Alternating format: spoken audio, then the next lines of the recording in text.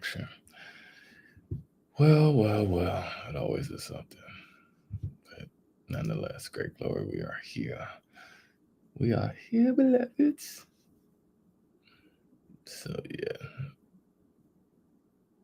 Let's get into some of this stuff. So, yeah, let's see. Just gonna get to it.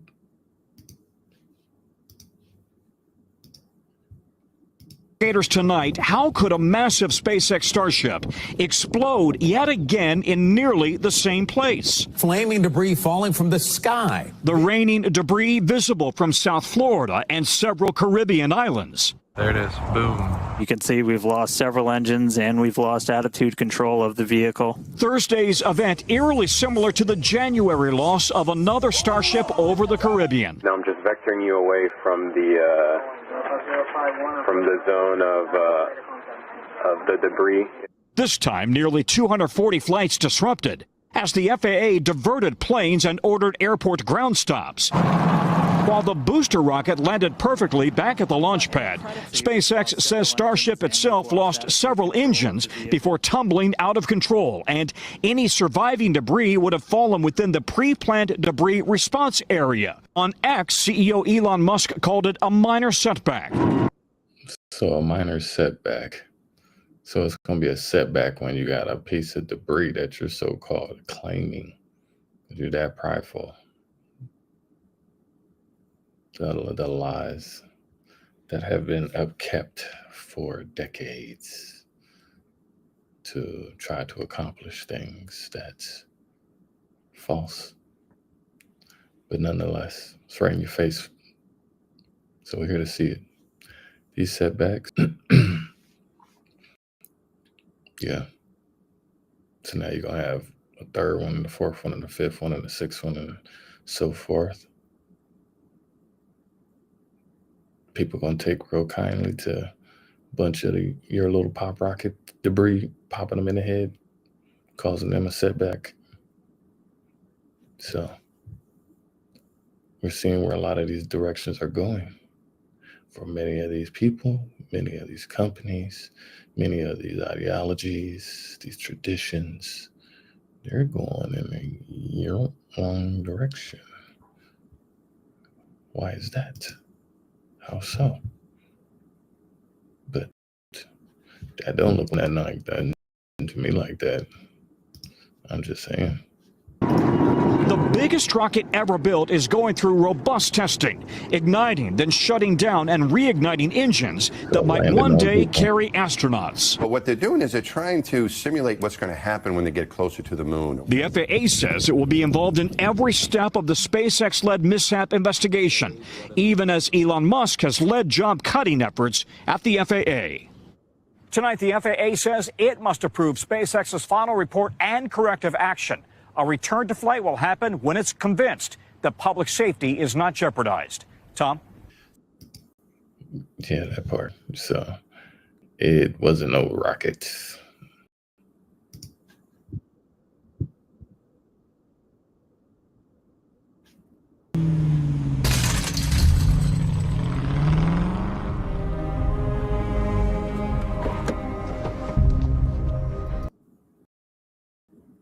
Yeah, this is the scene from Transformers when the Autobots was coming down, flying out of the sky.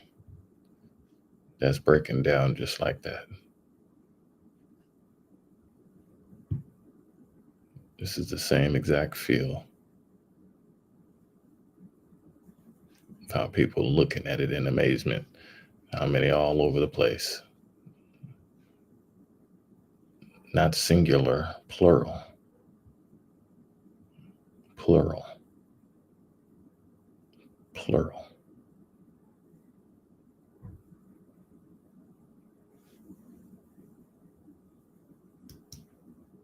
So, it knows turning into, you know,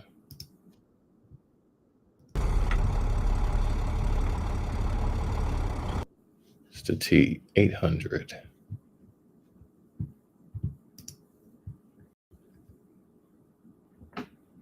From Terminator, the first one.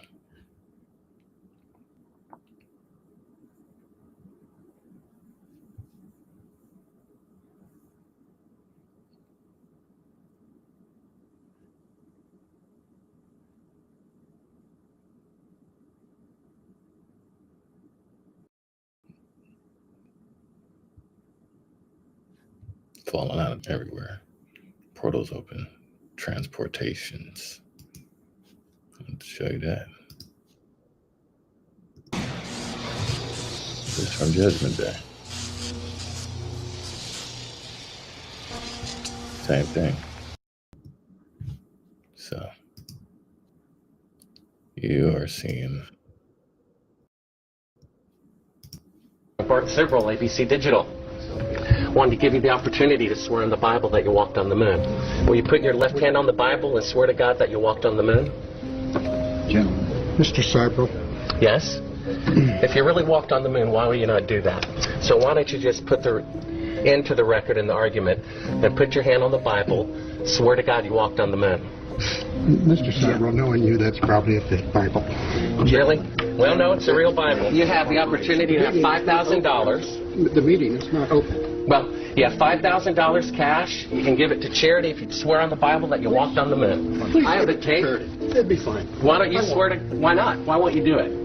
So why don't you put your hand on the Bible and swear to God that you walked on the moon? Mr. Sibrel has made a fool of himself in front of the world. Mr. Sibrel, you do not know this. Well, you're starting to see a whole lot of wild crime, investigations, looking into things. It's pretty interesting that these would be the circumstances. You're looking into people, you're looking into places, you're looking into things, you're looking into ideas. People, places, things, and ideas are being under the big boy microscope. Under the big boy microscope. Southern California pastor allegedly swindled over $230,000 through wire fraud scheme. More and more in the year. Grove, a man fatally shot his own brother in order to save his elderly mother from his vicious attack. KTLA's Carlos Herrera live with the very latest on this investigation. Carlos, good morning. Well done, neighbor. Good morning, ladies. Very sad and tragic situation for this Beverly Grove family happening at this home. That wasn't it. Okay, he was arrested on 11 accounts. I should have just read the article. It was right here. According to the indictment, reportedly told victims he worked for the San Bernardino city government and was involved with the San Bernardino Police Department. His first name was a friend, identified only as MC in court documents. Elliott alleged convinced a woman to put her inheritance money into a trust that he would manage and administer. He falsely claimed she would lose her Medicare and Social Security benefits if she received the inheritance directly. He prepared and appointed himself as co-trustee. Yes, see the amount of... Yeah, let me clear my throat.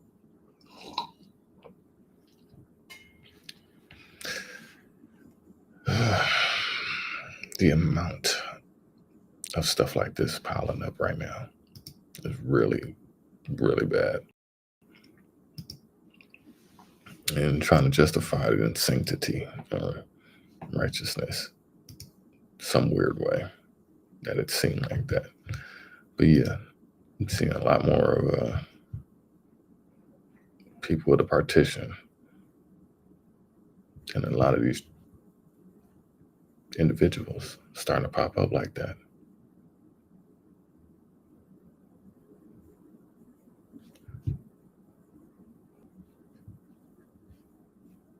Oh yeah, so he did get a lot of people. He just kept on going. Yeah, so we'll leave it at that. We'll keep on going. But that is one that I've been noticing. Is that corruption is corroding the core. No longer conspiracy, is actually reality.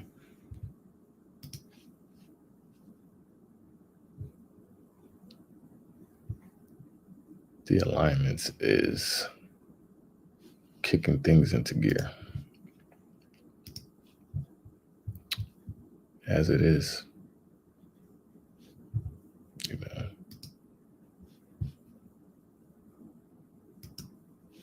believe in it, not seeing it. It's like, what else can you do?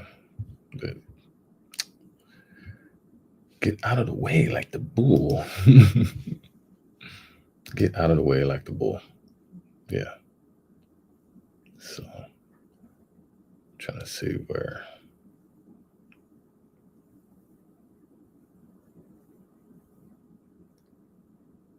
Okay.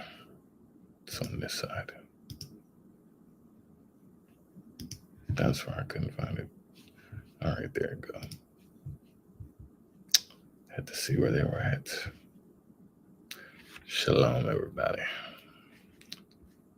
So, yeah. Let's pull this one up. I pull it up because there's just so much going on. Cannot see that. Cannot miss nothing. We got a lot of events coming up. So, let me see. Oh. Folks, welcome back here to a Saturday, 10:37 a.m. California time, here where I'm at, just outside of Chico. March 8th, 2025 is the date. Welcome to the weekend out here. Latest earthquake shows a 3.2 across this area of the Java Trench, and the red flag, also some movement there in the green flag, with a 1.3 up into Alaska. Starting off here with space weather activity first. Got, looks like maybe an active area out here on the eastern limb, throwing up some flaring activity. That sunspot not yet visible here on the Earth-facing side of the sun, but just looking at this imagery here, we should see potentially an increase here in flare activity here in the coming days. We'll have to keep an eye on that sunspot. As we look at the magnetogram image here, we'll pull the latest imagery up from the SDO NASA.gov website. And that sunspot area, not this one, but there's another one way out there, not visible yet on the magnetogram of the Earth-facing side of the sun, but throwing up some flares right now. We'll definitely keep an eye on that area. The sunspots that are currently in the Earth-directed view really pose no issue at all in terms of any stronger flare activity. We'll be lucky if we get any upper sea flare activity from any of the sunspots that are currently facing the Earth. But keep an eye. Looks like things are starting to stir up out there across the eastern limb. Again, there's the UV filter of that sun. Look how that's on the eastern limb there. Right Pretty neat. All right, let's go ahead and check out flaring activity. I'm issuing a less than 1% chance for an X flare. These guys have it set at 5%. M flare, I have mine at about 45. Not a big threat, but a little bit more than what these guys are stating. We do have a little bit of aurora conditions kicking up right now, it looks like, on the dark side of the Earth. Well, over there where people are sleeping, opposite the North America. This is due to some high-speed solar wind stream that's been flowing from a coronal hole, but this is a 30-minute aurora forecast out there. So if you're across this area of the region, go check it out. See if you got clear skies. Might be able to see the auroras out there. But for us here on the North American side, definitely not going to see it there. Well, we got too much sun out here. A lot of sunlight going on. Yeah, that coronal hole, that was number 21 here. A couple days ago, this was facing Earth. Of course, it takes, somewhere around 72 hours or so for that high-speed solar wind stream to reach the planet. But I believe that was the culprit, number 21 there, which is now much further out on the western area of the sun. No major aurora storms in the forecast, just some unsettled conditions here due to the high-speed solar wind stream. And it looks like the conditions there are favorable, maybe even into the nighttime period here tonight for North American side, that we may see some auroras kicking up here. Again, pinning this holds through, far as the intensity goes, but we'll see what happens later tonight. All right, far as earthquake activity goes, let's run over and check out the latest. There's a flaring chart, by the way. There's that sea flare activity stirring up on the far eastern limb from that sunspot. Earthquake activity here in the last 24 hours, as far as the largest magnitude goes here from the USGS, is going to be looks like a 5.3 in Ecuador from yesterday. Now, so far today, just after midnight, 5.1 over here across the Nepal area. Yep, Nepal. This is where that 7-pointer struck earlier this year. Yep. Looks like some aftershock activity continuing in that region. If you look at the 30-day map here, it shows some aftershock sequences there.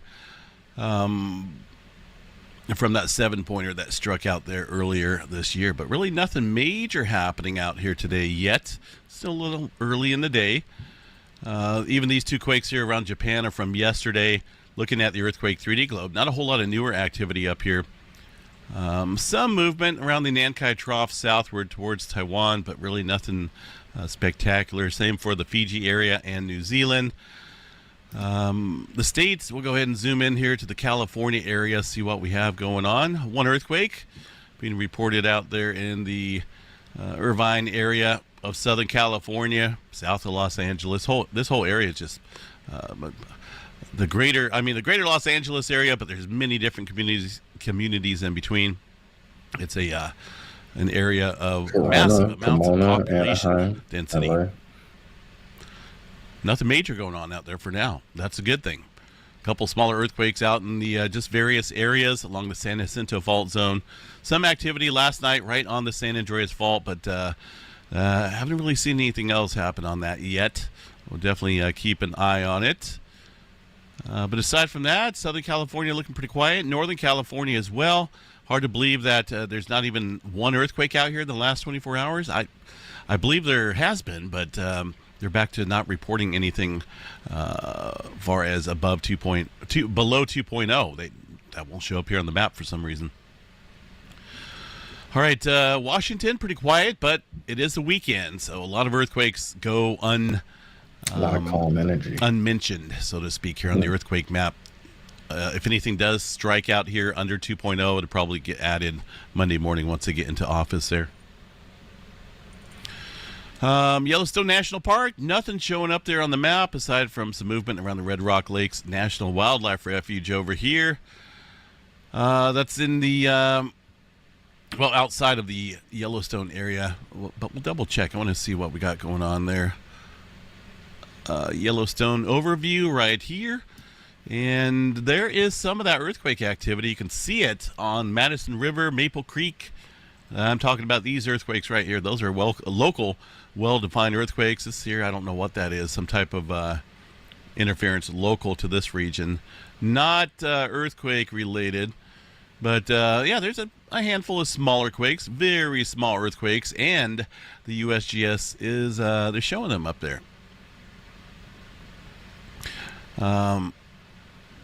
And that's from looks like a late afternoon, early evening from yesterday, number of those quakes. But that really wouldn't match up. That wouldn't really match up with the time frame here. So look at that. This is around 3 in the morning or so, 3:30 in the morning local time here. They got the numbers all in queue, right, as far as the time and stuff goes. So that's a little odd. Maybe very possible here because this shows, it's not matching up. Maybe there's some earthquake activity occurring. In fact, that's a little distant for any small earthquake activity to show up like that on the Yellowstone overviews here. So this is localized. Some very small events showing up, which have not been reported by the USGS out here. Those are very small, probably under 2.0. But that's probably, that's the main reason why they're not showing up here. But yeah, that's some local earthquake activity. There's no way Yellowstone would pick up these extreme small microquakes here. So some activity stirring up there, but nothing big, folks. No big earthquake swarm there across that super volcano for now. Texas oil fields, still pretty active out there. Some 2s and 1s, a lot from yesterday as well. One earthquake over here in Arkansas from yesterday, but yeah, it's been a little quiet out here across the states for today so far. Puerto Rico Trench, a lot from yesterday, a lot from today as well. Some 2s and 3s out there. If we take a look here back at the 3D globe, well, it looks, I use the word average. On any given day, this is just your average amount of earthquakes here. Nothing spectacular, nothing big, not too quiet. Just an average day out here in terms of plate tectonics out here. Let's go ahead and check out the Santorini area, see what we have from the Raspberry Shake Network. Zoom in here to the Santorini area. Here's that earthquake swarm that's been kicking up as we move in. The number of counts here staying consistent because this is the last week. We've been seeing about 60 to 80 earthquakes every day. That's why this number has been staying pretty consistent here over the last week.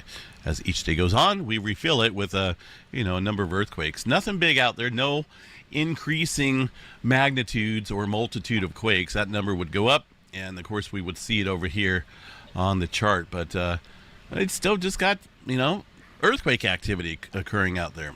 It has not died. It hasn't completely died off yet. What it all means, like everything else, it takes time, right? So we'll watch this, see where it goes, where it's headed.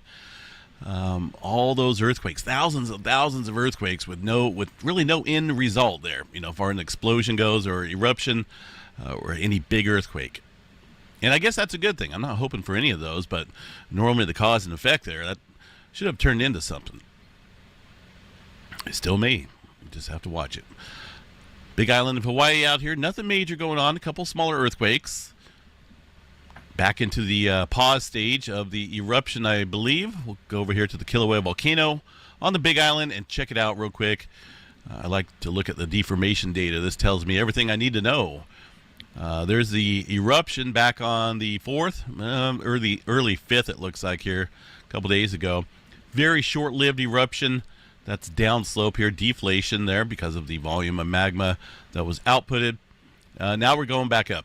And if time tells us anything, and if, trends, following the trends here, you can almost forecast exactly when the next eruption will be here at Kilauea Volcano. We got probably another couple days or so before we get to the level where we'll see a return to the eruption. But right now it's on pause. I think we're on number 13. Pause number 13, if I remember right. Episode 12. No thanks. Episode 12 ended. So this next one coming up, and I believe it will because the models are still consistent with previous pause and eruption stages, will be episode number 13. So from about 46 days. I still think we got a couple days there before we see that return. All right, what do we got for asteroids? Anything to chat about in the close approach asteroids? Let's check out the next 5 of them here from the JPL-NASA.gov website. The Asteroid Watch. Nothing major going on right now. You guys heard about the 2024 YR4 asteroid that's coming close to the Earth in 2032. Well, the chances of that has dramatically dropped down. I think it's like non-existent right now. It was up to around a 1.7 and then a 2.3. After further observations, the latest shows that it has no chance of hitting Earth. But, things can change, right? We'll see what happens. That's a few years from now, 2032. A lot can happen in between now and then. As far as any near-term asteroid approaches, a lot of new ones being discovered, but nothing within range there that would cause concern. For severe weather out here, double check, make sure that's good. Got marginal risk, fairly large area of marginal risk. That's due to a 2% chance for some tornado activity there across southeastern Texas as well. A little bit of wind and just a little bit of hail out there as well. Bigger storm coming up, it looks like next weekend out here as we put this model into motion. There's this weekend's events down there in the south. Southern California, got some rain coming in. And a bigger storm system there for Northern California as we head into the middle of this coming week. That low pressure will be the culprit of producing some tornado activity here as we head towards next weekend. Look at that. Perfect dynamic setup here for low up north, pulling into that moisture. A lot of deep moisture there being associated with that low pressure. And that could stir up some severe weather for sure. We'll have to watch that. Following that, the following week here looks like maybe another low pressure here, but a bit further up north as far as the severe weather potential goes. But we'll see what happens. That is same region. That's going to be for Sunday night. It's due. Another storm out here across California. It's just going to be pretty active out here. We got a lot of rain coming out to this area. The total accumulated precipitation runs show that, Southern California included, but mostly aimed here in Northern California, and that's good because the ground out here is starting to get dry. Really not into drought conditions because we did pick up a lot of rain there back in February. January was pretty dry, but we'll check out the drought map out here across the states. See what we got here for the area. Drought monitoring map here from the Windy model. This is like a pretty much an all-in-one app. I love it. I mean, there's so much you can look at. You can look at the NO2 from volcanoes, SO2 from volcanoes, surface ozone, CO concentration. And here's just a drought monitoring at the surface level, 0 to 40, 0 to 100 in cm is a little bit deeper. Outside of Chico here, we're okay, but we need more rain. I think after these series of storm systems coming in, this will be wiped off the map far as storms are coming to the United States over the next 7 days, and these will bring tons of problems, including the return of significant severe weather, snowfall for parts of the United States, very high wind gusts for most of the country, in addition to the threat for flooding. So in today's forecast, we're going to break down exactly what you need to know about the weather that'll be impacting the United States over the next 7 to 10 days, and we'll begin with what's happening across the country today, and one of those storms is actually forming today back over in the Four Corner states, and this is going to bring some snowfall, even some severe weather, and potential for isolated flooding from the southern plains all the way back through the southeast. And we are actually anticipating some rare March snowfall back over in southwestern Oklahoma and back into the Texas Panhandle, and there will be a few inches of snow for some of those areas. And then back over on the East Coast, things are quiet for right now, but we do anticipate that to change this weekend, if not by the tail end of next week. And then back over on the West Coast, we are dealing with a relatively quiet weather pattern for now, but we are also expecting a big storm in those areas as we go into the middle of this week. There's a lot to talk about in today's forecast, including one of the biggest storms that we've seen all year long. So let's begin with what's happening in the jet stream over the next few days. Beginning with this weekend, we do have a storm system that is moving through the southern plains with a jet stream that is overall coming from the west-southwest. Not really going to aid much other than just some moisture, so we are anticipating this storm system to mainly be confined to the southern plains and the southeast between today all the way through Monday. And then eventually, as we go into Tuesday, that'll be one of the quietest days of the week. Our polar jet stream is well back off to the north, which means most of that Arctic air is sitting back up in Canada, not going to be impacting much of the country. And then back over along the southern plains and in the Pacific Ocean, that is where our subtropical jet stream is, which are where a lot of our storm systems are going to originate here over the next 7 days. As we go into Wednesday, there will be a storm system that ejects over the Rockies that'll move into the southern plains. I do anticipate at least a low-end risk for severe weather as we go into Wednesday across parts of the Mississippi River Valley and maybe even the southern plains, but it is going to be a relatively weak storm system. Eventually, as we go into Thursday and into Friday, this is when we're anticipating a massive storm system across the United States. It'll begin over on the West Coast on Thursday, and then by Friday, it'll move over the Rockies, where it's going to mix a bunch of warm and cold air, and this is going to lead to a powerful storm system across the Great Plains, the Midwest, and also back through the East Coast as we go into Friday, Saturday, and as well as Sunday, and it could even last as we go into the following week. So definitely going to be a big storm system that we're talking about. But one of the most impressive things is that this is not just an intense trough, but it is also forecasted to be negatively tilted, which obviously this is about 6 days from now, so there could be some changes to the forecast. But if this does end up happening, we are anticipating a lot of moisture come from both the Pacific Ocean and as well as the Gulf, which will end up leading to a surge of moisture as far north as the Midwest, and this could lead to a large area of severe weather on Friday or even Saturday from the Midwest and Ohio Valley back into the lower Mississippi River Valley. So we are talking about a relatively large area that we need to be monitoring as we go into late this week and as well as into the weekend. And then eventually, as we go into Saturday and into Sunday, the GFS model still has a huge dip in the jet stream, in addition to multiple different troughs that end up forming off of this particular disturbance, which could lead to an elongated period of flooding rainfall potential back over along the East Coast and through the Ohio Valley. And the Climate Prediction Center has already put out a high risk for heavy precipitation back over in the southeast next weekend, which is definitely a concern because many of those areas were hit by Hurricane Helene, many areas still rebuilding, and we could end up seeing several inches of rainfall out of this disturbance as we go into next weekend. And then by the following week, that's moving out. But honestly, I think the rest of March is going to be active for the United States, more than likely seeing multiple different severe weather events. We will talk more about that massive storm that'll be impacting the United States later this week. But I do want to talk about the storm system that's happening this weekend, as it will bring its fair share of problems as well. We do actually have a marginal risk of severe weather in place today from North Texas back along the Gulf Coast, where we are anticipating some damaging winds, some large hail, and there's also a conditional risk for a tornado or two, mainly from East Texas back through Louisiana and into the Florida Panhandle. Generally speaking, this is not expected to be a significant risk of severe weather, but something you might want to monitor today, especially if you have any outdoor plans. Just make sure you have multiple ways to receive alerts. Very, very, very low chance we go live later today, so just make sure you're subscribed to the channel. As we go into Sunday, there's another risk, and that's going to be mainly across northern Florida and southern Georgia, where some damaging winds, hail, and an isolated tornado will be a possibility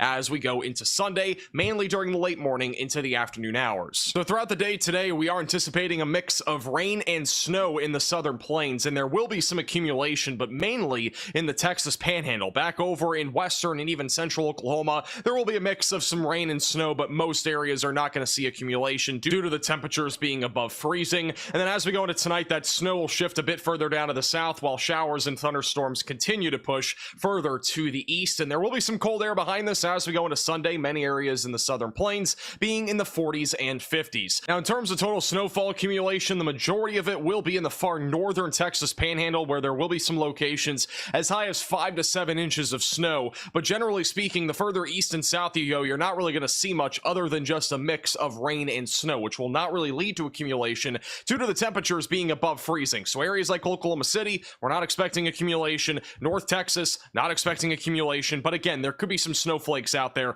We're just not expecting anything that significant. So overall, we're really expecting a very small area to actually pick up meaningful and impactful accumulation. Today's tornado risk will be mostly geared towards the late afternoon and early evening. We're mainly going to be watching this small little area from southeast Texas back into southern Louisiana and Mississippi, where an isolated tornado or two are possible. And then as we go into Sunday, there will be a low conditional tornado risk back over in Florida and maybe as far north as extreme southern Georgia. But again, it's a relatively low risk in these areas. So as we go throughout the daytime today, showers and thunderstorms will continue across the deep south, and there will be a couple storms even during the early afternoon that are severe back over in Louisiana. However, they are expected to be elevated, which means we'll be more concerned about the hail risk rather than a tornado risk. As we go later into the afternoon, we'll continue to see these showers and storms pop up here along the Gulf Coast. By the evening hours, they'll continue to push east, and then by the time we go into tomorrow morning, we're talking about showers and thunderstorms blowing up here across Florida and Georgia.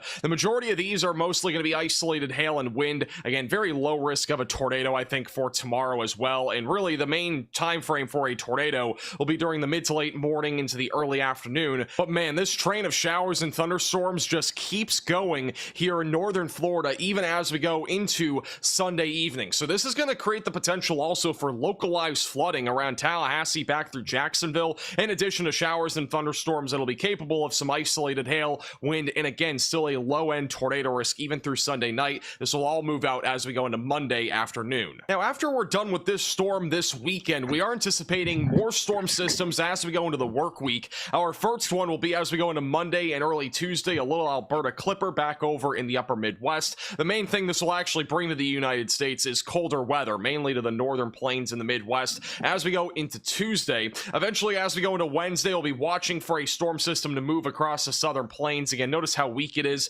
Only a few showers and thunderstorms are in the forecast for Wednesday afternoon and evening. Low-end risk for severe weather is possible. And then back along the west coast, a significant storm system will be ongoing Wednesday with heavy snowfall in the higher elevations and some showers and thunderstorms along the west coast, which is going to lead to some heavy rainfall, which will end up leading to some flooding potential, mainly 1 to 3 inches of rain for most areas. But I think the biggest problems really lie ahead as we go into Friday, Saturday, and Sunday, as we are anticipating an intensifying trough to move over the Rockies and bring the potential for heavy snowfall, severe weather, and also the potential for widespread high wind gusts across much of the United States as we go into Friday, Saturday, and Sunday. This could also lead to flooding, rainfall, and severe weather even as far east as the East Coast as we go into the weekend. So by Friday, the expectation right now is that we'll be dealing with some level of snowfall, mainly on the west and north side of the trough, which should be mostly from the central and northern plains back into the Rockies. And then there will also be some level of severe weather, which I think will begin Friday. Now, the question remains, where will it actually happen on Friday?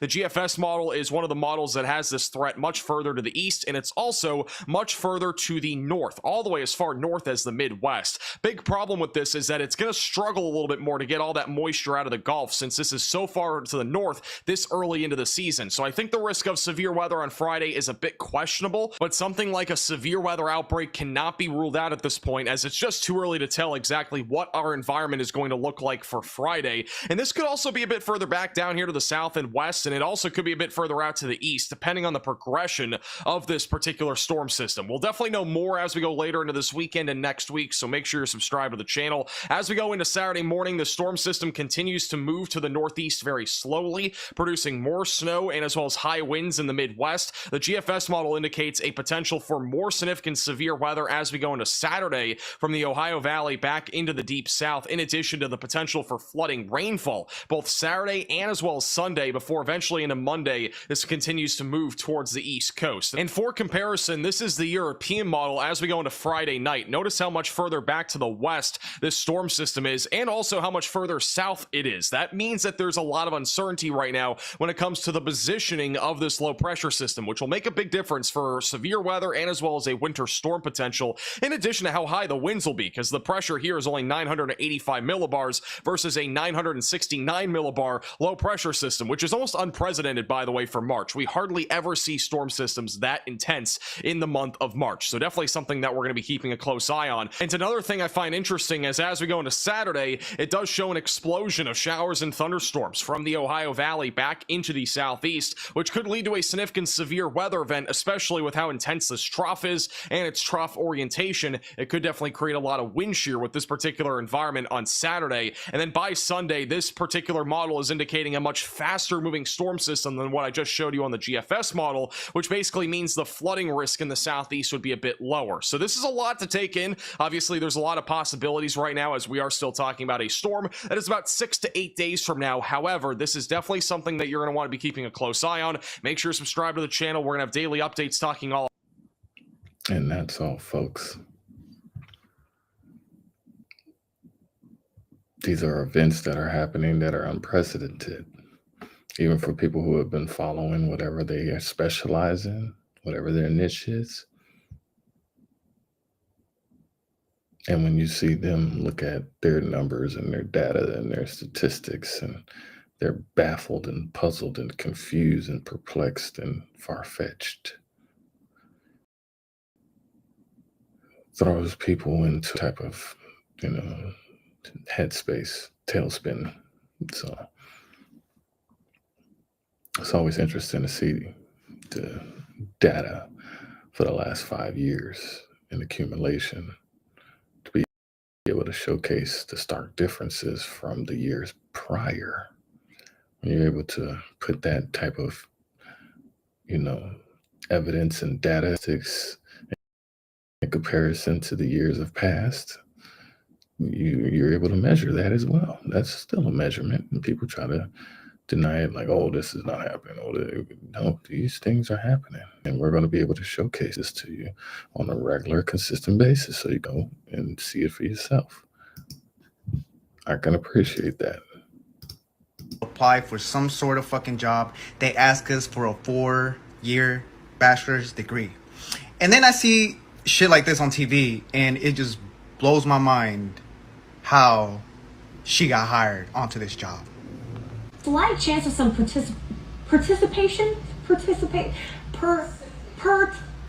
it's rain. It's gonna bring a possibility of some rain. Like, don't these fucking people gotta go through some rehearsal for them to be able to get hired on this job? Like, bring me on. I can say precipitation in Spanish, English, French. I'll learn Italian if I fucking have to. Put me on. Yeah, that's what we're dealing with. We're dealing with incompetent people.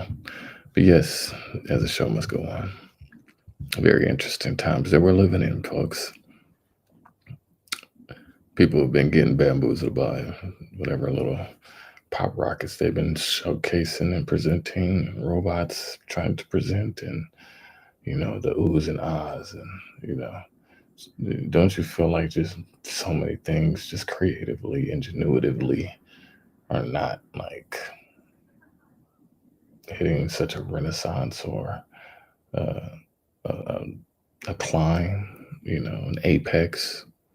It's not reaching that.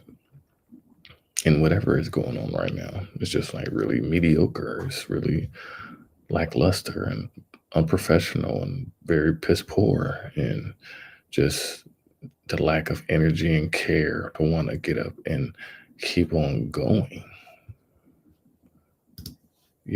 So it is a very interesting time that we're living in right now.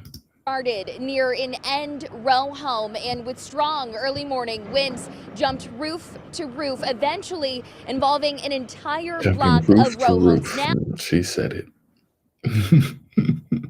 The elements are having fun right now. She said it. Being roof to roof, just like the water is streaming down street by street. Driving the cars better down the street than they could have been driving their cars down the street. Getting traffic out of the way, getting them, get out the way. But just because it's snowing, don't mean it ain't gonna be raining. It don't mean it ain't gonna be no fire. Like all of these regions, every single city's roads is all jacked up, like you name it, everything. Old buildings that were up, that had a lot of history behind it. Most of the time we just put it in the vague and large bucket of history. What kind of history? Good history, bad history. Most of the time it's bad history. If our people was there, we blessed the land. It was good history.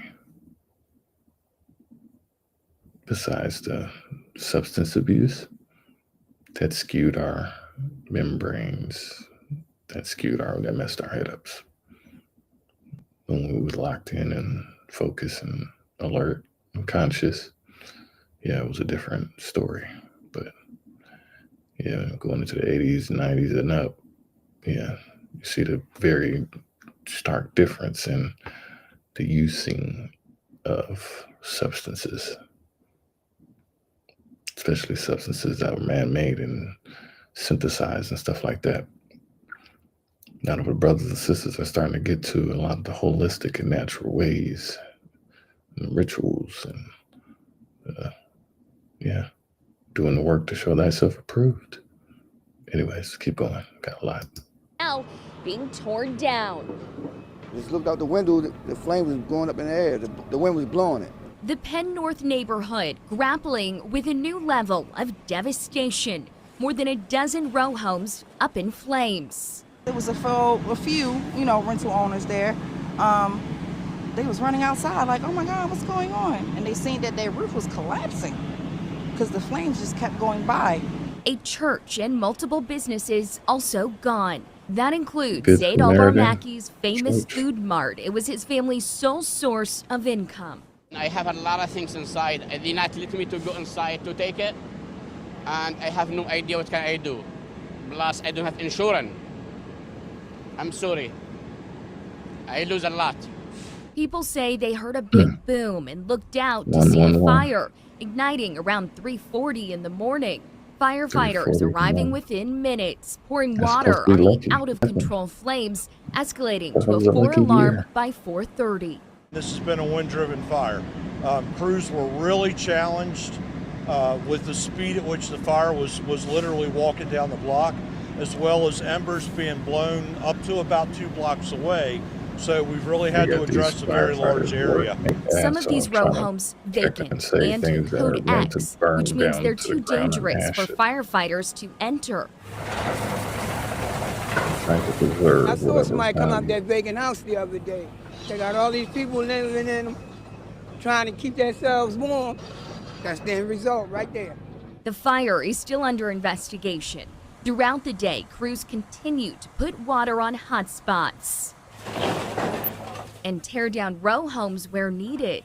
Been living around here all my life. I can't believe this. This brings tears to my eyes. I never wanted to see this happen. It took 4.5 hours to get the fire under control. The Red Cross and emergency management are helping those displaced as the work continues to tear down what's left of these row homes. Yeah. Nobody's exempt. Everybody standing in the same cafeteria lunch line, getting these cold potatoes.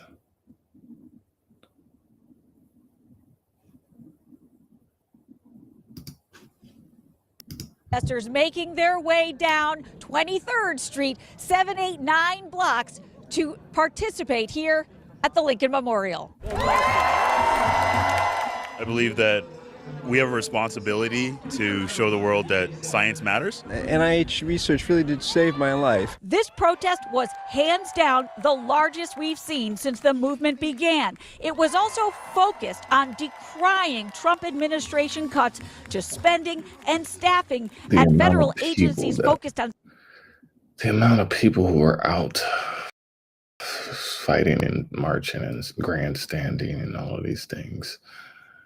You know, they studied about Martin Luther King and everybody want to get up and start marching. Something's in the air. But along every business, every industry, every profession, you have everybody dragging all of their emotions into it and getting all riled up on every aspect. Everything, y'all. Got an auto company just shut down stores, malls. Hospitals are completely overwhelmed. Completely overwhelmed, getting rushed in and out. Like you're made to sit there and wait for hours. Wait in the emergency room for, I think the average was 3.5 hours nationwide. Or 3 hours between that, give or take, it doesn't matter. It's like 4 hours on the East Coast, a lot more. But yeah, you're seeing every single one of these folks in every business, in every industry, doesn't matter, blue collar to white collar. The level of emotional frustration and disappointment and dissatisfaction is showcasing itself at a very, very high level right now. Science and research like NOAA, the FDA, and NIH. I've had a lot of colleagues who worked for the federal government who were recently terminated unlawfully, so I'm here to show solidarity with them. We waded into the massive crowd at the Lincoln Memorial on Friday to find out why people came here today, what they wanted, and what they wanted you and others to know. What I'm upset about, what concerns me is really, this is going to affect American patients. Well, I am an emergency physician in Virginia. Everything from, cancer research, everything really comes down to us and our patients at the end of the day. There was a ticked off entomologist who drove down here all the way from Delaware, a large contingent of researchers from Johns Hopkins, an NIH scientist from Maryland with a colorful message for her new boss. I feel that all of us have whiplash. Every single day there's something new. And Maryland senior U.S. Senator, Democrat Chris Van Hollen. This is part of the effort to get out the word to everybody in the country that when you cut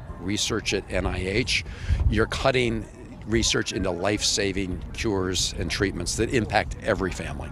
For a rally in support of science and against cuts to scientific research and researchers, it's only fitting that this event took place across from the beloved but not that well-known D.C. landmark, the Albert Einstein Memorial. It's interesting.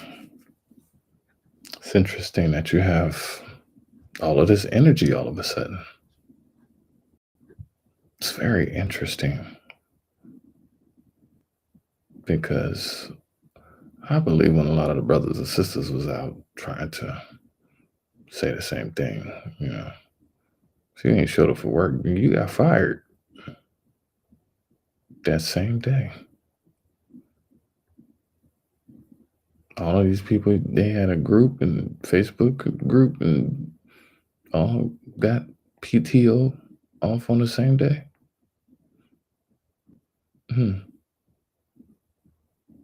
Interesting. So if they ain't at work, then is who's tracking taking care of growing the folks? concerns over the rise in flu-related deaths in North Carolina. Take a look at this. The total number of Interesting. deaths right now is 362. That is the highest number since the 2017-2018 flu season, when officials reported 391 A lot deaths. of our brothers and Sean sisters. Coffey joins us now live from It's Raleigh. not Sean, even, the it's not numbers are even concerning beginning because of there are a March, few more months and left you of the got that season. many? Yeah, that's right, Barbara. And just a few moments ago, we got an update from state epidemiologist 3 plus Dr. 6, Zach Moore, who said that this is the 2, most severe flu 11. season, as you mentioned, we've seen in several That's years. not He said, lucky for fortunately, it y'all. appears that the peak of this It's a season bad has omen. passed, but that they're still continuing to see those flu-related deaths. And Dr. Moore said that there are actually 2 strains of the flu this year that are contributing to both the high number of cases overall and the high number of deaths. He said that there's no real clear answer at this point why this year has been more severe, but that there has been less vaccination against the flu this year than there was last year, with less than 50% of North Carolinians immunized. Dr. Moore said any way you look at it, it has been a particularly difficult flu season to navigate from a health standpoint. CDC categorizes this season as being high severity, and the last time there was a high severity season was back in 2017-2018 season. So we are seeing, both in North Carolina and across the country, higher severity and more deaths than we've seen in recent years. State health experts say that they do believe that this year's flu vaccine is as effective as it's been in years past, and that roughly 75% of the overall deaths have come in North Carolinians 65 years or older. We'll have more coming up on Eyewitness News at 5:30. For now, live in Raleigh, Sean Coffey. Interesting. In Wake County, a case of whooping cough was confirmed at Oberlin Magnet Middle School in Raleigh. Yeah, we're told a student was diagnosed with the disease. The health department is now reaching out to students and staff at the school to alert anyone who might have been exposed. Whooping cough is a highly contagious respiratory infection. Wake County School requires all students to be vaccinated against whooping cough. Today, I spoke with the medical director for vaccine preventable and respiratory diseases in our state about the exposure.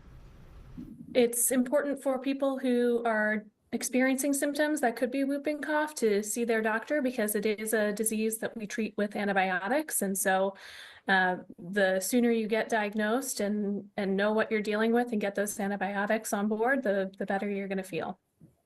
Symptoms typically progress in 3 stages. Stage 1 includes runny nose, sneezing, mild cough, low-grade fever, and sore throat. Stage 2 symptoms are severe, uncontrollable coughing fits, characteristic whooping sounds when inhaling after a cough, vomiting during or after coughing fits, redness or blueness of the face during coughing, and fatigue.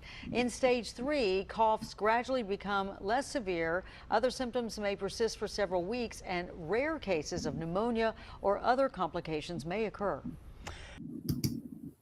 This is sounding real bad for these communities. It's real bad right now because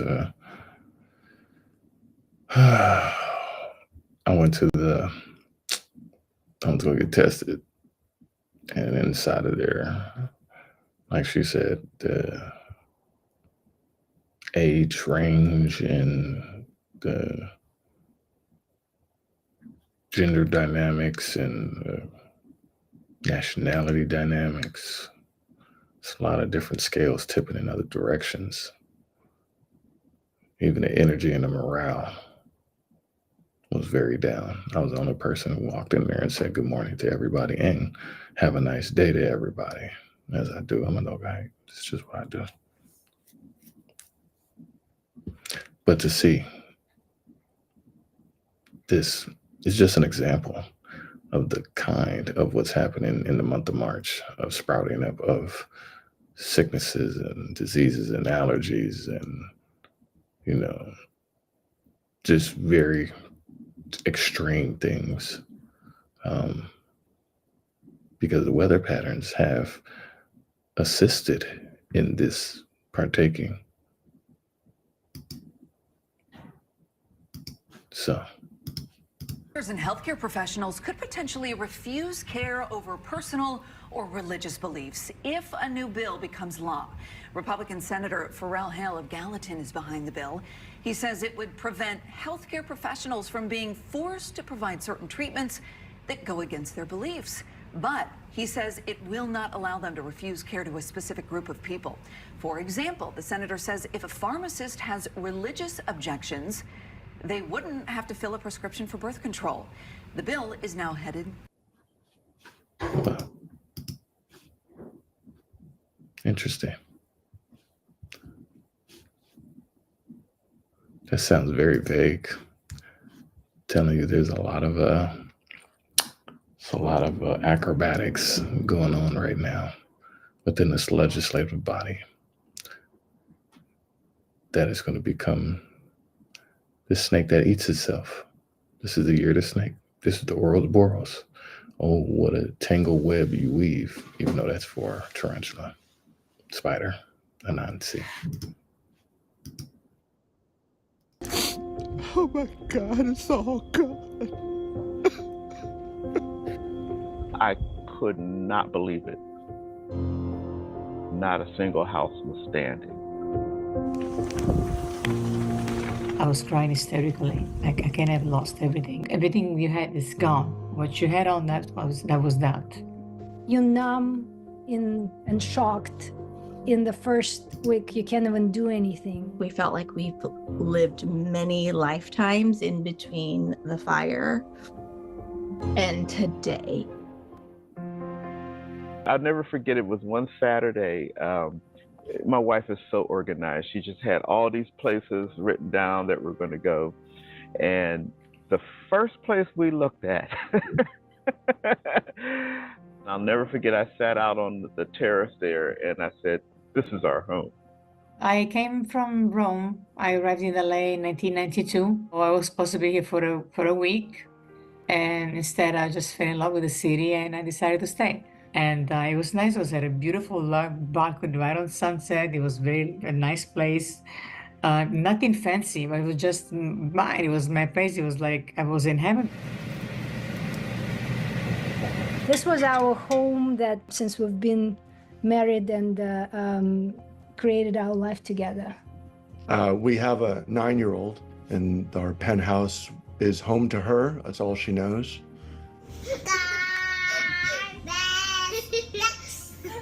For me, it was the first place that we really planted roots pretty deep with both of our kids. And Altadena was kind of this spot that felt like we could be here for a very long time. You never think that your house is going to be the one that gets burned down. Everybody's telling me, you can't go up there. Don't, you can't, you know, and I'm like, I got to know. So I drive up there. This is my house. It's gone. I just couldn't move. For 15, 20 minutes, I just cried, I bellowed. I just let it all go out. I don't even remember what I was thinking because my memory was so scattered. Like, what do I do now? Where do I go? We stayed 2 weeks in a shelter. And I think we were in a state of shock. I didn't realize how traumatized we were. I didn't anticipate the amount of life admin work that would come with a disaster, like dealing with everything you've lost and all the memories and treasures that you can never get back that were only important to you, and then layer on the added stress of like, you need to fill out this paperwork, you need to speak to this person, and we're going to hand you off to this person and we'll get back to you. We'll eat into all our sort of like cash flow in the sense that we just cannot afford to stay in LA, and we will be forced out during this rebuild until we go back because that's just way too expensive to stay here. It's a 5-year setback for our family. We have a 9-year-old. She probably won't set foot back in the Palisades until she's 14. So that's sad, but it's life. So the one across was my friend's apartment, and that was mine. No, I've been talking to a therapist. I'm just not ready to go back to work. And I know that my employer would like me to, but he doesn't understand. I need a lot of healing, and they help you a lot. We also had a really We had to full, grab them bootstraps. beautiful garden. Entire rose garden was decimated, and there were 2 tiny roses that survived. And I remember looking at that and was like, okay, I sort of saw it as a sign of hope, like amidst this destruction, there is still something that is resilient. It was a very tiny blessing. That's what it Make meant. it. And so I really looked to That is that as like a symbol of withering hope. pelts. No, that blessing is over.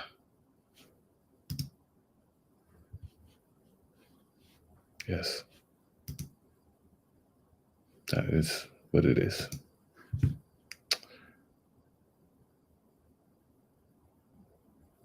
And because that is, situations like this make you more of the person that you already was. And it will humble you. Now to the former Olympic star who just made the FBI's 10 most wanted list, and they're asking for the public's help finding him. This morning, the FBI says it's on the hunt for an Olympic athlete turned international drug kingpin. Agents announcing former Canadian snowboarder Ryan Wedding is now on the 10 most wanted list. Agents claiming Wedding is the head of a deadly drug smuggling ring, funneling thousands of kilos of cocaine into the U.S. each year. Wedding went from being an elite athlete to running one of the most sophisticated drug trafficking networks in North America. Wedding rose to fame in 2002, competing in the giant slalom at the Salt Lake City Olympics. But less than a decade later, he was in prison, caught trying to buy millions of dollars in cocaine. Once he was free, officials say he picked up where he left off. Now police say Wedding, who uses the alias El Jefe, is the mastermind of a widespread operation trafficking drugs across the Americas, allegedly behind multiple murders. This operation has shipped drugs from Colombia through Mexico and into the United States and Canada. Wedding is dangerous and has connections in very high places. Investigators believe Wedding is running the operation from Mexico under the protection of El Chapo's notorious Sinaloa cartel. A $10 million reward is now being offered for information leading to Wedding's capture, with a warning he is considered armed and dangerous. $10 million. $10 million for El Jefe. Oh, how shiny are the trinkets of Judas. Jefe. Yeah. That is what it is. Crime is at an all-time. Let's keep it going. UK healthcare officials are closely monitoring measles cases as the outbreak worsens in Texas. Kentucky had its first confirmed case last week. Dejanna Wilson has more from doctors who say it doesn't take much for one case to turn into many. It is so contagious that you get one case and we get very anxious because it doesn't take much for it to take hold in a community. The illness that was declared Why are they eliminated in the whispering United States that 25 they years are ago seriously has healthcare concerned officials about on their high community? alert, and you should be too. The first U.S. measles death in a decade came last week in Texas, pairing with Kentucky seeing its first confirmed case in 2 years. A man who worked out at this Planet Fitness in Frankfurt after traveling abroad. With one case that has been seen in Kentucky, it's a great time to think about, am I or my children at risk for measles infection? This illness can linger in the air for 2 hours. Those infected can see symptoms like a fever, cough, and runny nose. But the giveaway is this rash. You're very contagious a few days before the rash and about 4 days after the rash starts. Those who have had the measles, mumps, and rubella vaccine, known as MMR, have a 97% chance of avoiding sickness. Those without it have a 9 out of 10 chance of losing this fight. Before 57, protected by just the prevalence of measles and how easily it spreads. 63 to 68, a little bit of a gray zone. We had a vaccine that Nicholas wasn't as Van effective. Sickles, he's 68 and sick. 89, you probably got one dose if you were born here and People are got your sick. childhood vaccines. And after 89, if you got the childhood vaccines, you should have gotten 2 doses. Doctors encourage those who may have not gotten the vaccine to get it. The normal recommendation is for children to get the first dose at age 1. But if Kentucky becomes a higher risk area, the recommendation could drop to 6 months. And Oh, everything that can cure you is growing out of the ground. Yeah.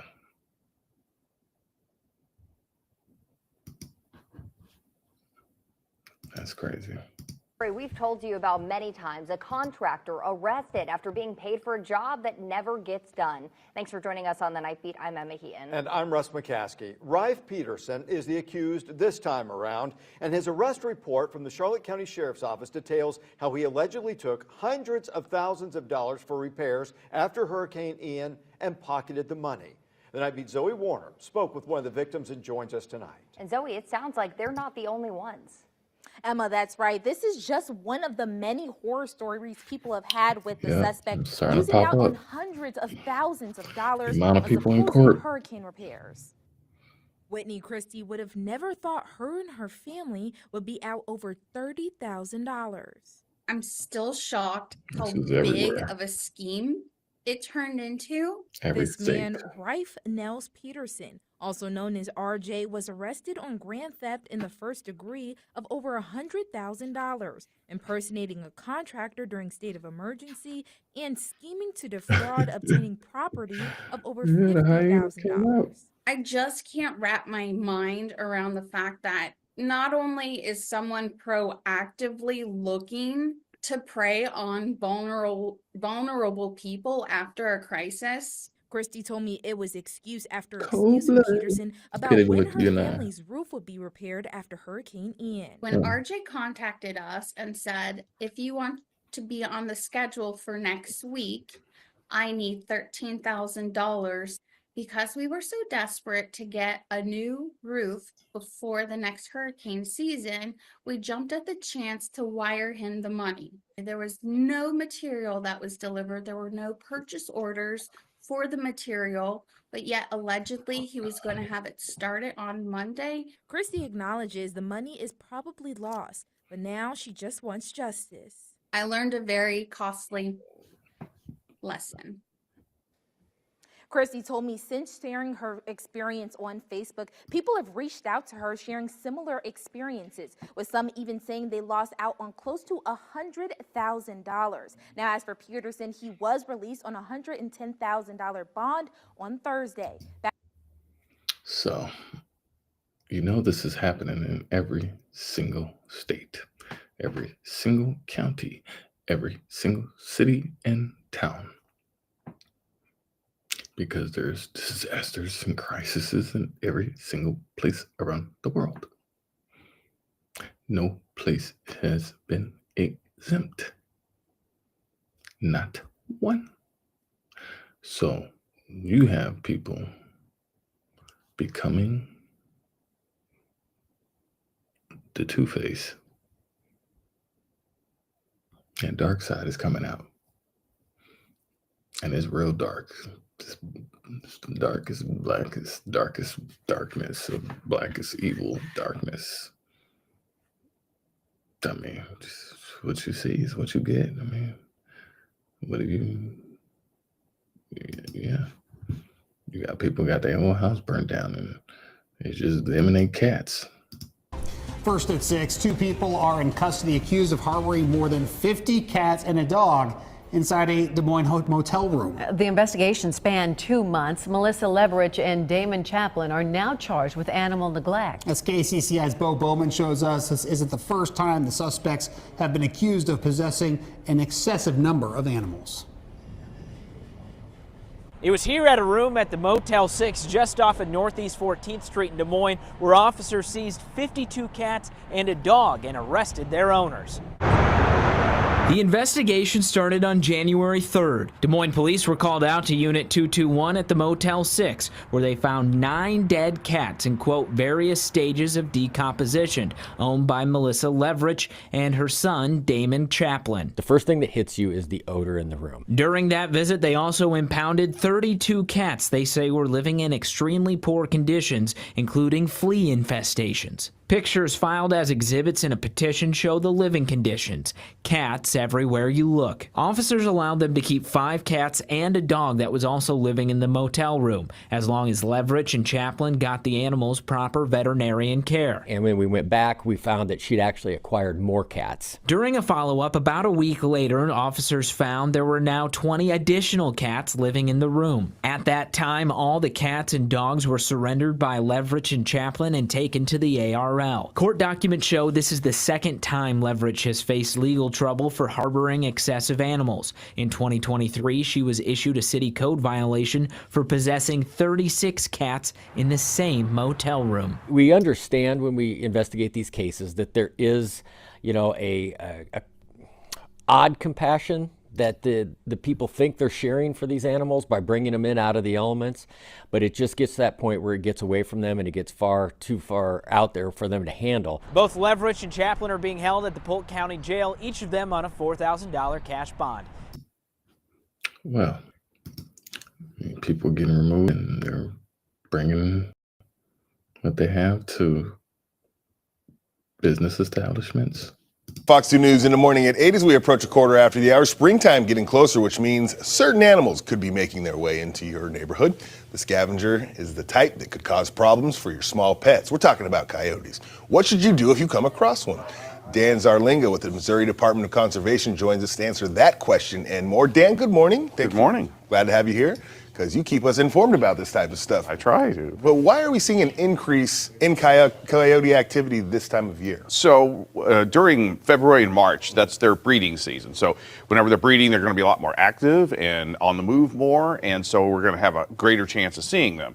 And then a couple months, as we get in April and May, then their pups will be born, and then they'll be out there looking for food for their pups too. So this is early spring and mid-spring is pretty active time for them. Why do we see so many coyotes living in suburban or even urban areas? Yeah, so a lot of people are surprised that they do live and they exist very well in those areas. Coyotes are very intelligent and they're very adaptable. So they can live in a wide range of circumstances, and they are very liberal about what they eat. So they can eat, food, fruits, they can eat trash, they can eat small rodents, insects, small animals, even carrion. So they have a wide diet, so they can survive pretty well. What can people do to help prevent problems with coyotes? So there's basically a couple of things. First of all, the big thing is with your pets. I mean, if you hear that coyotes are in the area, you want to be very vigilant about your pets. They're not typically going to attack pets as food, but there could be some territorial issues that they may see it as a territorial invader. So make sure you're with your pets. They're on a leash. Don't let them go out unsupervised, especially around dawn and dusk. So make sure you're with them and you know what's going on.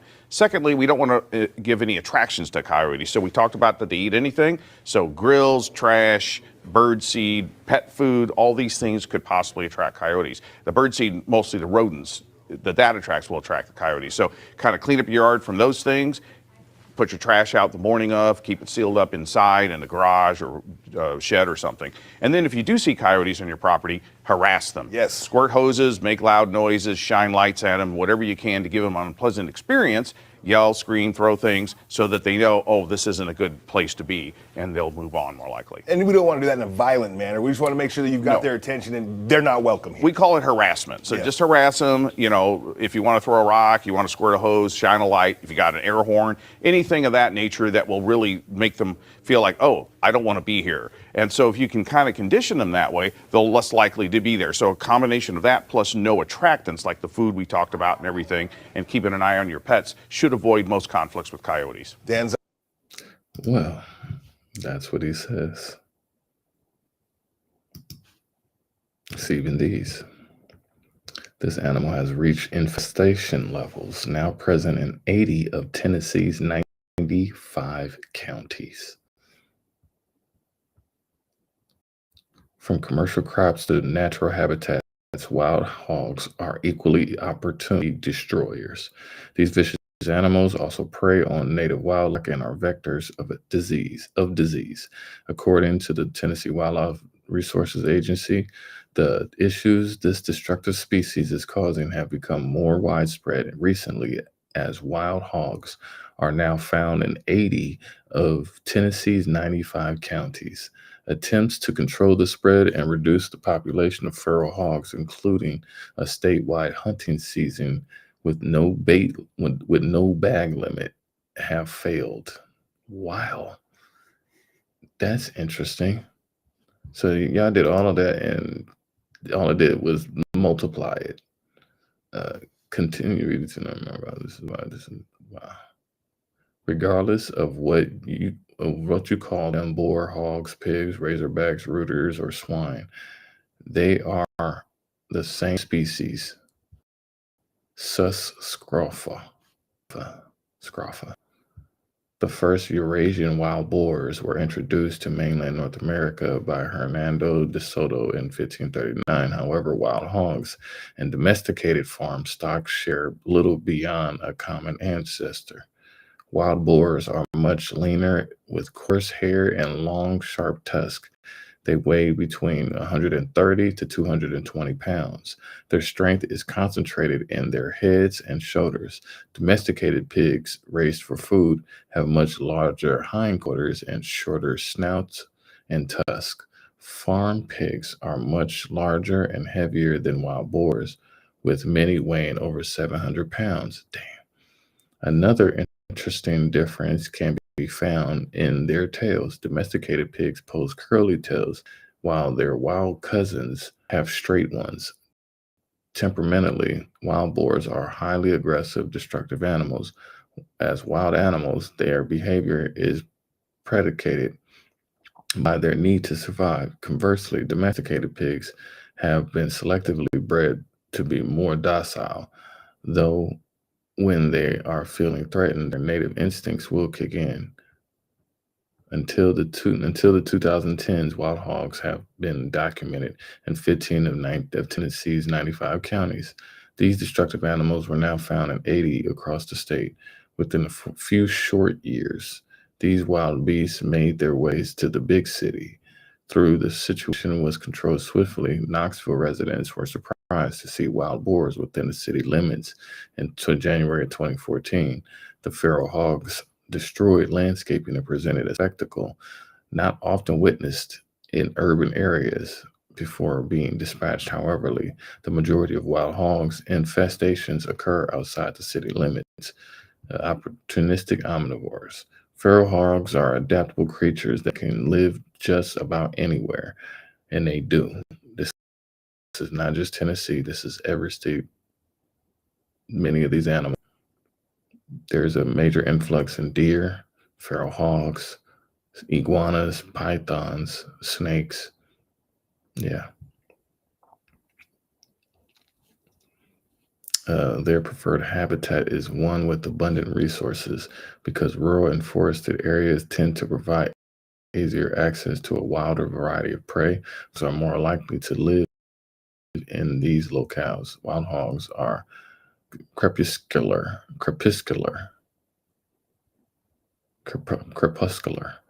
hunting primarily in the twilight hours from dusk and dawn. This is one of the reasons that they are rarely seen. However, these pernicious creatures leave a path of destruction that is easy to see. From bird mammals, wild hogs prey on native wildlife and livestock, but they don't stop there. These opportunistic feeders will also plow down commercial crops, including corn, oats, and weeds. They can further decimate a field. Their rooting and trampling, resulting in low crop yield. Feral hogs can certainly be a nuisance to farm and forest crops.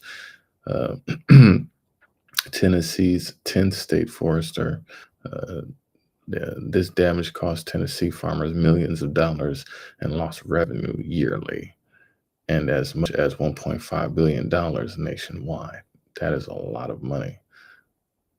Beyond their widespread crop and livestock devastation. Wild hogs are vectors for disease, including many that can be passed to humans. Wow.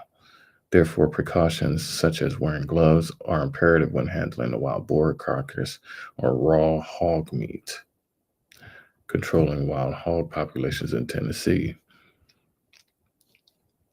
They are working to tackle the issue presented by wild hogs in Tennessee.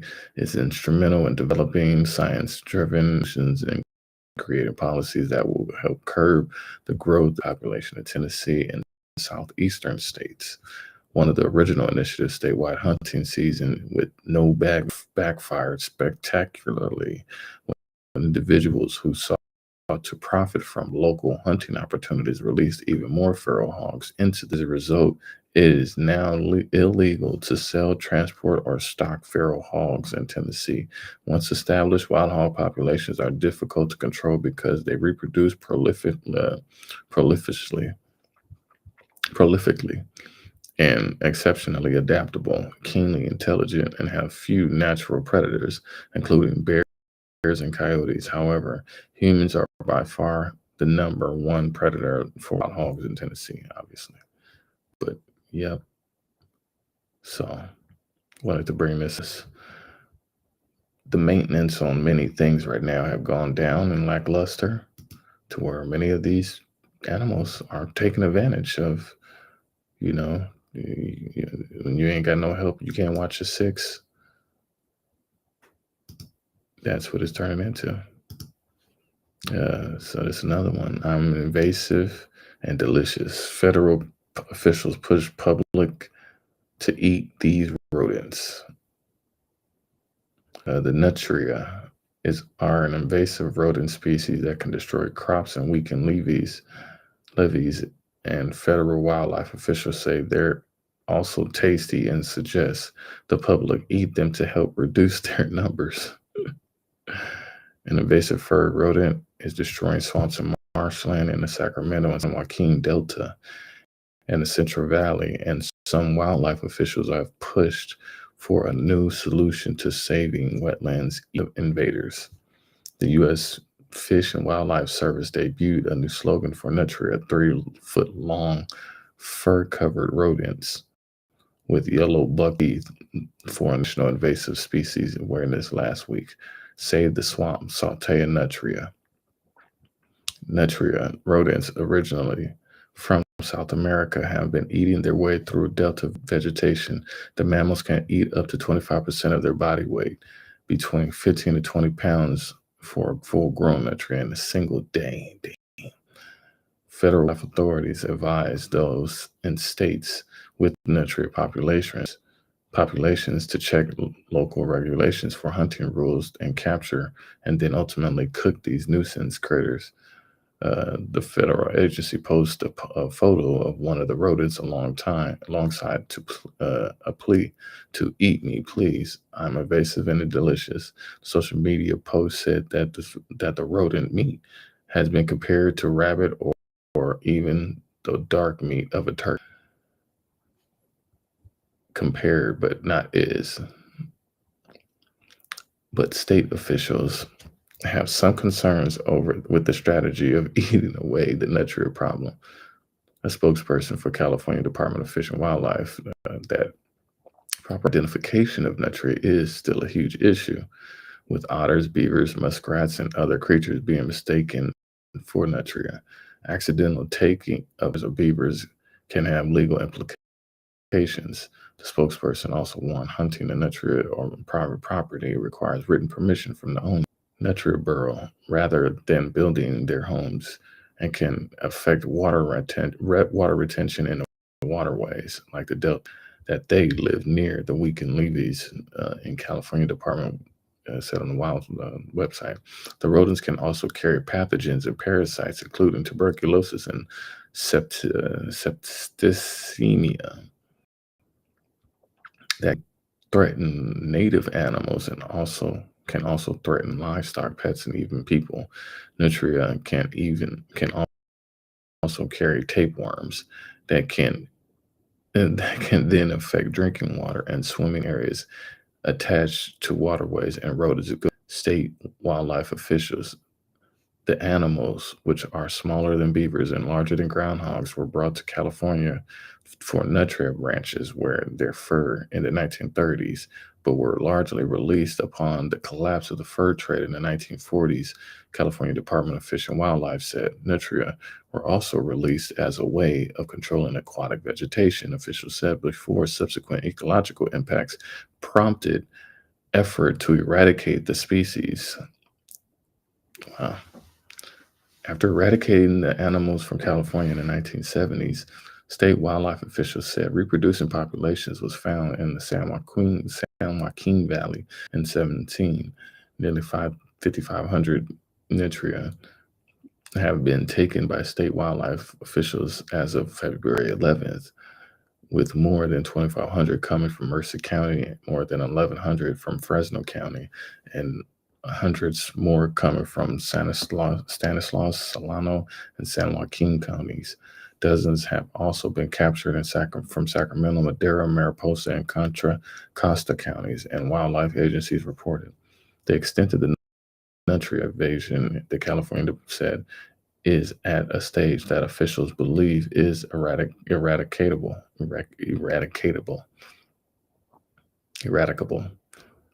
The agency asks anyone in the public who spots nutria to report them to wildlife. For those to turn to hunting the nutria after properly identifying and getting, so federal wildlife recommends cooking the lean and mild meat in a gumbo.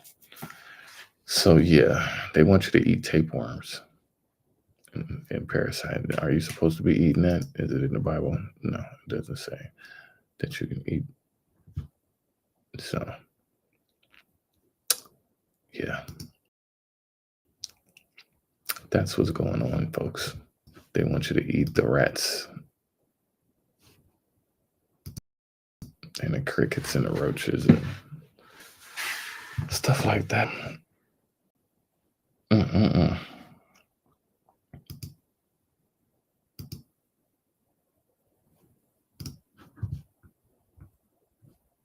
Yeah, just like LA, nobody's exempt. LA and Los Angeles broke. The LA people could feel it. You don't have to be a budget wonk to know what's happening in the city of LA. It's just really frustrating to see that, like, thousands of millions of people being affected by just a lack of action and poor budgeting and prioritizing infrastructure and the people in the communities. So this has been going on for a long time in every major city and every smaller city. Judgment among all of this, the bill is being paid up again. So people are starting to recognize that everything is in the red. It is not rosy in the financial factors of every single city. So I'm just bringing this up as an example. I'm not going to read through the whole thing, but yes, there's been a lot of people that have been grandstanding and puffing their chest up as if they do this and do that, and now they are finding now the public is starting to see that they did it again, and they play with your heart in the game. Oh baby, oops, you think you in love? It got sent from above. These people have not been that innocent. Shalom, everyone that is away and at home. But yeah, so you got that going on. You got pastors stealing from the churches. You got housing authorities, stopping Section 8 housing for these folks. Yeah, it's getting real heavy out here. It's getting real heavy. So I just wanted to bring that to your attention, that these are happening in many, many dynamic ways. I don't know if I brought this story. Yeah, I think so. Yeah, he wound up, pastors are stealing. Pastors are stealing. Summers where crews are battling a fire. Thank you for joining us here at 10, everyone. I'm Stephanie Simone. Now, this is happening on Hampton Road right now at Grower Direct Farms. It is a commercial farm very close to the Massachusetts border. Luke Hydash is your reporter live with what he is learning tonight. Luke.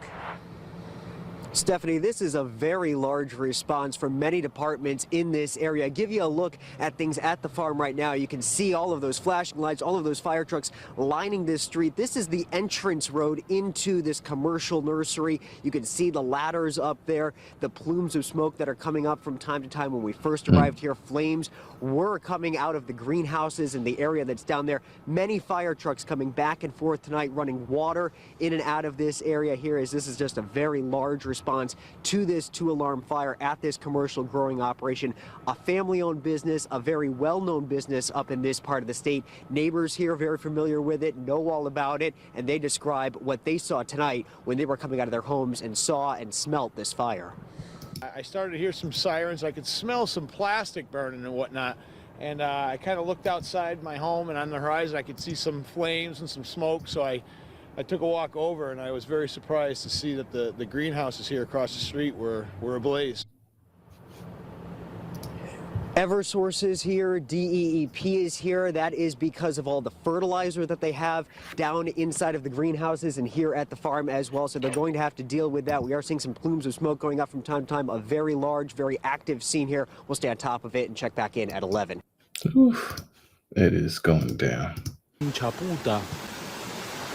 Salseo. This is Argentina. Hay gente. Just like the fire of the house, roof to roof, the water is directing traffic.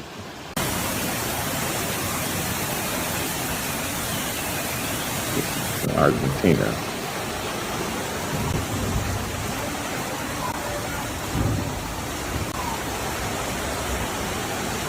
La puta madre que me parió.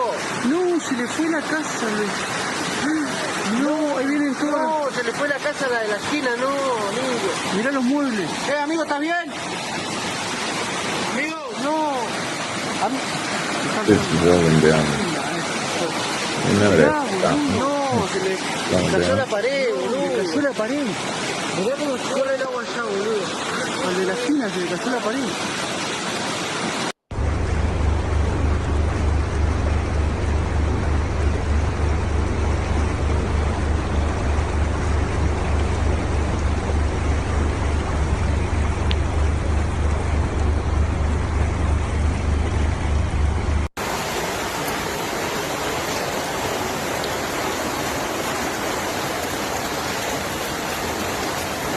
La mamá me va a llamar llorando.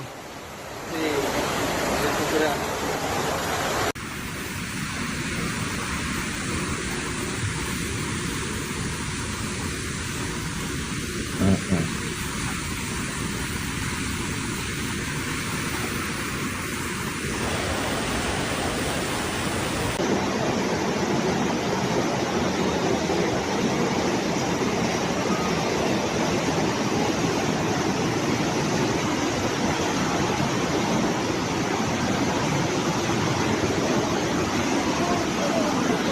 Literally just in every location in the world. Hospitals. This ain't just Argentina. This is American cities. Yeah, so there's a flood going on in Argentina. There's a flood going on in Spain. There's a flood going on. I do a lot of the locations yesterday's video. El agua está entrando a toda la casa. Tiene mucha fuerza. Tengo agua acá adentro. Como pueden ver, estoy inundada.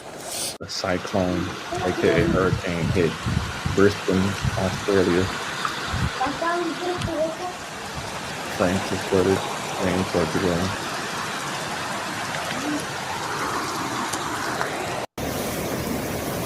290 millimeters of rain fell in Bahia Blanca in just 12 hours, almost the same amount of rain that fell in 6 months. From the morning of March 7 until afternoon, the city of Bahia Blanca experienced the worst rainstorm in its history, with an accumulation of more than 290 millimeters of rain in less than 12 hours. Wow. The storm, which caused flooding in almost the entire city, has so far killed 6 people and evacuated almost 50 families, according to official sources.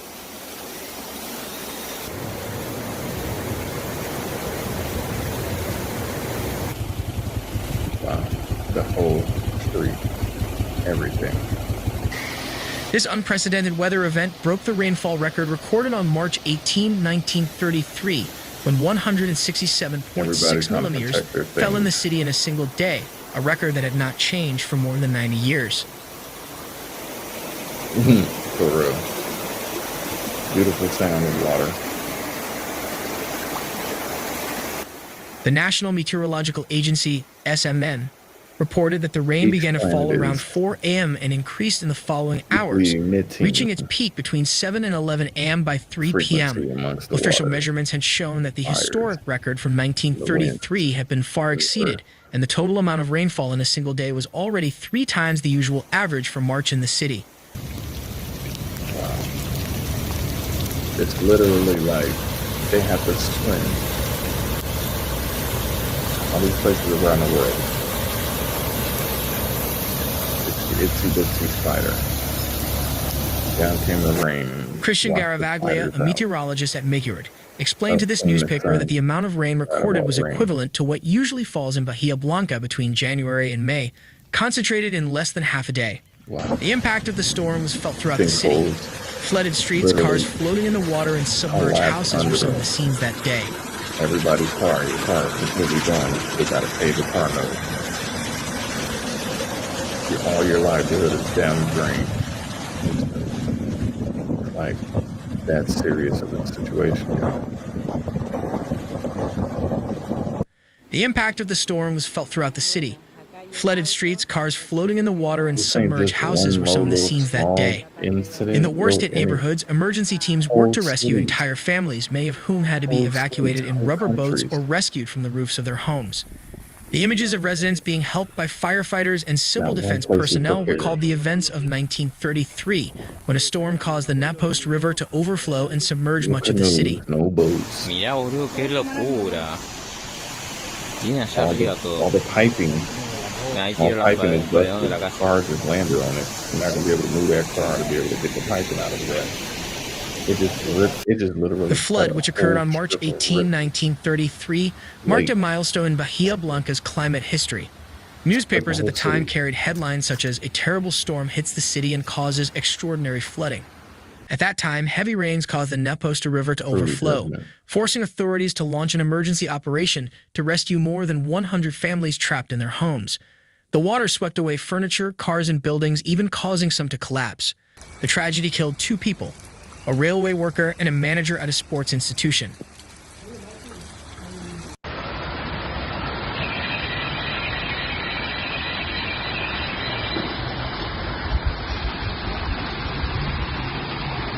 Okay, we get the hint. We get the picture. Let me go ahead and bring up the other ones, because that's definitely a lot.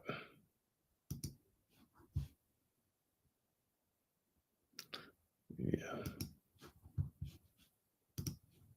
Kidney Month, highlighting the importance of protecting your kidneys and catching health issues early. You know, in Tennessee, thousands are affected by kidney disease, often without realizing it until they face major complications. WSMV4's Joylyn Bukovac shares one woman's story and what doctors say you can do to keep yourself healthy. Kidney disease is a growing concern in Tennessee. More than 1,100 Tennesseans rely on dialysis, and nearly 3,000 were diagnosed with kidney failure in just 1 year. Hannah Spencer is one of them. I went into stage 5 kidney failure. And so now I'm on dialysis. I'm on what they call peritoneal dialysis.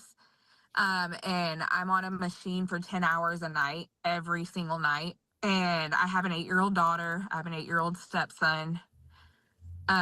And they are both amazing little helpers, but it's also rough on them. Hannah's story is becoming more common in Tennessee. More than 2,600 Tennesseans are waiting for a kidney transplant, but only about 1 in 3 will receive one this year. The leading causes, diabetes and high blood pressure, both of which can go unnoticed for years.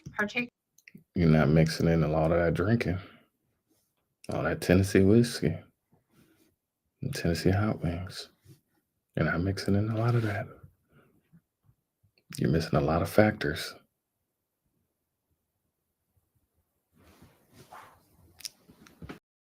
Seeing kidney disease on the rise in Tennessee, affecting thousands.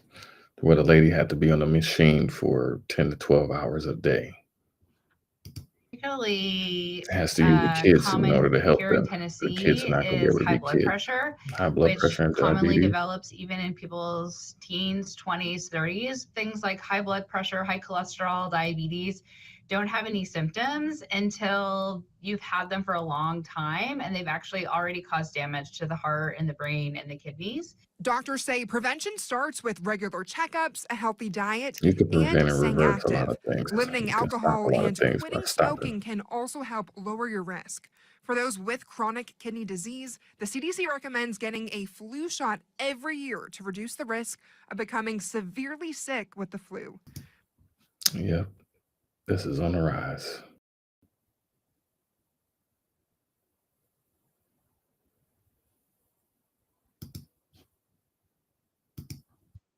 Hours now working to fix the down lines and poles. If you take a look here, you can see this is one of them that was split in half due to the accident, and now they're up there trying to replace that pole. And we've also seen several homes with their lights back on tonight, as most of the neighborhood has been restored with power.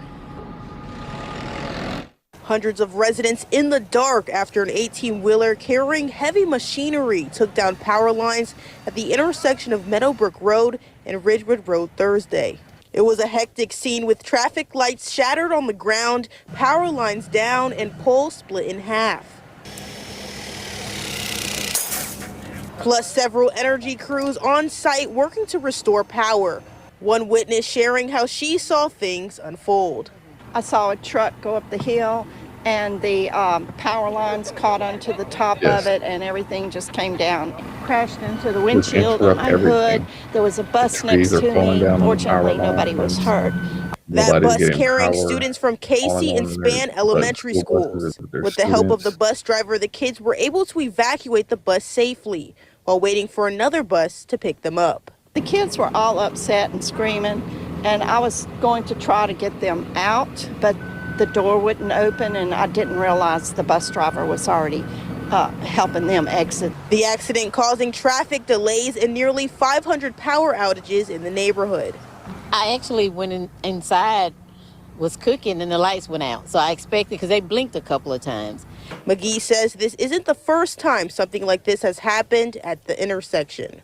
I've been here a year, and I know about 3 times this has happened, either somebody knocking something down or either this pole, the main pole going out, the transformer. It's been an ongoing thing. And there were no injuries as a result of the accident, and it's unclear when the intersection will open back up. I'm reporting live in. I wanted to bring that up because a lot of the brothers and sisters who are still on that side of the fence, that, you know, they're starting to see at least the flickerings, like she just said. They're starting to flicker back into realizing that, you know, fast, repent, and prayer, and there's laws and statutes and commandments, starting to flicker and starting to see these things happening on a regular basis over and over and over again, you know. And it's like, well, now it's got people sniffing things a lot differently now. Because, this ain't the first time that this didn't happen. It's been happening. See, people are getting messages. People are getting downloads. Some people are late bloomers. We just have to understand that a tree don't grow in a day. Patience pays off. There'll be a lot of brothers and sisters that's going to be coming around the corner. But we can't act no different than the churches that partake in the desecration of our folks. So, yeah, let's keep it going. Got a lot. Got so much. We'll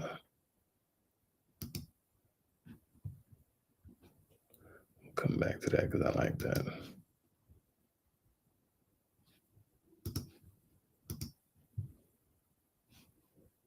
The Illinois man is convicted.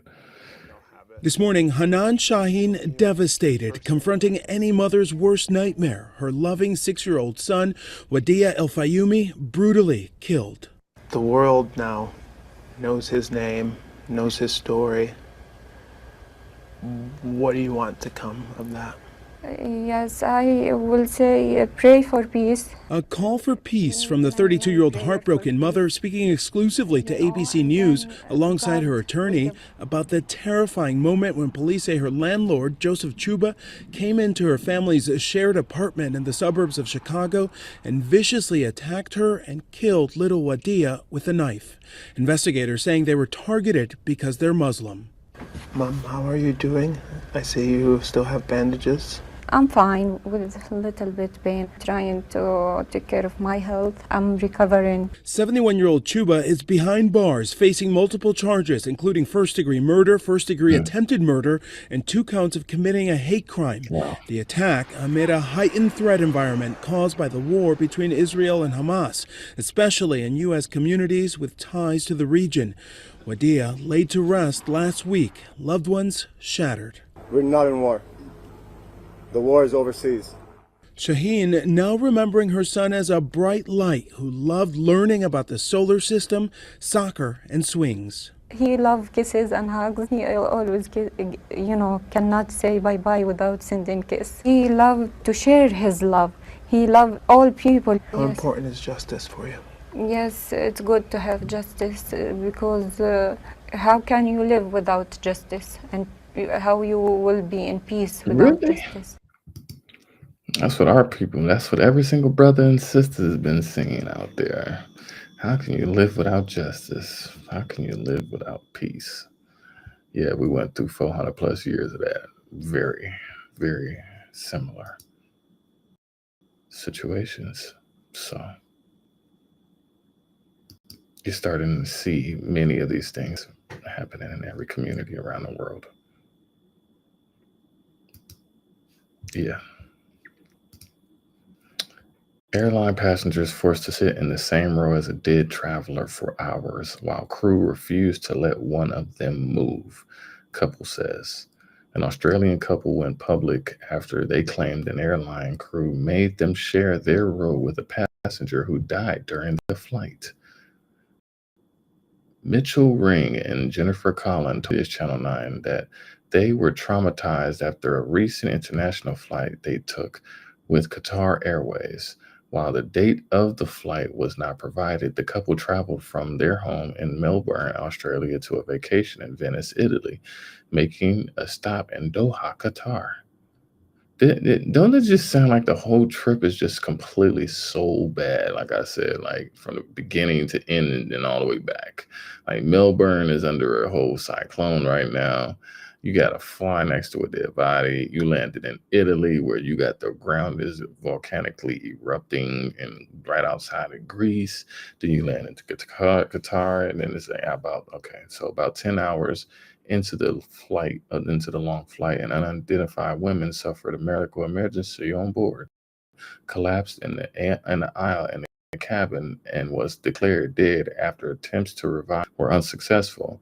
Then the crew had to find a place for the woman's body and saw a spare seat next to Ring and Collin. Ring told the outlet, they said, "Can you move over, please?" And I said, "Yes, no problem." Then they placed the lady in the chair I was in. Collin then incredibly said, "Are they going to put her there?" referring to the seat that her husband had been sitting in.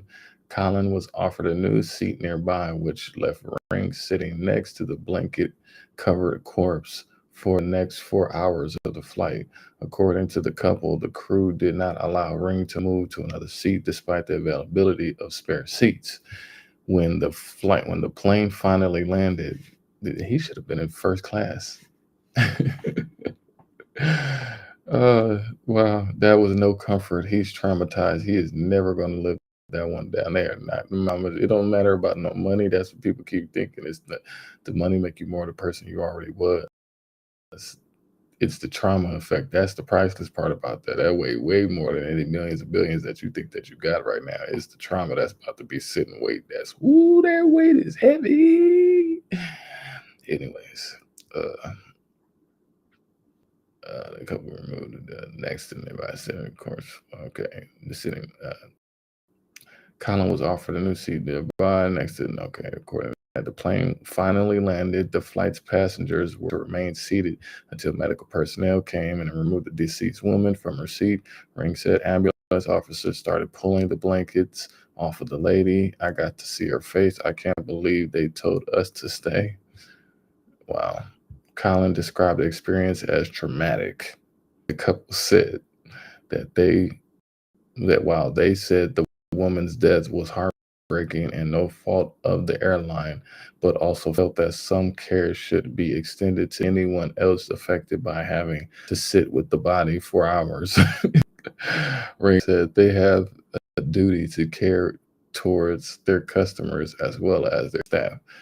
We should be contacted to make sure. Do you need some support?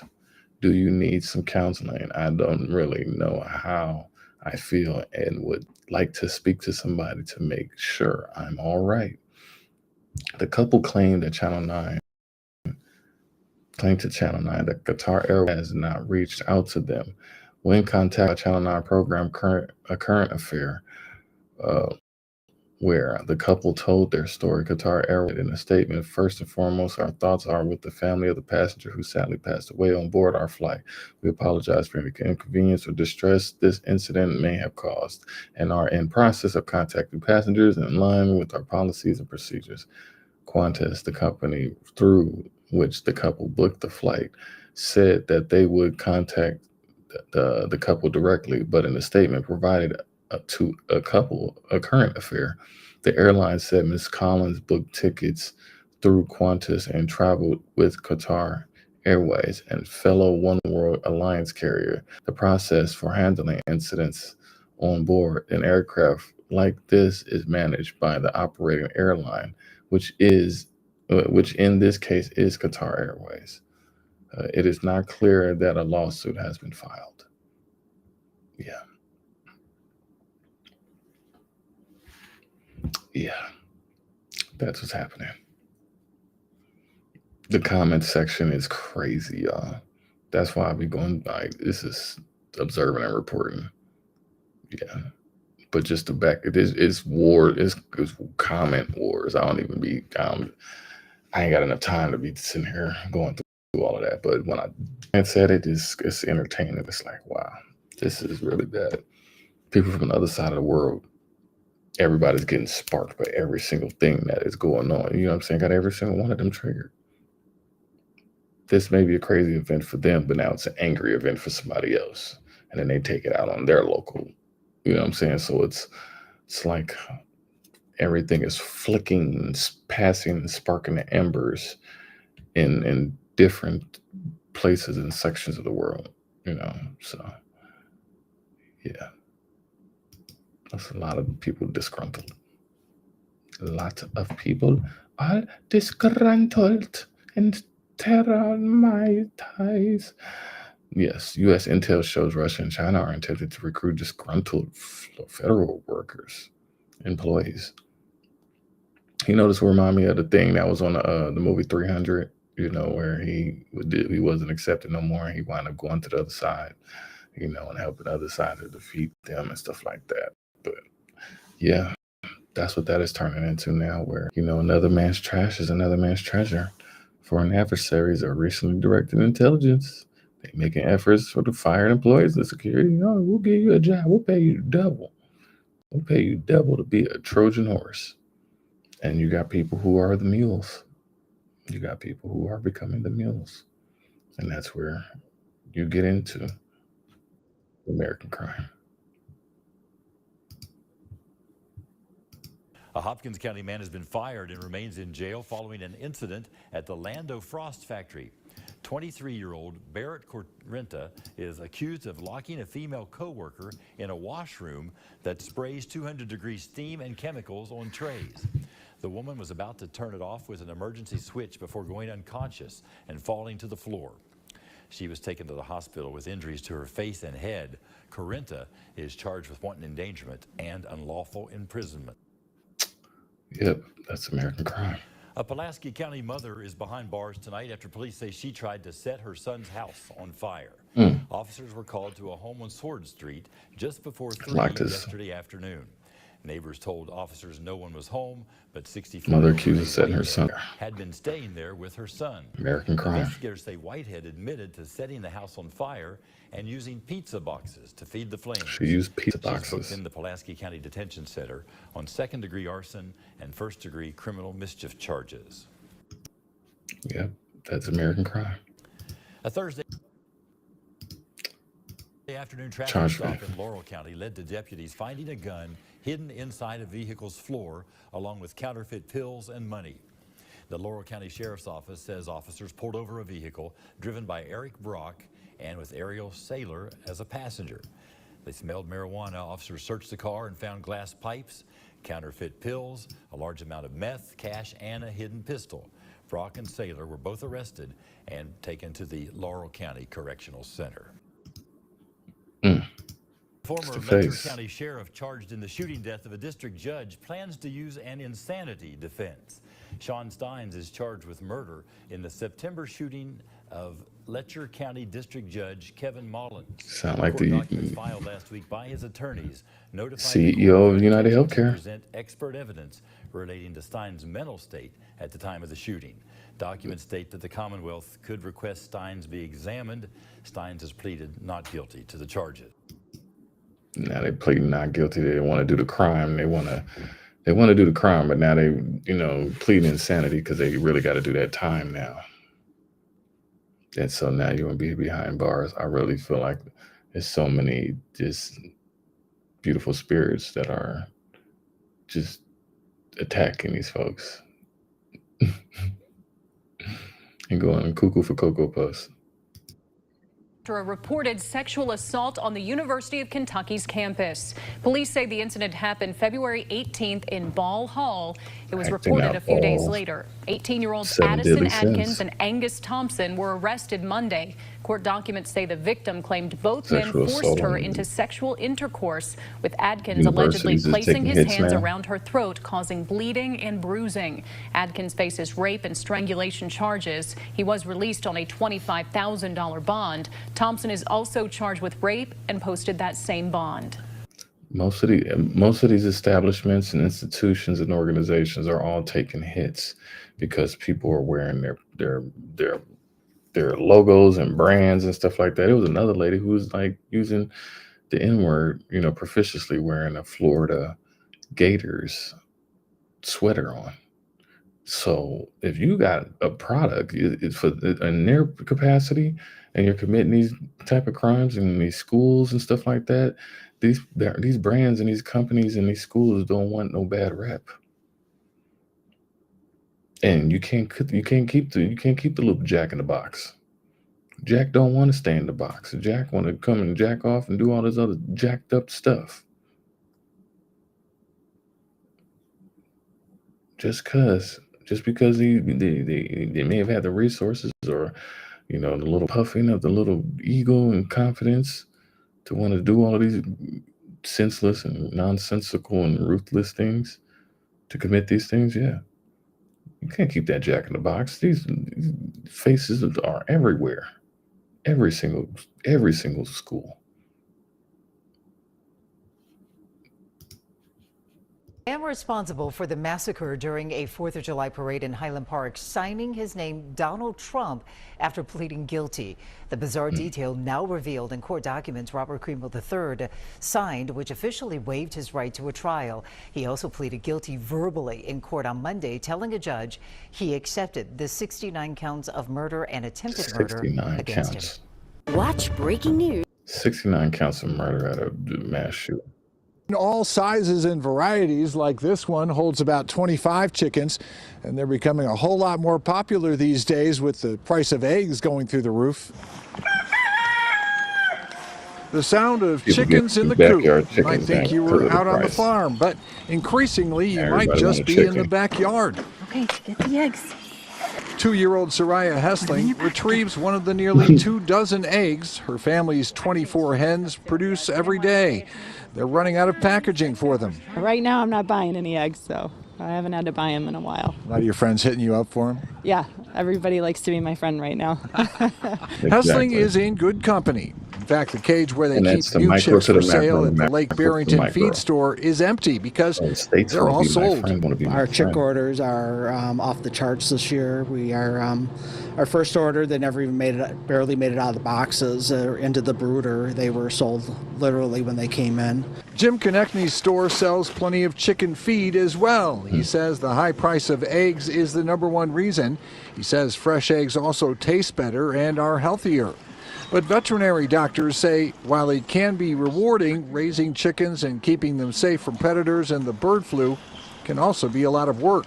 If you're doing it just because egg prices are high right now, I think you'll probably be disappointed. The Hesslings have a strong wire cage with netting on top to keep predators like coyotes and wild birds who could potentially carry the bird flu away. Raising the chickens is a family affair. Because y'all got bird flu. I like I'm about having to get bird them. flu. I like watching them in the yard. Many municipalities have ordinances which limit how many chickens you can have, what kind of coop you can have, so you might want to check into it before you put one up in your backyard. And this is Illinois, and it just got finished saying that there is an influx of coyotes. We just did that report. And that's not just in that one state. They're everywhere. You can't even keep no account. You sleep at night while they hunting at night. Whether it's them, whether it's the wild boars. You ain't up all night looking at these things run across the freeway at night. When I'm driving across the country, yes, I see these things. So when I'm bringing them to this, like, okay, and now people want to sit there and get chicken coops and stuff like that. Now you got foxes and coyotes and feral hogs that'll eat them chickens up. Everybody loves chicken. Chicken is the most bullied thing in the world. They're the most eaten up thing in the world. Just chickens ain't getting none of that Rodney Dangerfield respect. None of that love. I just got finished. I got a bomb chicken recipe I just got done, like straight. Had the family come over. Yeah. Had a couple people come over and I cooked it up, and it took a minute to cut because you got to cut it. Well, I at least know, like, if I was doing like a Gordon Ramsay show or something like that, I can whip it up. I don't need to cut a whole pepper, just cut enough of what I need just for the dish to be able to showcase and highlight. But that dish, has been consecutively, people enjoy my food. I'm starting to get to that now, which is appreciative. I don't want, I practice on it before I actually serve my dishes now. So now that I'm serving them, people taking plates, hey, you got extra? I gotta let somebody else taste this. They're like, somebody else gotta taste this. Like, this is, yes.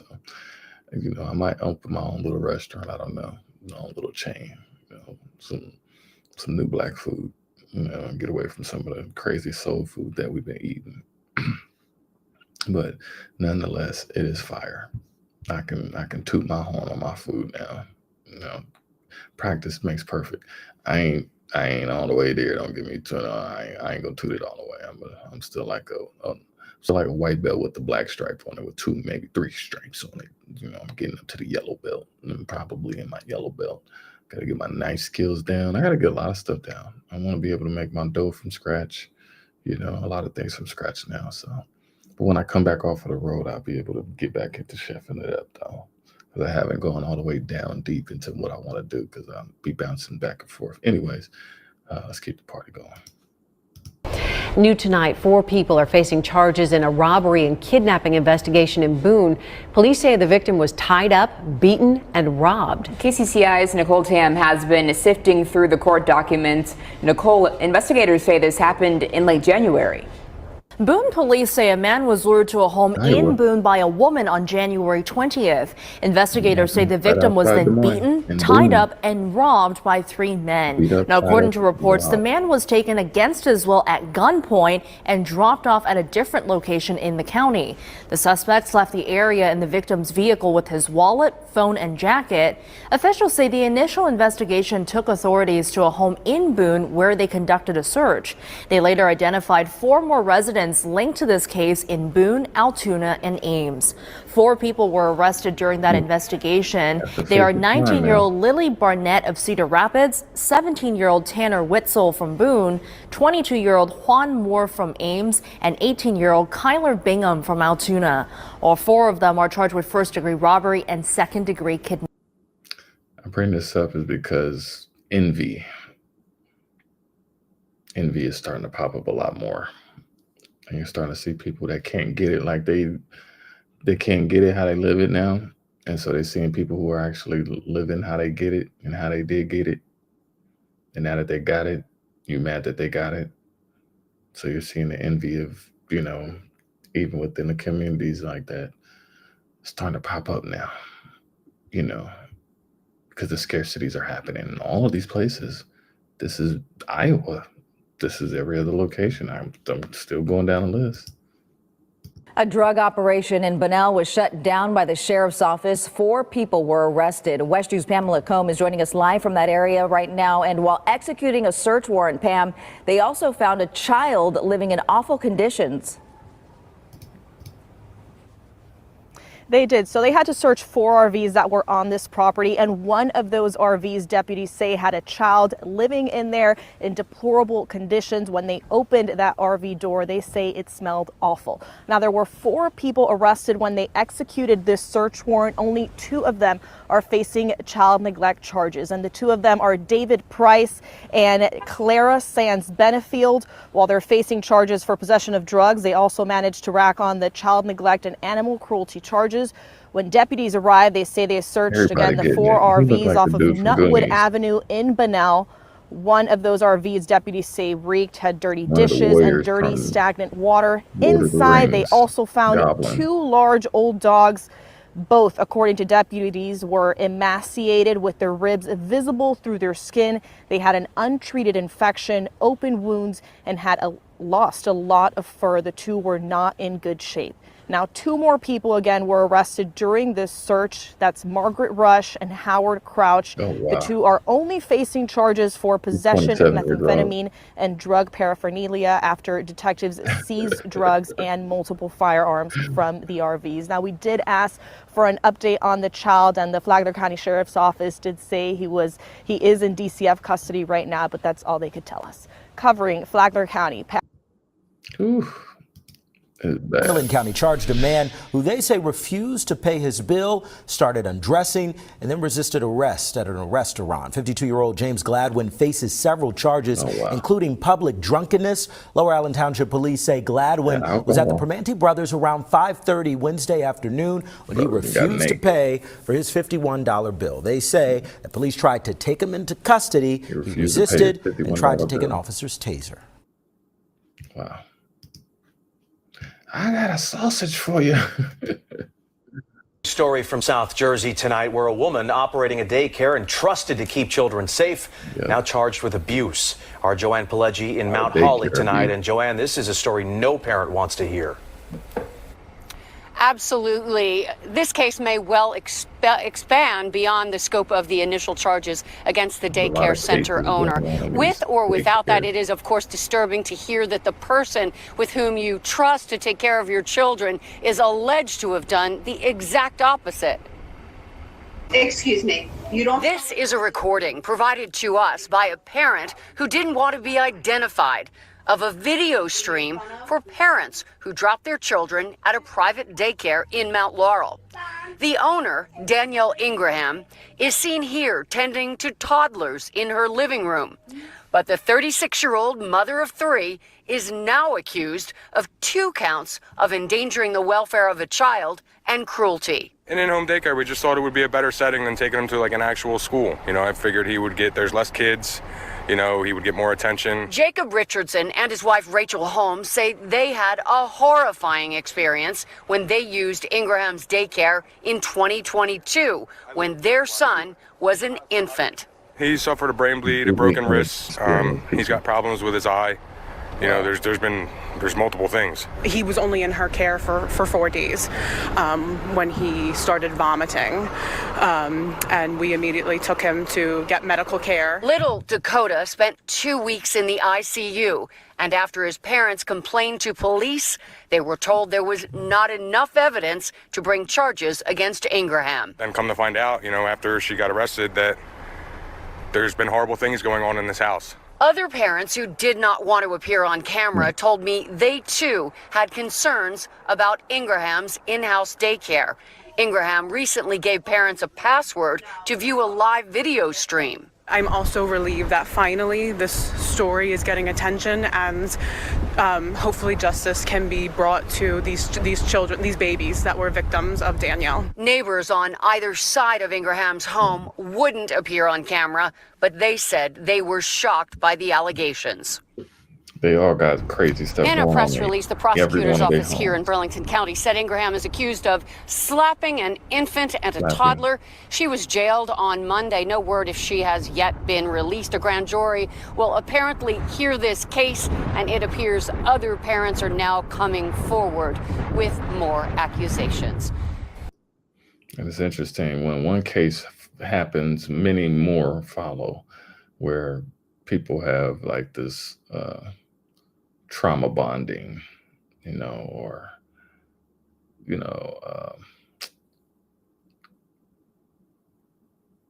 trauma opportunists, you know, hopping on waves of things that are going on. You do if you saw someone wheeling a recycling bin on a SEPTA train. Mind your business or speak up. Well, in this case, police say this was a crime, and they say that bin was full of stolen copper wire. And then to make matters worse, police say that wire was taken from, you know, the portal right there near Love Park. That's where our Steve Keeley is tonight. Right here in the shadow of City Hall and right across the street from SEPTA's suburban station, the portal got no love here in Love Park from 4 copper thieves. It's despicable. It really is terrible. Tourists in town came to check out the portal, but saw it tarped over and taped up. Covered with a sign out front, the portal in Love Park is temporarily down for repairs. We hope to have it back up and running as soon as possible. It sinks. Yeah, it does sink. We showed tourists the surveillance video put out by Philadelphia police, hoping to identify 4 guys who they say cut copper cables connecting it to the power source. This is what's left of the copper cables at the portal now. Philadelphia police say the rest of the copper filled this big yellow and green recycling bin. Somehow, these men got it down onto the SEPTA subway and past the turnstiles, then onto a SEPTA subway train to take the copper to be sold to some scrap dealer. One of the men is seen here with wire cutters in his hand on the train on the top of the container. I'm not overly surprised that somebody robbed Philly. It's wild. Of all things, I mean, obviously stealing copper from anywhere is terrible, but the portal and also how they got away with it. There's an installation that would cnnect people across the world, and you know, we kind of can't have these nice things. Before the copper cables were cut and stolen, the portal was connecting its Philly visitors with similar portal sculptures around the world in real time, 24/7 live streams. It's just a shame, you know, you want Philadelphia to be a representative around the world, and this is what we show. It's kind of embarrassing. It's horrible because this is an opportunity to connect Philadelphia to other places in the world, for people to see what a wonderful city we have, and to create those types of harmonious bonds that we need at this time. It's definitely sad to see that, you know, someone would just come and cut the cable and basically prevent that from being a possibility. The world could be seeing me right now, but somebody messed that all up for me. This could be my moment. This could be your moment. It could. You never know. Well, the police are hoping the world sees these guys and identifies them. For sure, and I hope that they see them. I hope that somebody does turn them in. The portal was moved from its original spot over there by the Love Sculpture to give space to Christmas Village back in November. The plan now, we're told, is for it to be moved back to its original spot in just a couple of days and be back up and connected to the world again by the end of this week, with several St. Patrick's celebrations planned with it and its connection to Dublin, Ireland, and added security steps so it doesn't just rely on the luck of the Irish to keep it safe here in the future. Yeah. And he looked like the leprechaun. Don't he look like the leprechaun? Damn, that's why he brought up the look of the Irish. He looks like the grown, out-of-work version of the leprechaun, man. Oh, you sure do. They do. It's such an idol worship right now. Like the statues and the mirrors and the reflections, and you know, people refuse to see what's actually in that reflection. Looking back at them, they want to be on that mirror, mirror on the wall. Who is the fairest of them all?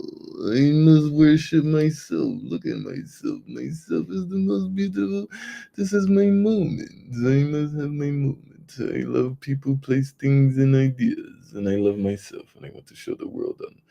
Yeah, but he sure do look like that. If you saw someone video, but it's that heavy. Oh no. Our shockwave still rippling for families this afternoon after the filing of molestation charges against a former worker at a Webster Groves daycare. Fox 2's Chris Hayes talks about it with an expert in child trauma who wants to empower you and your family. With these kids again. The daycare called Here We Grow sits in the shadow of the Webster Groves Police Department. 46-year-old Christopher Titus is charged with molestation. A man we've confirmed is related to the daycare owners by marriage and was reportedly fired by the center after Titus was criminally charged. He made admissions admitting to several sex acts with the child. Parents are alarmed, so we reached out to the experts on how to approach your child in the best way. The Children's Advocacy Center here on the UMSL campus specializes in combating child trauma. The advocates here often help police talk to child victims. Teaching children about safe touch, what are the limits? Megan Marietta advises teaching your child boundaries without using slang. Call the body parts what they are. Really give them the language that's understood universally. It'll be easier to catch if a child tries telling you about something inappropriate. Then if they do, remain calm. Thanking them for telling you, letting them know that you're proud of them for telling you, and then going and having your emotional reaction outside of their presence. That's partly why the Advocacy Center has this peaceful space. Marietta says you want children to know you're there to listen. Sometimes children have a difficult time understanding that you're upset about what you've heard or what's happened and not upset with them. Defendant Titus is locked up on a $1 million cash-only bond with a hearing date next week. Chris Hayes, Fox 2 News. Like nothing. Tonight, a St. Nothing is exempt. Calls about a reckless driver in the Keys led police to find a naked man dancing along US 1 yesterday afternoon. Everybody want to be naked. All these men want to be naked in front of kids and in Timothy front of Mahoney the was public. arrested on charges of DUI, drug possession, and resisting arrest. DUI, drug possession. Yeah. I'm alert. This one out of Sunrise, where an elderly woman was sexually assaulted. And police say the suspect was sexually assaulted 86-year-old woman. 10's Roy Ramos live in Fort Lauderdale with the disturbing details. Roy. Yeah, and that suspect now facing some pretty serious charges that include sexual battery and lewd and lascivious behavior on an elderly person. Today, I got a chance to speak with the victim's attorney, who tells me that this was a family that was very involved. They didn't just leave their loved one at a nursing home and forget about her. No, they were involved in her caretaking. In fact, they went through their insurance company, they got this caretaker, but never did they suspect what would happen next. This behavior is demonstratively predatory. 39-year-old Juan Jose Romero Ruiz faced a Broward County judge a day after he was arrested by Sunrise Police, who said he sexually assaulted an 86-year-old disabled woman with dementia he was supposed to be caring for. The court does find probable cause. The victim's attorney told me Romero Ruiz was hired by the victim's grandson, who lives in Orlando. condition advanced to a point where he was having difficulty caring for her. He placed his grandmother in an efficiency in Sunrise where she'd be closer to other relatives, but in less than 2 days in the care of Romero Ruiz, he said home surveillance video would show the suspect in the disturbing act. He literally drives back to Orlando, checks his camera, sees this individual engaged in these acts, calls the company, gets him out of there, calls his family members, they get him out of there. Romero Ruiz now behind bars facing charges that include lewd and lascivious behavior on an elderly person and sexual battery. In court Thursday, we learned he is now being held on an immigration hold and should have never been employed to care for anyone, especially an 86-year-old woman not in her right mind. And what concerns me is, if he was able to move this quickly on this case, how many other people was this gentleman taking care of? Yeah, he was taking care of them. And that's exactly what Sunrise Police want to find out. If you feel that you've fallen victim to this man, if you know someone who was in the care of Romero Ruiz, you are urged to contact the Sunrise Police Department. As for the victim, well, she remains in the care of her family. For now, here. Yeah. Wouldn't you think that would have been the case in the first place? In the mysterious Idaho murders of 4 college students, as new evidence reveals one of the victims had 3 different people's DNA under her fingernails. Oh, wow. Now, the evidence comes from Madison Mogan, one of the 4 students fatally stabbed inside an off-campus home in 2022. Brian Koberger is facing 4 charges of first-degree murder. In a motion filed last Monday, the defense asked that the evidence be kept from the jury in Koberger's upcoming death penalty trial because jurors could believe the DNA is Koberger's, and according to the defense, it is not. Whew. They are just, yeah.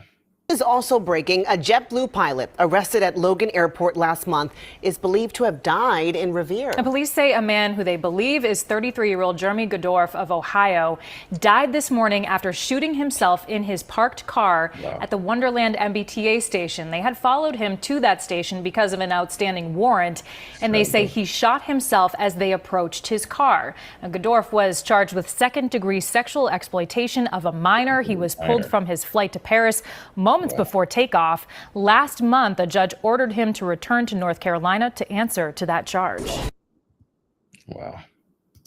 Well, John Giarrusso has pleaded not guilty to all of the charges, and those charges are disturbing. New Hampshire. John Giarrusso, seen here back in 2020 when he was being commended for his police work, is now charged with possession and distribution of child pornography. Haverhill police got a tip from the National Center for Missing and Exploited Children, and it led them to a social media account linked to Giarrusso's name and date of birth. That account depicting disturbing and explicit videos involving children. Giarrusso is accused of uploading to Kik, a chat and messaging app, 5 videos that show children, some as young as 6 years old, being sexually molested and raped by adults. The criminal complaint also says the Seabrook officer engaged in graphic conversations with other Kik users about arranging to have sex with their wives and young daughters. We did stop by Giarrusso's house here in Haverhill. His wife declined comment and is asking for privacy for her family.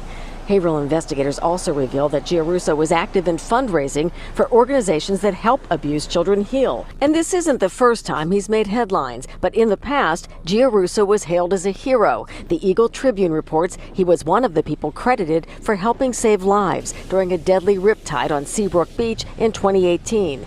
And in 2020, Giarrusso was featured on our sister station, WMUR, for helping a 95-year-old World War II veteran whose heat went out in a bitter cold snap. Giarrusso is free on $100,000 bail. The Seabrook police have put him on administrative leave. He is due back in court April 2nd. In Haverhill. Wow. Well, the rain came down yesterday, and because of it, we may soon feel the bite. Lee County is one of the mosquito breeding capitals of the world. Hello, I'm Amanda Hall. And I'm Russ McCaskey. And the reason, our unique ecosystem with all the mangroves. We have salt marsh mosquitoes that thrive there and on the barrier islands, turning you into their meal. We also have a large number of backyard mosquitoes that breed disease. Wake News anchor Liz Byro took this video while flying with Lee County's Mosquito Control District and explains how they work to fight the bite. things Without getting air melted from conditioning those glaciers. and They're weather not taking that into forecasting, living in consideration. Southwest Florida would be pretty tough. Things have been dormant. Without a handle on these, Lee County's mosquito control district says living here would be impossible. It is actually the law to treat mosquitoes, and that's for the health reason and also for our comfort, being able to live here and for tourists to be able to come down. Jennifer McBride, the district spokesperson, told When I me was what we're eating doing horrible, right I now used to get is the stung by most mosquitoes important all part of day. the operation, surveying the Since mosquito I've changed my population from habits, above. yeah, fasting and all of this stuff, yeah, complete life change. It's the surveillance part that makes us smarter about treating mosquitoes. What type of mosquito, where, and in what volume. Most often, we're looking for larvae that we can treat them It's a before lot they of become larvae. adults. Corey Clark is one of 6 full-time pilots. He flies the biologists or aerial inspectors. If there's a new puddle or standing water somewhere, that's the areas that they want to get to. What they use is called a dipper. So they'll get out of the helicopter, they'll dip the water, and they'll count how much larvae is in each dip. The district sets traps to get this info too. If you see a chopper in the morning, it's surveillance. If the mosquito Interesting, threshold is met, because they come all of back in the the afternoon to determine proper treatment. solutions that they're A coming shot up glass or with, less of with pesticide is anything right used now to is treat going an on is entire acre of backfiring. land. Like I said, And it's I the have to year ask of this the egg question that I know a lot of really our neighbors bad have. egg. Why do you guys fly so low? That's a great question. We have to fly this low. Showing you every problem after problem and then trying to fix it. And the solutions Is the law are falling flat, on the epically label, flat. you know, how far we have to It's doubling, you know what I'm saying? And Not effectively working. treat. During season? No, not that season. Mosquito season, May to October. Treatment May ramps to up. October. During season, I mean, there's days that we're spraying Mosquito for season. 6 or 8 hours, and 5 days a week, sometimes 6 or 7 days a week. So it's very intense. And every day after it rains, so that we can live here and do that less. Liz Byro, Wink News. Liz, thanks. Now, if you felt that there are more no-see-ums since Ian, you're right. The hurricanes washed away vegetation, especially on Sanibel, creating more moist soil breeding spots. Now, by law, the district cannot treat no-see-ums, but mosquito treatment can knock them down for a day or two. I feel like I'm itchy just watching that story. And if you feel like your neighborhood or even your backyard has been overrun with mosquitoes, you can report it on the Lee County man, it's Mosquito about to get Control super District's bad. website. There you can see in bold, fight the bite, and you can click to let them know that you have them in your area. And we've put a link to this site on our website. It's really easy for you to navigate to it from there. Just go to winknews.com. The amount of mosquitoes and lice and tick, but everything. This part is what's not being taken into consideration. The things that are too small or not seeable, the unseens. That's what I'm looking In at. this week's Most Wanted Wednesday, we have 2 probation violators and a man wanted for unlawful sexual activity with a minor. 31-year-old Emerson Armstrong spent a year in the Lee County Jail, then got probation, which he's now accused of violating. Noble in He his did eyes. time for grand theft Horrible auto, people, burglary, and grand theft of a dwelling. Look for him in North Fort Myers. Nicole Snyder's wanted for violating community control on burglary, trafficking in stolen property, and providing false information to a pawnbroker. Detectives say she stole from a neighbor, then pawned the items as her own. The 39-year-old has a tattoo of a star on her left hand and the word promise on her right hand. Lee County investigators tell Wink News Rafael Mendoza Ramirez had an ongoing sexual relationship with a teenage girl. Wow. He's 38 years old. He went into hiding to avoid arrest. He was last known to be living in Cape That Coral 7 and and 11 goes is by popping up for them, and Primo. it is If you not have seen any of luck. these people, contact Super Southwest Florida bad Crime luck. Stoppers at 1-800-780-TIPS or submit a tip online. You can remain anonymous. Oof. Department is responding to a lawsuit after seizing 1,000 pounds of hemp. A California company says the seizure was illegal. Madison County Sheriff's deputies took the hemp during a traffic stop. I bring this up. I remember when I was looking at this, like, this is about to be like United States war, like divided states of America. You know, like, hey, neighbor, I can't help you out too much. See, this is the micro to the macro to the macro to the micro. As above, so below. and starting to see even states on those particular type of levels, the hidden wars, the undercover wars that you don't see, that, it's just, this is the Ouroboros that's eating itself from the inside, where places are having to extract resources from other places. Remember when the Pacific Palisades fire happened and everybody just voluntarily just said, hey, I volunteer to go out there, but hey, remember that I did that for you. You know what I'm saying? Like, it's unconditional love doesn't come with conditions. And you're going to have many people who are still going to play these parts, still going to do these and pull these as some type of strategy. So for these things to be happening and people be like, oh, well, I remember when I did this for you, remember when I did that for you. And so not just the good stuff, but people are remembering the bad stuff. So now whether it's good or bad now, it's starting to be broadcasted now. This is one of the bad things where it's being looked at as like, oh, you're locking up our product. We can't make no money in your state. Well, you can't make your artists can't make no money in our state. So it's like, that's the underlying stuff that I see, where you got the great American shuffle of people having to be relocated and keeping moving. It's like a holy version of musical chairs, where the chairs that you're sitting in is full of glass and nails and burning hellfire on your booty cheeks. So to be able to see where just even places just even trying to remotely make some type of money or profit, wherever the profit and money may be at, they're looking at it like, well, we just need to keep our businesses in-home and in-house. So now it gets to the micro and the macro, no different from me. If I was the best chef, I sent my resume to a Chinese restaurant and they didn't hire me because they wanted to hire their fellow brother. That's nationalism, nepotism, however you want to slice that piece of pie, but it tastes like what it is. So when you're looking at, well, states are going to have to be able to fend for themselves. Maybe their resources may have gotten depleted because they may have sent their firefighters out to go help out. So it's like, that's your loss. Sucks to be you. We didn't come waving and saying that we needed your help. We had a bunch of prisoners. We could have paid a penny a day. So, yeah. California Gold Farm says they had documents showing the hemp was legal, but they said the deputies ignored it. The company said the hemp was also improperly stored, costing them nearly $4 million worth of products. The sheriff's office argues no evidence has been destroyed. It's still in a billions vault. of dollars. And they also claim a state agency found the hemp was illegal and didn't comply with state law. That's what's going on right now. These ain't $5.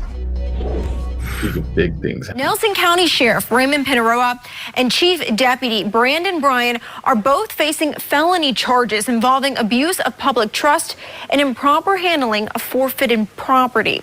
Indictments were filed on Wednesday for both men. Here's a breakdown of the charges. Both face abuse of public trust greater than $10,000 but less than $100,000. 2 counts of theft by deception, including cold checks. These are all felonies. Both are also charged with official misconduct and interfering with whistleblowers. Bryan also faces 2 counts of felony forgery. According to the indictments, the alleged crimes happened between January 2023 and July 2024. What the indictments don't say is why they were charged. But the 2 whistleblowers named in the indictments, Ian Justice and Will Purdom, did file a lawsuit in February against Pineroa. The lawsuit alleges Justice witnessed Bryan illegally sell cars seized during drug investigations to a friend, which is a violation of the law.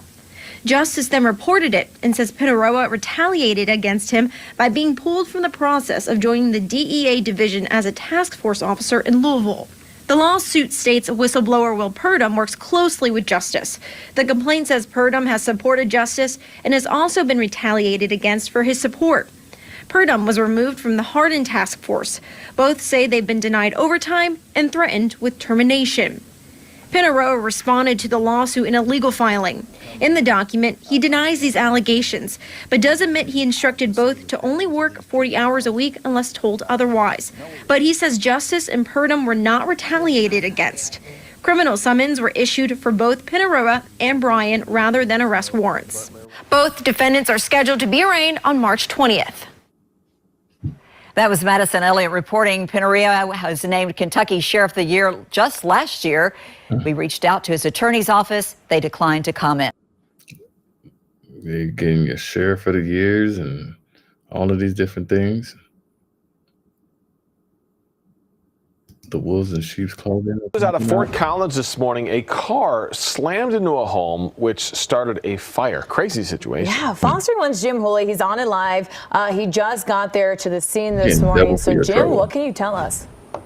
Damn car drives into your house. You sitting in your lazy boy in your bed and then catches fire. You're getting double for your troubles, sir, ma'am.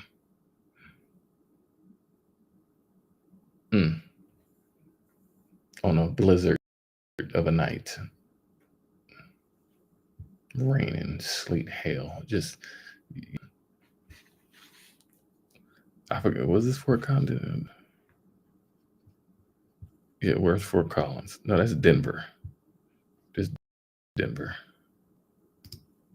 But yeah, I could too. Look at this. I mean, this is quite the scene here. This car coming right through the house, through the living room of the house into the kitchen. The car's up on the back of this tow truck right now, this flatbed that's out here in front of this home on Evergreen Drive. We're over here on what is basically the southwest side of Fort Collins, just southwest of downtown. All this happened about 1:30, we understand, according to Fort Collins Police and Poudre Fire. They tell us this car somehow didn't make the turn. There's a big turn here, a hard 90-degree right-hand turn. That car just went straight through, and you can see the tow truck taking this car out of here right now. It went straight through the house, again, through the living room into the kitchen. The incredible images that we have here from the Poudre Fire Authority. There were 7 people inside the home, we understand. They were all okay. Many of them were upstairs in the home, and they were able to escape. The flames got out from the smoke and the fire that then occurred. And then, of course, we had the people, 2 people inside. Fort Collins Police pulling out of here right now. 2 people inside the car. We understand they've been taken to the hospital. No word on their condition, but things are starting to wrap up here. Fortunately, the 7 people that were inside the home, they got out with no problems whatsoever, and they are all okay. But just an incredible scene out here as you see this hole in that house that is simply left there right in the very front, again going right through the living room of the house and the kitchen. We're going to be here all morning long again as this scene now is going to be here for some time. Obviously, there's a lot of work that needs to be done on that home to fix that up once again. No word as to whether people are going to be able to move back in or not, but man, it's just a wild scene up here on Evergreen Drive, now pretty much the west side, southwest side of Fort Collins this morning. Live up in Fort Collins, I'm Jim Hooley, Fox 31. Yeah, ain't no time, son. From leaders at the Athens Police Department on tools used across Alabama that put an area child porn suspect behind bars. Athens police say they were notified by REACT, the Regional Evidence Analysis and Cyber Intelligence Team, about a possible child porn case. That led police to a home on Audubon Lane. Police searched that home and found 30-year-old James Swaffer, along with 10 pictures of a child engaging in sex acts. Swaffer was arrested, charged with possession of intent to disseminate child porn. He's now inside the Limestone County Jail. We talked to Athens police about how intelligence teams find cases like this online. They're right.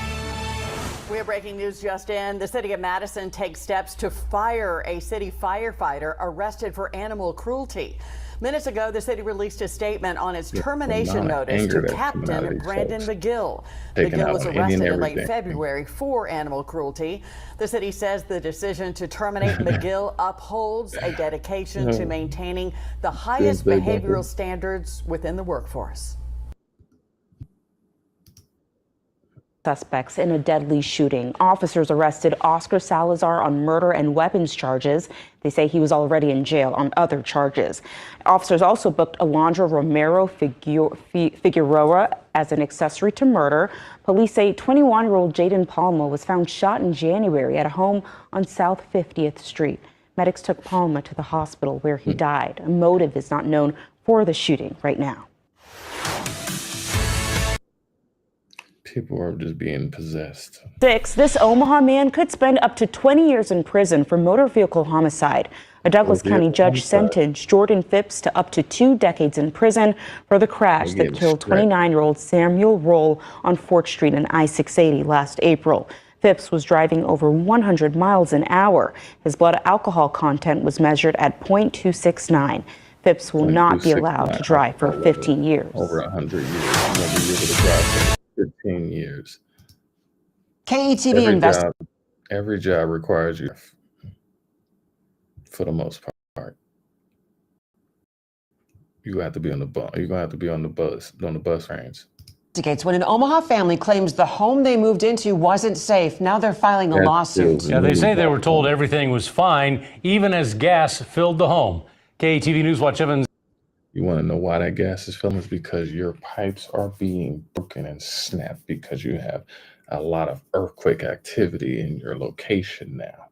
And that's radiating and registering to where those pipes that were fitted to be and locked, you are so guaranteed and secured that no, that person did their job. Oh, but now that pipe then got busted and broken, bent, out of shape. And so now you're seeing a large influxes of houses filling up with gas now. You got a lot of fracking in Oklahoma and Texas. Drastically bad right now. It is what it is. It's not just that, but this is judgment. Aaron Hegarty reports. This home is everything Carla Bonilla wanted it to be. Yeah. Me and my husband, we've been working so hard to save and be able to afford a house. But just days after moving in, it becomes a nightmare. They smelled gas at a visit just before signing off on the house last fall. And she says as they moved in, my realtor told me, oh, there was a gas leak, but everything's been taken care of. MUD was there. You're good to move in. When we moved in, the smell of the gas never went away. It actually just got stronger and stronger. Bonilla says for days they trusted what they were told. I guess that was my first mistake because I trusted someone that was supposedly like taking care of us. When they got headaches and dizzy, we thought, oh, it's probably because we're in a new house, we're not sleeping. It comes, oh, we're tired after the move. But on day 6, the smell of gas became too strong. They called MUD. They asked us, what are you doing in this house? Like, the gas needs to be shut off because there's leaks inside the house. They evacuated. Bonilla says she and her husband were admitted to the ER. But she says it's their daughter that had the highest levels of toxins. All the nurses and all the doctors, needles, pokes. It's the parents' worst nightmare. She says there's a lot of blame to go around. The lawsuit lists the seller, the seller's real estate agent, and the contractor the agent hired. MUD notes show they ordered a lock to be put on the meter after inspecting the system before Bonilla closed on the home. The contractor told me he did cut a gas meter lock to repair the leak and turn on the gas, and there was no leak when he left the then vacant home. Bonilla says the responders from MUD told her that in some ways, they're lucky to be alive. Even the MUD people told us if you have like a candle lit over there, it would have exploded. It will be a different story. MUD turned off the gas and tore up the walls to stop. I don't know when the exact house was built. I don't think I got that information, but in Omaha, Nebraska, this is where it happened. But for that to be occurring now, and to seeing so many parties, like I said, this is desperate times call for desperate measures, and you got people who are cutting thin into let's say return on investment or the profit margins, where there is no margins. There's no more cutting into slightly. You're cutting into meat and bones now. You're cutting into the inside of the bones. I forgot the name of it. What's it called? The marrow. Cutting into the bone marrow. And so you got people who are relocating. It's the Great American Shuffle all around the place. People that got burnt out, they're trying to find new locations and new places. And, you know, these places have been on the market for a long time. The people ain't really had the money to continue the maintenance and the upkeep. To, you know, they lied about the equity in the places and stuff like that. And so no different from the cars that's being sold. Every single thing is being shifted around and being thrown around and tossed around and trying to be sold for top dollar for garbage now. That's where you're getting the major correction. And the people that are going through this correction are the people who bought at the high point thinking that it was going to be a higher point, and now they realize that they got stuck at the lowest point, and now it's the super, like, it's a whole loss for a lot of people right now. The leak. What the guys from MUD told me, smelling gas is not normal. Smelling gas, even if they tell you it's been taken care of, just open your windows, it's not normal. Now she says she hopes a win in court will help pay for all the medical bills. Someone has to be accountable. That's Aaron Hegarty reporting. Now, the contractor who cut MUD's gas meter lock told KETV News Watch 7 he's never cut a lock before, but he says the agent told him it needed to be done quickly. MUD tells us they referred the illegal act of cutting the lock to authorities. Doesn't appear that's going to be prosecuted. My thing is like, don't get yourself involved in deals you don't understand. You knew about this leak. Desperate times calls for desperate measures. You just got your ass into that house. You know, there was time to stop, you know, waiting, and people will do because they got stuff. They got a job to do. So yeah, they're not gonna tell you everything that's wrong with that car. And they're not gonna tell you everything that's wrong with that house. And even then, majority of these places are not built with our hands anymore. So they're not blessed. These places are not consecrated. You're not seeing people who are hired into these jobs who go around and who actually will audit the whole place. When I was getting trained doing audits on real estate with a good brother of mine who was really training me, I was able to see stuff that I would have missed because I wouldn't have been thinking about it. I wouldn't have been paying attention to it. The more you know, the better you grow. And lo and behold, I'm grateful that I was able to, okay, now you should be able to look at foundation. You should be able to look under your home. Go under and crawl. If that's going to be your place, go under the hood. Look at the infrastructure, the foundation, the wood. Is it bitten by termites? All these water and gas leaks and stuff like that? Do you know the topography of these locations before you move in them? What's the insurance? Why you got a lot of questions that must be asked. And a lot of people now are making decisions without actually looking into any thorough investigation because we're in a ChatGPT era. And people that have gotten away with getting 4-year degrees, cheating, are now getting caught with their pants down, realizing that, oh, they never studied. They had somebody else doing it, or they were cheating. And that's how a majority of all of these people have been getting to the top. Nepotism and cheating.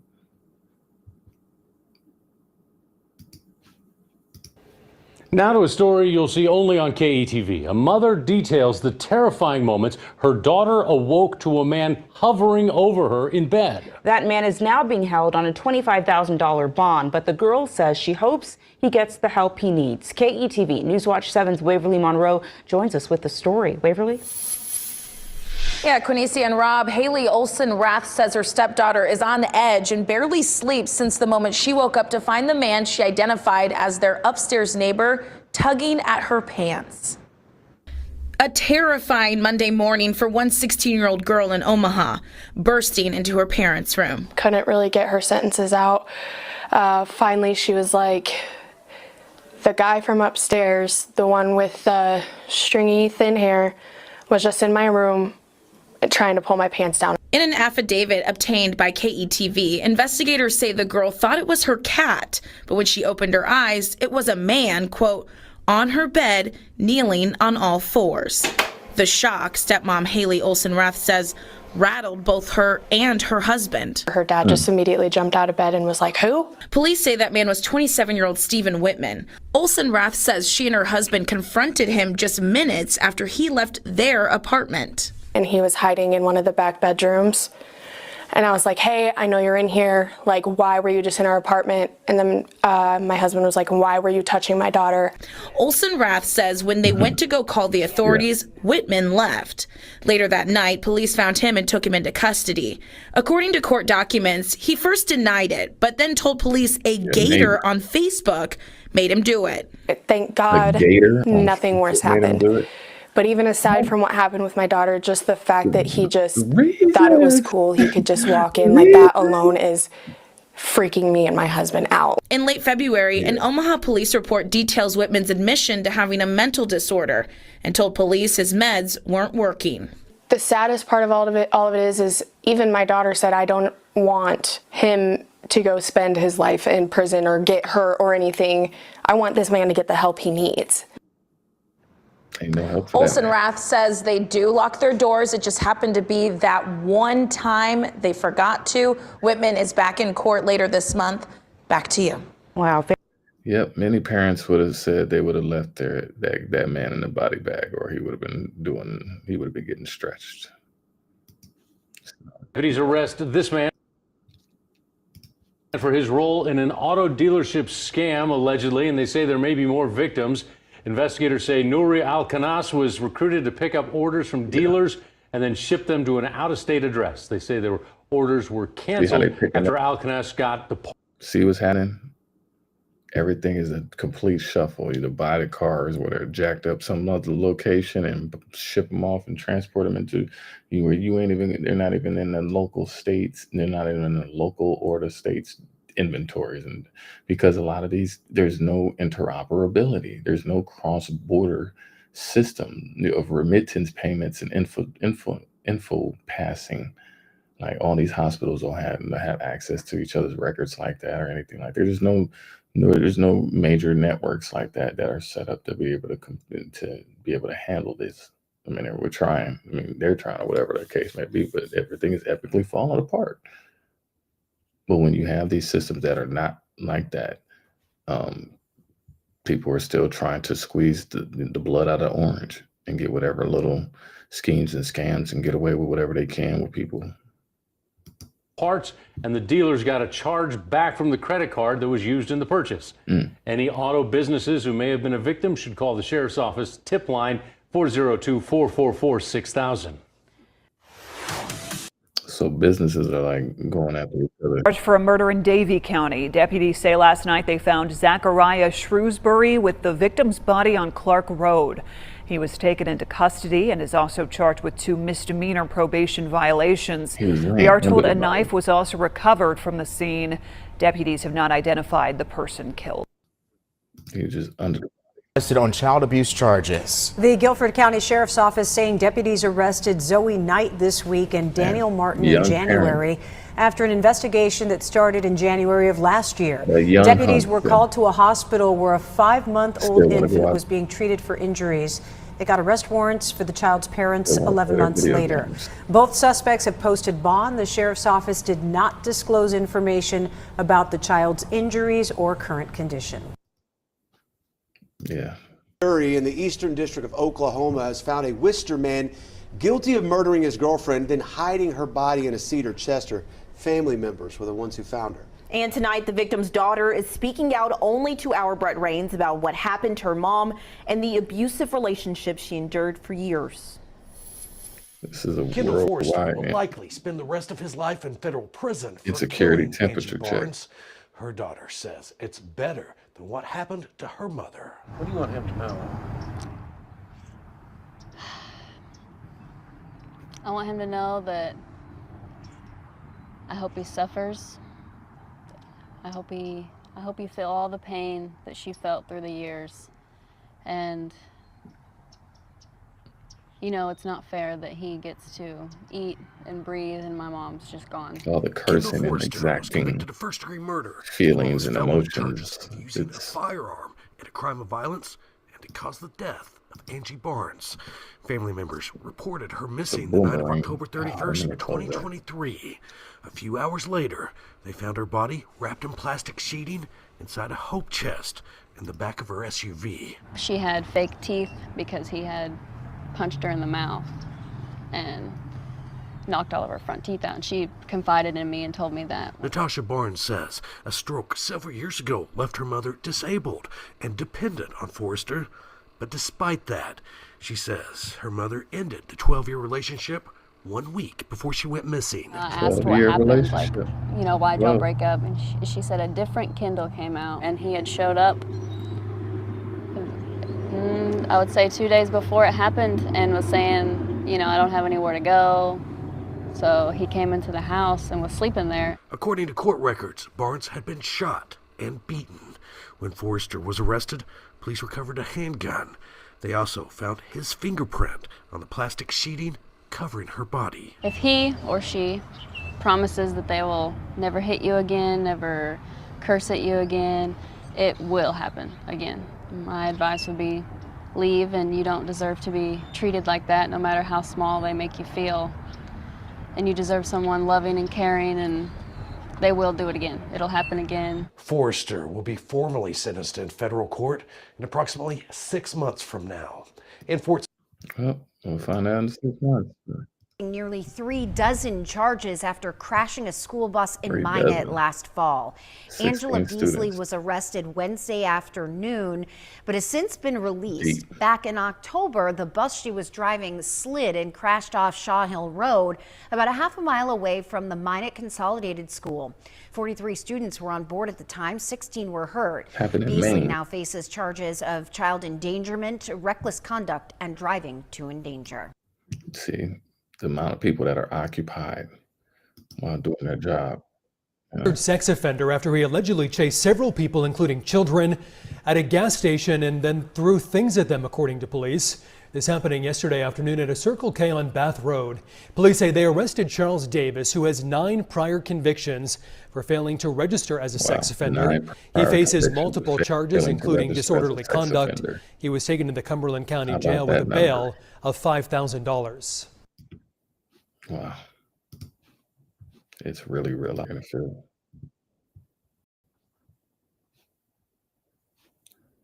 Whew. Can't go nowhere.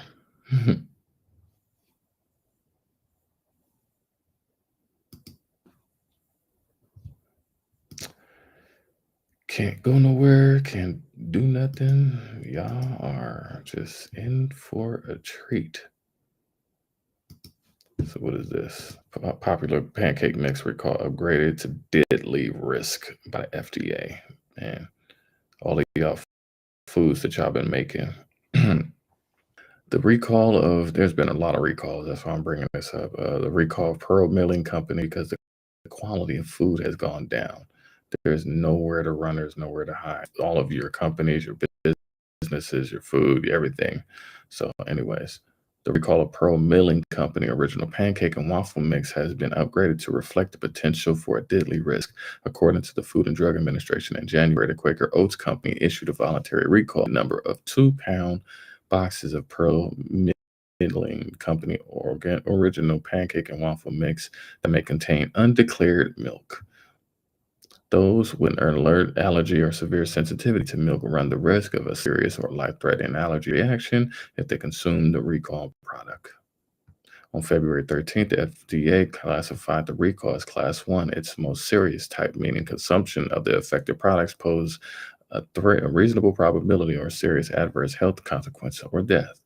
While this classification update may seem delayed, it's in line with the FDA's standard communication process. If consumers may have an alert allergy or sensitivity to milk, they should not consume the product. So yeah, there's problems with all of their food. So, yep. It's a legit one. It's got a laser and a light on it. Oh yeah, that's legit. And then it's got the cartridge that shoots the darts. Oh my god! What the are you doing? Oh my gosh! Are you serious? Sorry. Is this like I would? Yeah, even though it's a spoof, it still had a lot of truth into it. So, like I said, I've been making my own food, and my own food has been cooked with so much love and soul. It's been blessed and consecrated with these hands. You're going around doing all this other stuff, yeah, you're finding out the wrong way. Can't go nowhere, can't hide. Look at this. He jumped right in the water. This animal just came out of nowhere. You almost got him. Whether it was a shark, I don't know what it was, but yeah. It's like you're not welcome nowhere. Like, look how fast it swam in comparison to him swimming. You know, that's the crazy part about it. Like, the drugs is crazy. This dude's head is wide open. I can't believe he's just picking at his head open. I can't believe this is going on. But, oh, I even show it. Yeah. That's what's going on. That trank, that flesh-eating trank, and the other one that eats the flesh, yeah. They're walking around with their whole head, like, literally gone. Bones and all this stuff. Yeah, it's just really bad.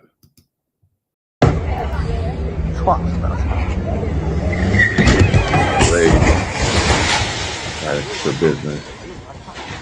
You just minding your business, you're at work, you're doing your job, and somebody else into your business establishment, all of what you didn't put into there. Everybody put into this. It's just instantly. So yeah. Not moving. You're on the wrong side of the road. Excuse me. You're on the wrong side of the road. Really? You're on the wrong side of the road. Yeah. Not moving. You're on the wrong side of the road. Excuse me. You're on the wrong side of the road. Really? You're on the wrong side of the road. Like, wanted to do it, you know. Not moving. Like, You're on the wrong side of the road. On the wrong side Excuse of the road, You're I'm on gonna the keep wrong out of the side way, of the you know, road. 'cause got dogs and all, like the inconsideration, the pride in wanting to flex the inconsideration. Flip the trash can over. This was funny. Okay. My kid's alright. He wants to come outside. He ain't got no diaper on. It's chilly as hell. Then you get this, right? Right? And then you... I'm kind of weak now, but... God damn it! Fuck this shit, man. Yeah. Everything to them is FGOD. That's what it is right now. Everything is FGOD. Every aspect.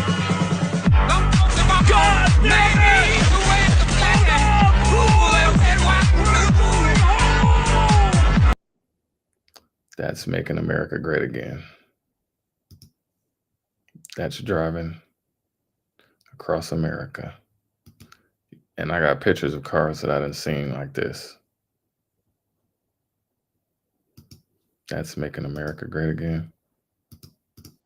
So famous in here.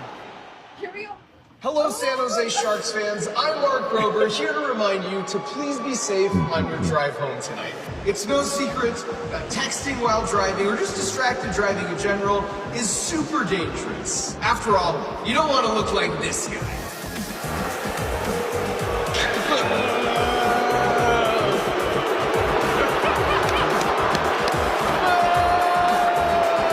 They're having fun calling each other out, but it's really serious. This person.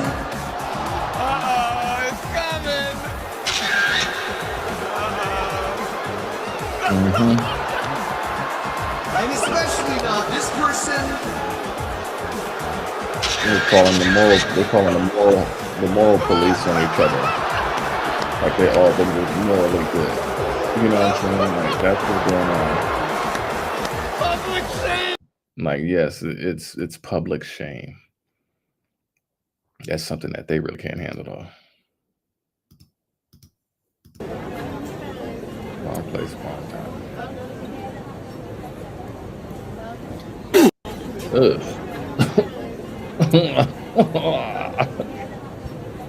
I didn't see that.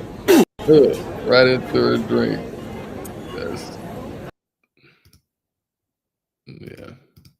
I was trying, yeah.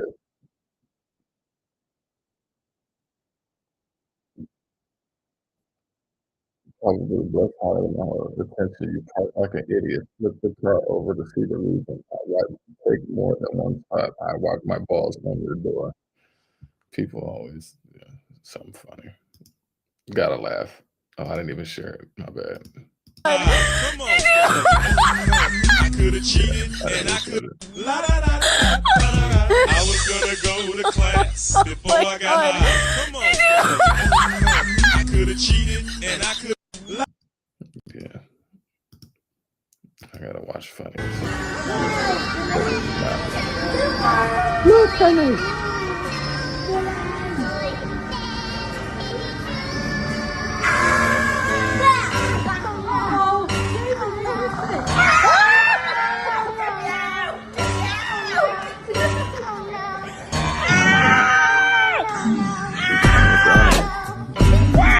That's really what's happening now. Laughing, but laughing, but real serious though. Because y'all keep going out in these places trying to mess with these animals. Yeah.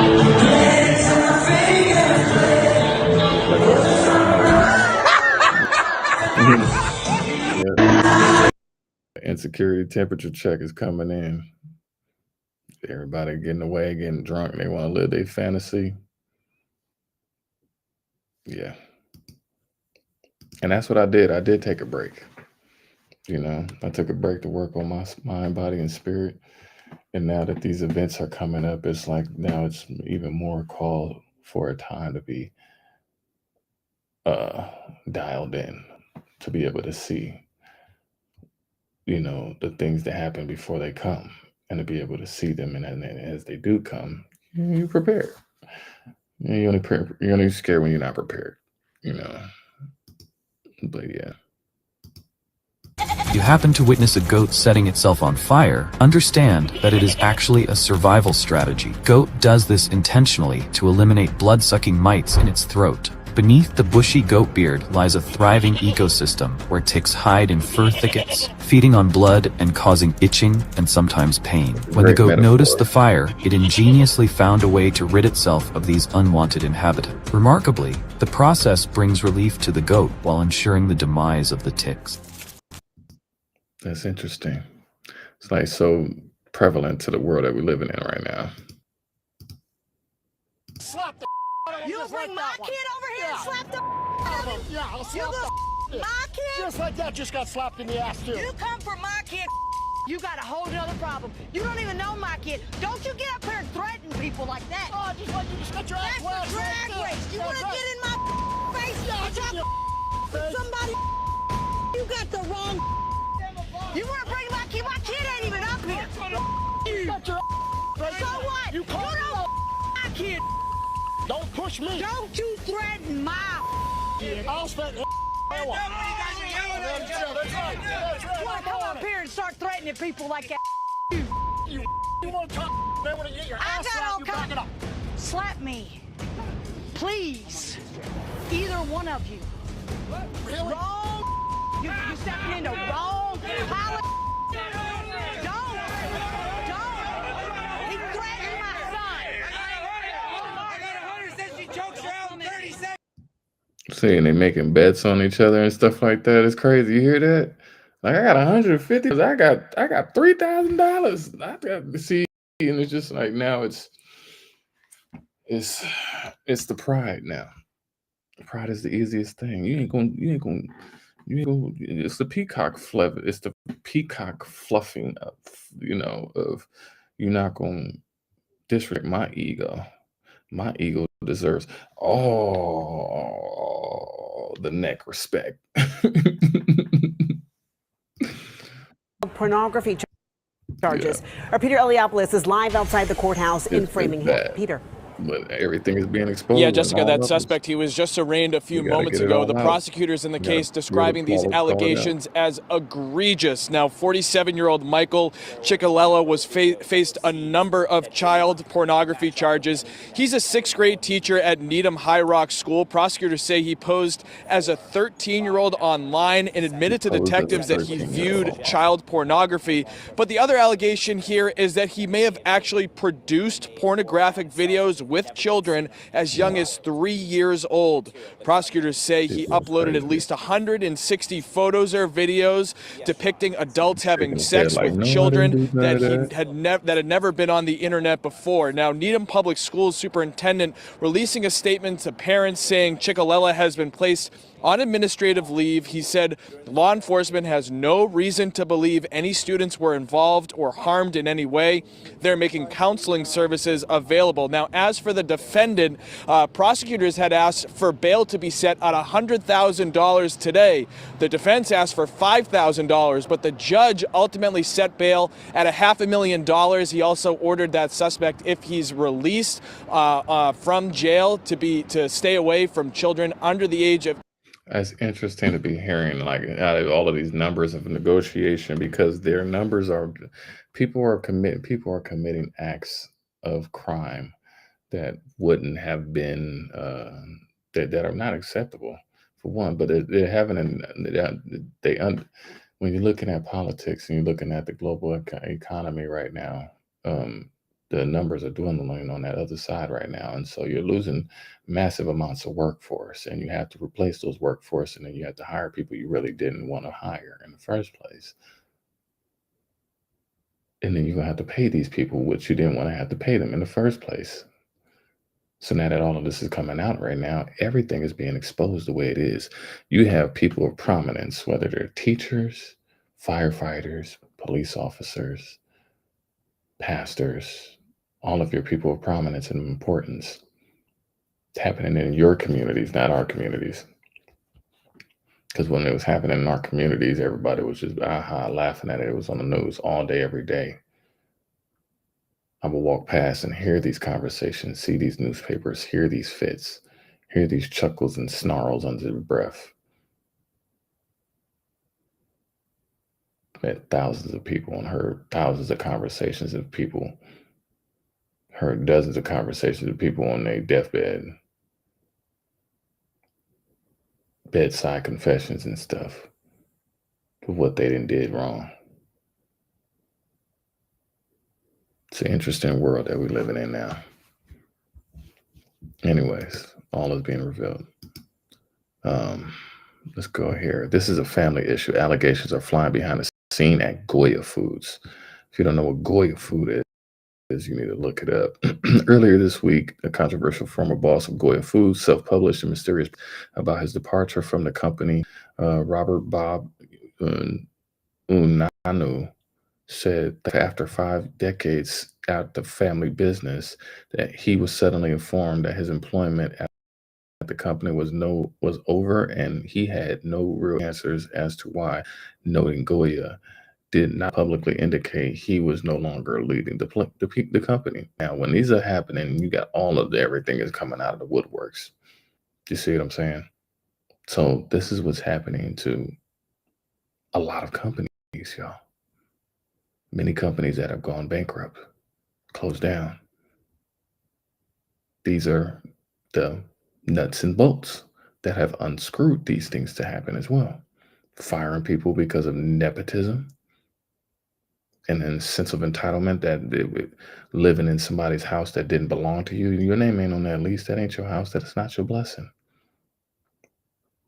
This is real life lessons, y'all. I noticed for myself, guilty as charged. You learn. These are not L's, these are lessons. So when you're seeing people being emotionally triggered and they're attached to things that do not belong to them, now you start seeing that greed pop out. You start seeing that envy. You start seeing all of these different things because it was salacious. It was delicious. It was presented to us as if it was okay. Let me put 10 pounds of bacon bits on your burger because we said it's delicious. We have all the meat. We're the Burger Kings. We're the this, we're the that's. We're the kings of the Hot Pockets. Yeah. So when you're seeing all of these different companies go through major catastrophes, and you're having budget cuts and cutting people that have been working there, and these people are disgruntled because they got bills and they got to keep up, and they're mad because they're getting cut because they didn't give you the good amount of years, and now, yeah, you're seeing people that are 70, 80, 90 years old that look like them having to get back up and go to work. I saw a 99-year-old man standing at the front greeting people at Walmart. Engaged in the mortgage, you are engaged in the deed contract contractually into your mortuary until your mortality is gone. You're seeing people having to re-sign mortgages for 40-year mortgages, 40-year mortgages, 50-year mortgages.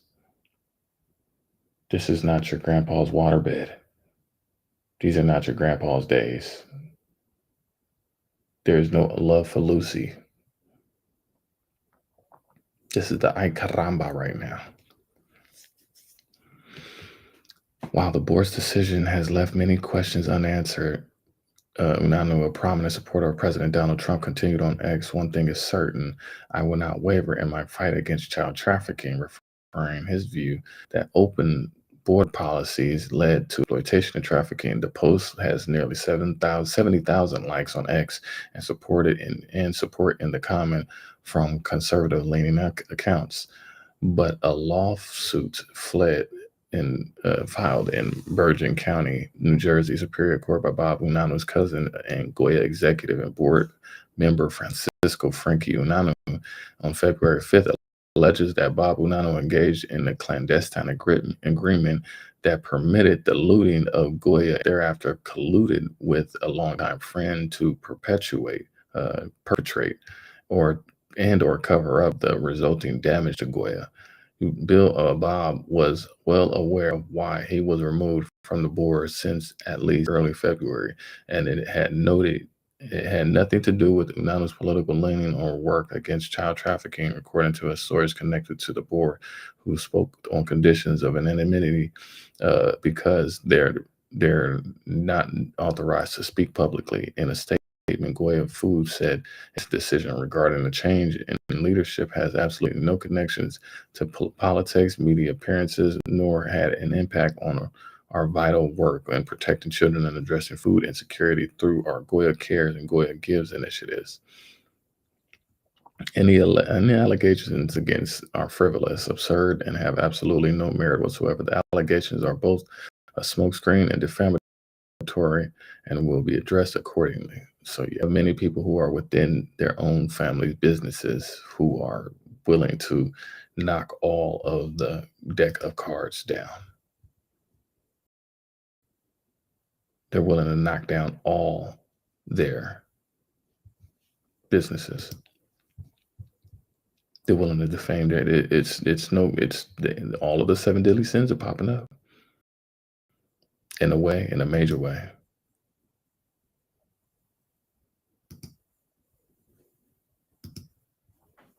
In a major way.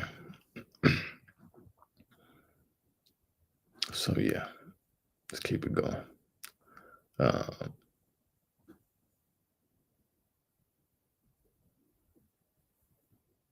Like I said, you got a bunch of stuff going on in their houses that are being exposed. You got all these little coats and rituals and like weird stuff going. That's what I'm guessing at this point. The eyelids and stuff. The eyelids they painted, yeah. Holy shit. I didn't even look at it. I was like, oh, is that her? Yeah. This has been a while. Yeah. I like her to see mother and I need to check on the child. Okay, child's sleeping. Okay. So Mother do that. is in rest. Okay. She has rested. Go ahead and go with one of them, please. Oh, share with you. James. Okay, Jason. Yeah. Okay, I'm right here. Oh, it's okay.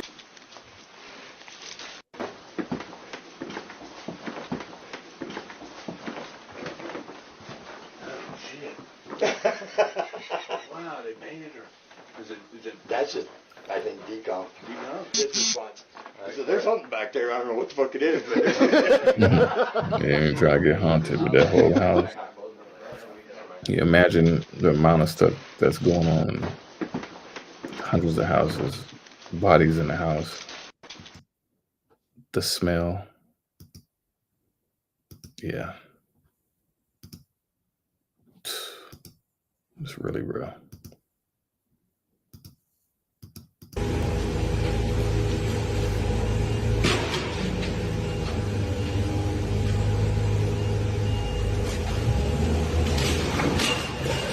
They're outside with it. They're outside with it.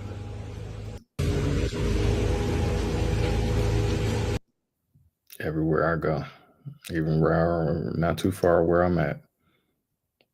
It's crazy because I was just watching. No, I was just actually traveling through where I reside, and the amount of houses that are in pre-foreclosure or foreclosure or already like abandoned, where everybody's stuff is on. You know how you see a whole community of row of houses where the trash is on the outside. It's like, what the hell has happened here, where everybody in this community is just it's empty. Empty.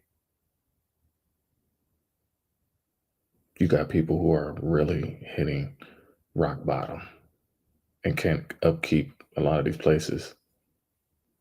This is everywhere. And I'm about to be going back out there to witness this again, to see it in the whole, like, this is round two going around. Anyways. We're dead. The fuck is happening to you? I know. Hi, you're dead? What? You're dead? Are we dead? Yes. Are we dead? Yes. I'm the Grim Reaper. Are we dead?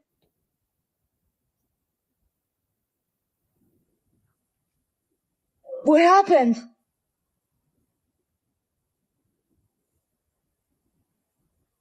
This is crazy.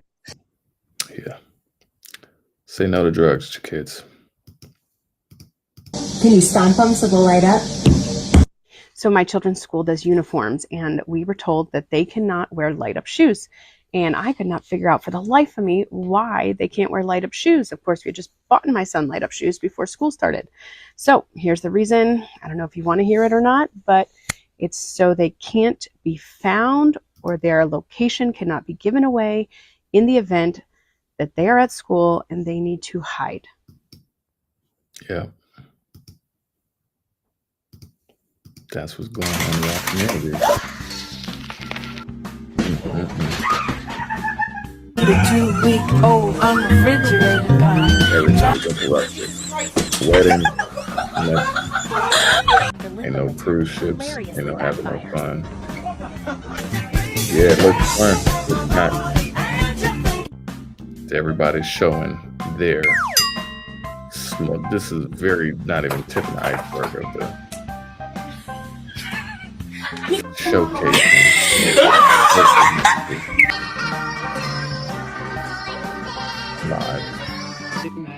It's funny, but when it's it's no longer funny. Like, he just lost his job. You know what I'm saying? Like, it's no longer funny when you break your whole collarbone. Like,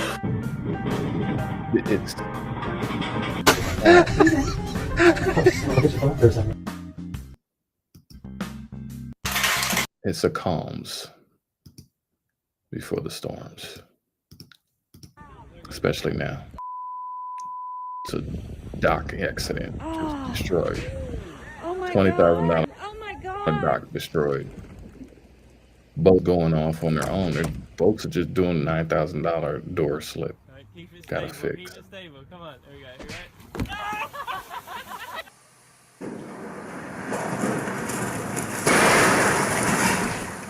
$4 million harbor repair.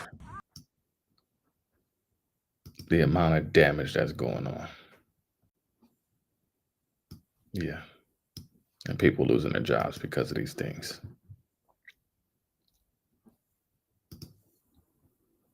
Yeah. Man finds out his brother has to go to jail for drunk driving.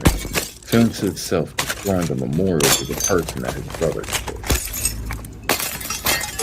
That's the emotional. Like your brother took these people out and you mad that your brother gotta go do time. And you destroy the memorial to desecrate the people. This is what these people did to us for such a long time. Now that it is happening amongst your own. And everything is being recorded. There's not 1 second that this is not being recorded. Yeah. I'm ready.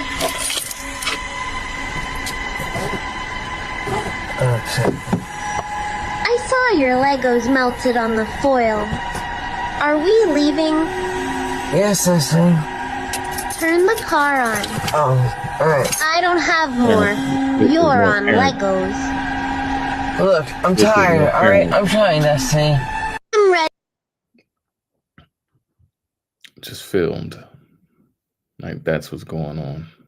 These kids is highlighting and showcasing what the parents are doing and collapsing. Like, oh, I can't take this no more. Yeah. People getting haunted.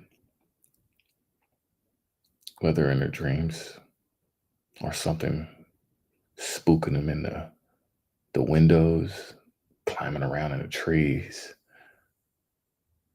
It's real spooky at night for folks right now. I promise y'all, I sit outside and I'll just look at the stars. Beautiful. I'll see stars shoot across the sky. I'll look at the definition of the stars blinking and bright and looking at the moon as it's starting to become a full moon right now. But I'll hear the screaming and yelling at night. People arguing way off in the distance. I'll close my eyes and just listen. People are truly disturbed. And they taking it out on the kids, taking off on the dogs. This lady took it out on her dog the other day. I just went to go get my little steps in, walking. So yeah, people are spooked by a lot of stuff that's happening right now. Whether it's a joke or not, it's staying with people. These events are staying with people. These are events that are the staying power is bleach stainish. That's the staying powder. That's the staying power of this trauma now. It's bleach stainish. What? Somebody in the window. No, there's not. We heard a ticking clock. Don't go nowhere. Stay right here. Oh, yeah, now you believe it. Now you believe it. There's something in the window. Something in the window, huh? Yeah.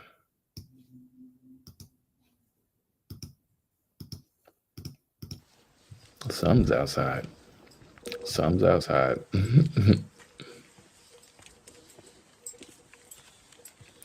Everywhere they go, they can't have no fun. I think these are the precautions that have to be taken. The animals are like ripping their vehicles apart now. Those are like porcupines, animals and rodents that climb up inside of the cars and cause damage. So that's what's happening. While these people are trying to get, trying to relieve some stress, go out in the wilderness and, I need to get it away. I need to get out of on this vacation and get away from the job and all that stuff. And then they end up going on, and then it's just a string of horrible, unfortunate events that happen during these events that people try to go off on their escapism. The tire gets flat, the engine blows, they lose their credit cards. There's a porcupine inside of your engine, get bit by a bunch of mosquitoes. It's just a whole string. It's the episode of if anybody's seen American Gods. It was in the beginning, I believe. I think it was the first episode where I guess the Vikings landed on that land and they got shot with all the arrows and the pestilence, and they were trying to they had to commit acts of violence in order to please the gods, whatever like that. But this is what this is kind of turning into now. Dear bruh. Exactly.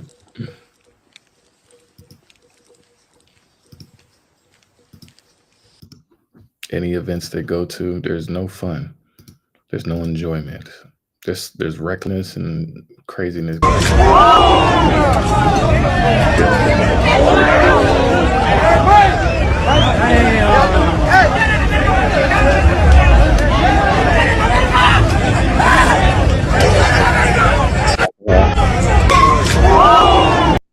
cracked in the middle of your forehead for no reason, by somebody just being stupid and reckless at all of these events. The amount of alcohol consumption amongst people right now is skyrocket. That's what's the problem now. People are under the influence of minis, trank, elephant steroids, fentanyl, meth, lean, pills, all kinds, uppers and downers, all at the same time.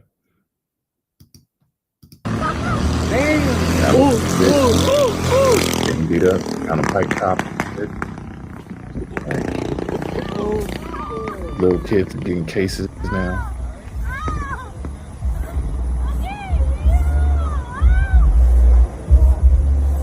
They used to be able to get away with things like this. And brothers and sisters still. This happened in Puerto Rico. And when that safety cable broke in the restaurant in Puerto Rico, parents put their celebrate. Snap. You know what I'm saying? Whole life is flashed before your eyes.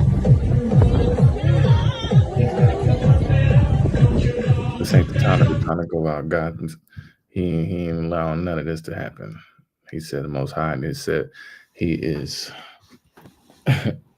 He said you need to do the work to show thyself approved before you get out here and think that you can celebrate these victory laps I got for you. Nah, you ain't did the work. You ain't even ran the yards. You ain't even jumped over the obstacles. You ain't even broke the tackles. And even if you did, you didn't even still get past the finish line. You didn't get to the touchdown. You dropped the ball on the 1 yard line, trying to celebrate and boast, thinking everything's all good and thinking you all over because the blessing is happening. No, you just ain't nobody exempt. You got work. You got shadow work. You got to do deep down in your core and your soul and your spirit. This is a fight for your soul. To be thinking that you can just parlay up and just have a good time without thinking that you ain't going to just clean up your mess. Everybody acting like you ain't made no mess. You ain't made no mess back in 1989. You wasn't doing what you was doing in 2001. Oh, you must have forgot about 2016, huh? You know what you did back in 1957. So yeah. This ain't no exemptions. This ain't no exemptions. So yeah. I think I just got through a whole bunch of them. Keep on going. That was a good run. In Harrison, Arkansas, will serve probation for stealing money from his church. Yeah. Brian Herring pleaded guilty to theft and forgery charges on Monday. All the churches He got still 17 years probation for the theft charge and 3 years for forgery. Several members of the church reported missing money back in 2023. Herring served at Harrison Faith Church starting in 2006 when it was Faith Assembly of God Church. As part of the plea agreement, Herring must pay back $100,000. All the different ways y'all keep trying to season. The Most High is definite. He is the Alpha and Omega. He is one of one. And y'all keep trying to do all these extra, false prophets. Yeah. It is that time of the season. Wow, I got through a bunch of them. Oh, let me bring this up. This was interesting. I want to see because a lot of rain is coming in. So a lot of these regions, a lot of the rain is coming into these regions where you wouldn't have thought that there should be rain, but there is. California's Central Valley today is home to 7 million people, the state's capital city of Sacramento, and generally contains farmland almost as far as the eye can see. But it wasn't so long ago, geologically speaking, that this entire region was several hundred feet underwater. For a moment, imagine that you were to suddenly find yourself 700,000 years ago at the peak of the Sutter Buttes, which is the highest point in the Central Valley. While today you can see the Sierra Nevada mountains to the east and the Coast Ranges to the west, you would unexpectedly see something completely different. This can't be right. This looks like Lake Michigan. As you look around, in every direction, there's a massive and deep body of water as far as you can see, extending 15 miles to the east, 20 miles to the west, 97 miles to the north-northwest, and a whopping 323 miles to the east-southeast. In this vast lake, what would later become the cities of Bakersfield, Stockton, Modesto, Chico, and Sacramento were more than 100 feet underwater. Wow. This overall body of water was known as Lake Corcoran, which for a time spanned an area of 19,000 square miles, a figure fairly close to the modern size of Lake Michigan. Oh, wow. So, how did this forgotten Great Lake form, and why did it disappear? Oh, I'm underwater. Before I answer these questions, I'm going to first remove a potential point of confusion. If you were to have looked at early 19th century maps of the Central Valley, you might correctly note a drawing of a massive body of water in the southern half of the region. This body of water, although generally often being greatly exaggerated in size in ancient maps, did indeed exist, but was not Lake Corcoran.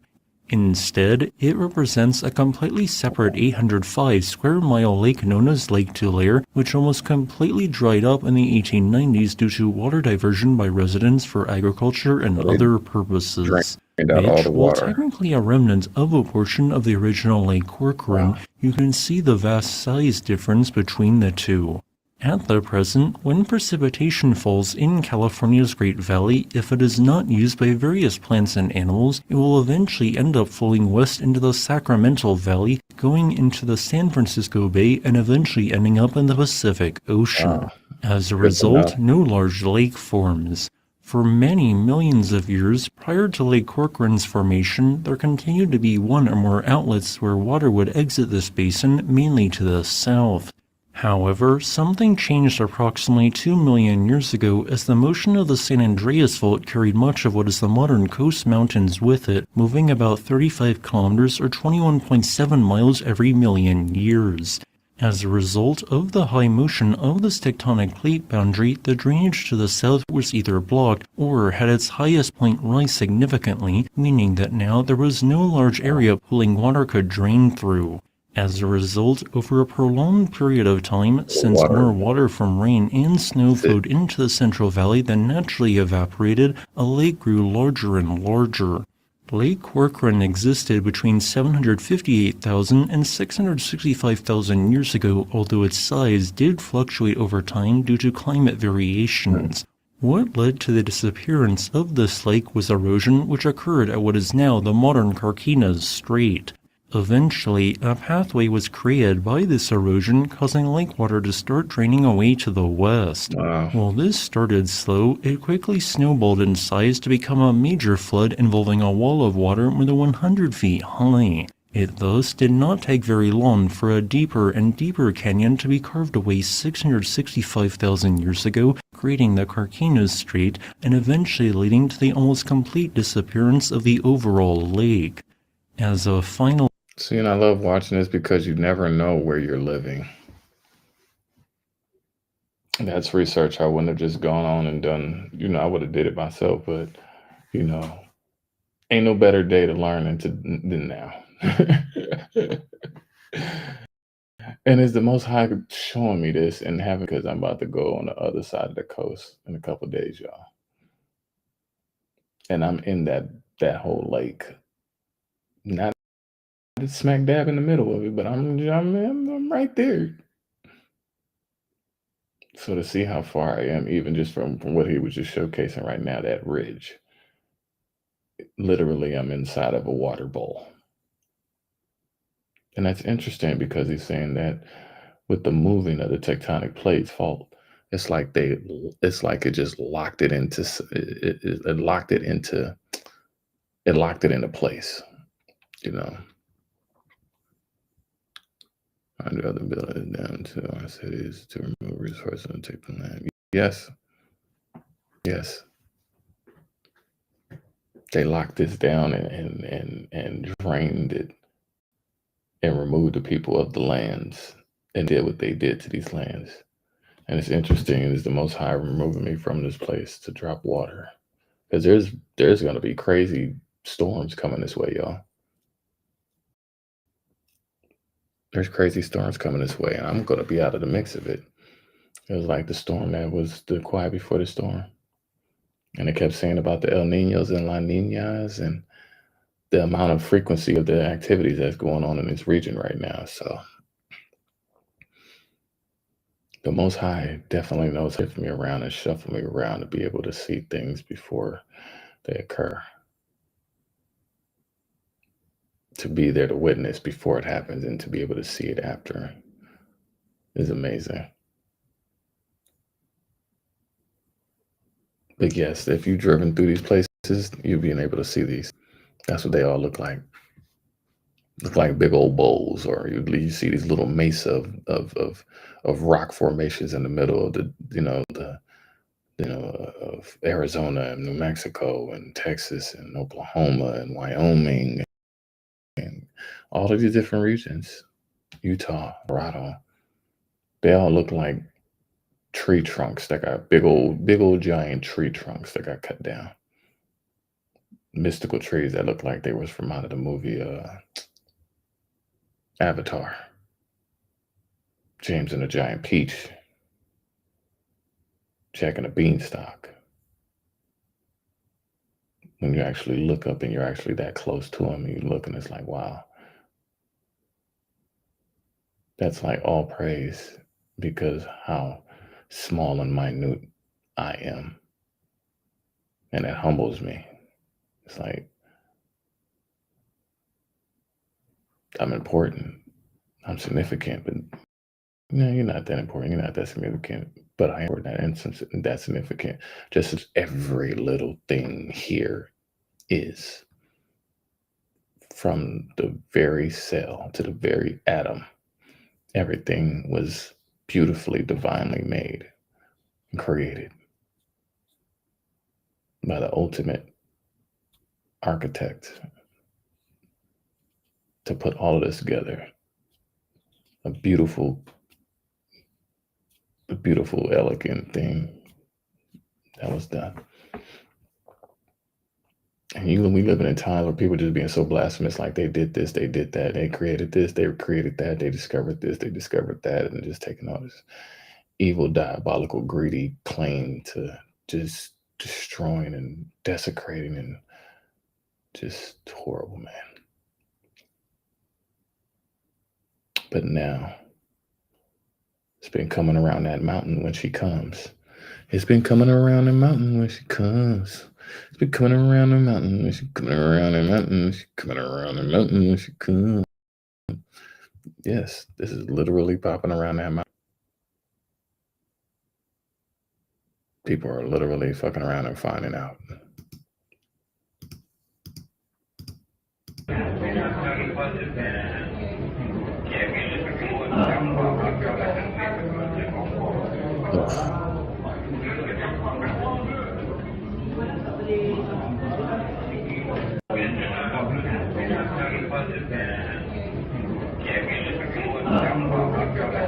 Yep, finding out the hard way.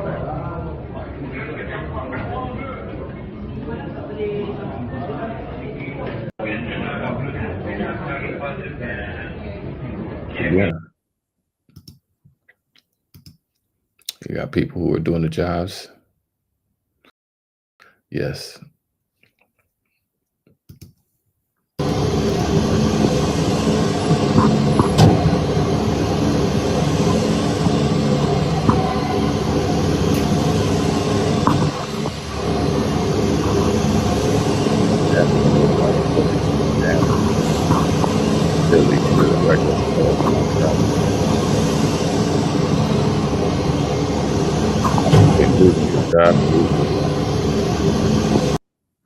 Yep. Busted into the shop over here. You see anything? Just doing what? Checking my light, my blinkers. Oh, okay. Listed. What's that? All of them being Okay. 115 kick-on registration. Charles 9161 Adam George on a Springdale trailer. Hey, somebody just busted into the shop over here. You see anything? Yep, lying ass.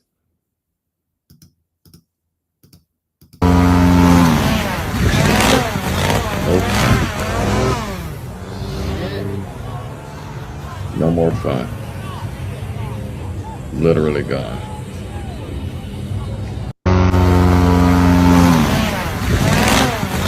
Yes. It will be ending soon. I hear you. I'm almost there. We almost do all of these videos. We did a great job on these videos today. I did a lot of research for y'all. I really do try to bring this together to bring, you know, a great presentation for the brothers and sisters, you know, to try to inform everybody in the nation of what is out there and what is happening, what is to come. We see it, but, you know, it's good to see it in its example, in its example, to be able to highlight, you know, to be able to show records of this. We're observing and reporting, and we are the new writers of history, and we must continue to be able to write it as it is and as it is happening, as we see it, as and from all the experiences that we've gone through, that we've accumulated this knowledge and wisdom through the experiences in our own lives. We aggregate together and we consolidate everything together, and we put it to good, reasonable, you know, use to make sound decisions, whether they're in defense or in offense. That's how I put it. But nonetheless, this is still, you know, takes a lot of work to do this, y'all, you know, but I'm glad that I'm excited to be enthused to be able to do this for the nation, to be able to keep everybody informed and seeing from a, you know, the regular Joe Schmo day about your day, where we got to still go and operate and integrate amongst all of this stuff, but we walk around so heavily protected that, you know, we're able to see this with with bigger opticals to be able to report this back, that, you know, all I'm doing is reporting the things that people been thinking in their mind, like, man, did you see that happen? You know what I'm saying? I'm like, man, are you thinking what I'm thinking? Yes, I am thinking what you're thinking, because I saw exactly what you were seeing as well. And so it's just a matter of making sure that we, you know, keep each other and share the information and people get informed. You know, that's the main thing, is I'm here to inform people on what is out there, and we all just keep it together, you know that we're going to be all good. Yes, we'll get through that. Run through some recipe, because it's about to be for mine. I need to get myself ready. But yeah, like I said, got ringleaders coming with a lot of fraud scheming and stuff like that. They're getting exposed on a lot of this stuff. $250 million pandemic fraud scheme in Minnesota. Bach and co-defendant will be the second group to stand trial in what prosecutors call one of the country's largest COVID-19 related fraud cases anywhere. Yes, all that and preyed were predatorial on our communities. We thought that all of this was all good, telling our people that, you know, you ain't family if you don't go get no Jabberwocky. You can't come over my house, rolling the necks and everything. All of these people that have peddled this poison through your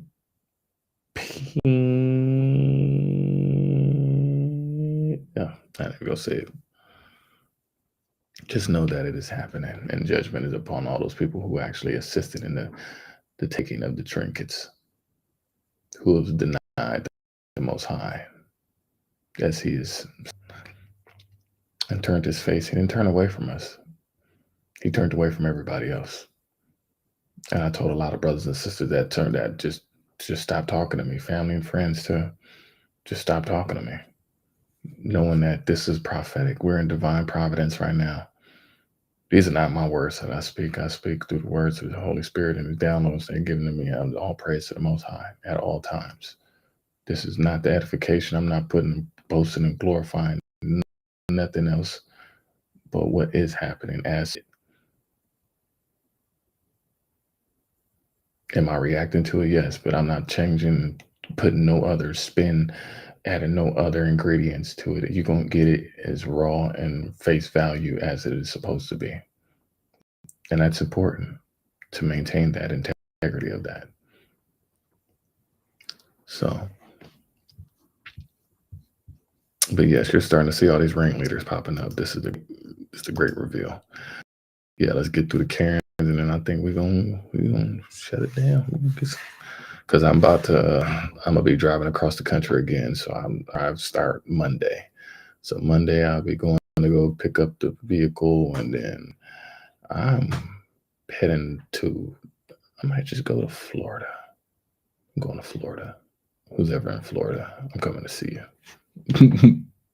In Atlanta. I'm gonna be in Atlanta. I'm gonna be in all the states, like I said. I'm gonna be on all the states, but I don't know what, probably on some military base. They're gonna be using me as a little space monkey for SpaceX. Like, we found him. I'm getting coerced, y'all. I'm getting, if y'all see me in the rocket ship. If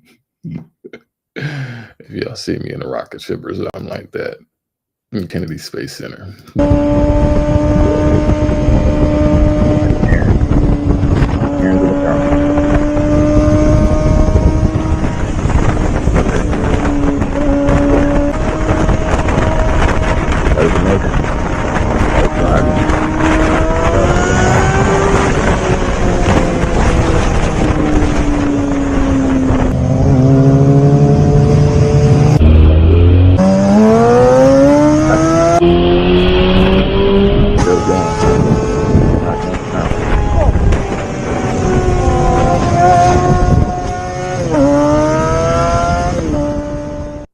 That's what's happening. You got the Karens and the karma. Oh, she almost got hit. She almost got hit. She almost got hit by a car. She got shit on her pants. She got shit on her pants. She shit herself. You almost made her shit herself. These drugs is tracing her with a 2x4 with no shoes on. This bitch thinks she can whoop my ass for apparently no fucking reason. What the fuck is those? The bitch wants to know if I gave her a boy a blowjob. Now how hard is that to explain when dick's going every fucking mouth? I have no clue. Y'all out here smoking that shit, blacking out. What the hell? You need to get your shit together, shorty. Look at them cross on your neck, blacking out like that. Oh, that was funny. I didn't expect that. That was funny. You need to get your shit together, shorty. Yeah. Come. Bro, it's a one-way, bro. Yeah, it is. Yo, stop fucking filming, no, bro. No, I'm not gonna stop. Bro, it's a one-way. Why the fuck are you parked in a because that road was blocked. Okay, so move back so people can go, bro. Well, people are going. Bro, shut the fuck up and get out of the way, bro. Yeah, okay. Back the fuck out. No. I hope you fucking put that on YouTube, you pussy. Okay. I'll beat the fuck out of you. Okay. Okay. You were not wrong because we were blocking. Buddy, no. Yep. Buddy. Just move. Okay. No. Yeah, the war of words. You're not gonna test my ego. I've seen people when they're going in there and try to be slow boxers. Make the clothes come out of there. Little Chinese lady, little Asian lady, out there. In and out there. In and out of there.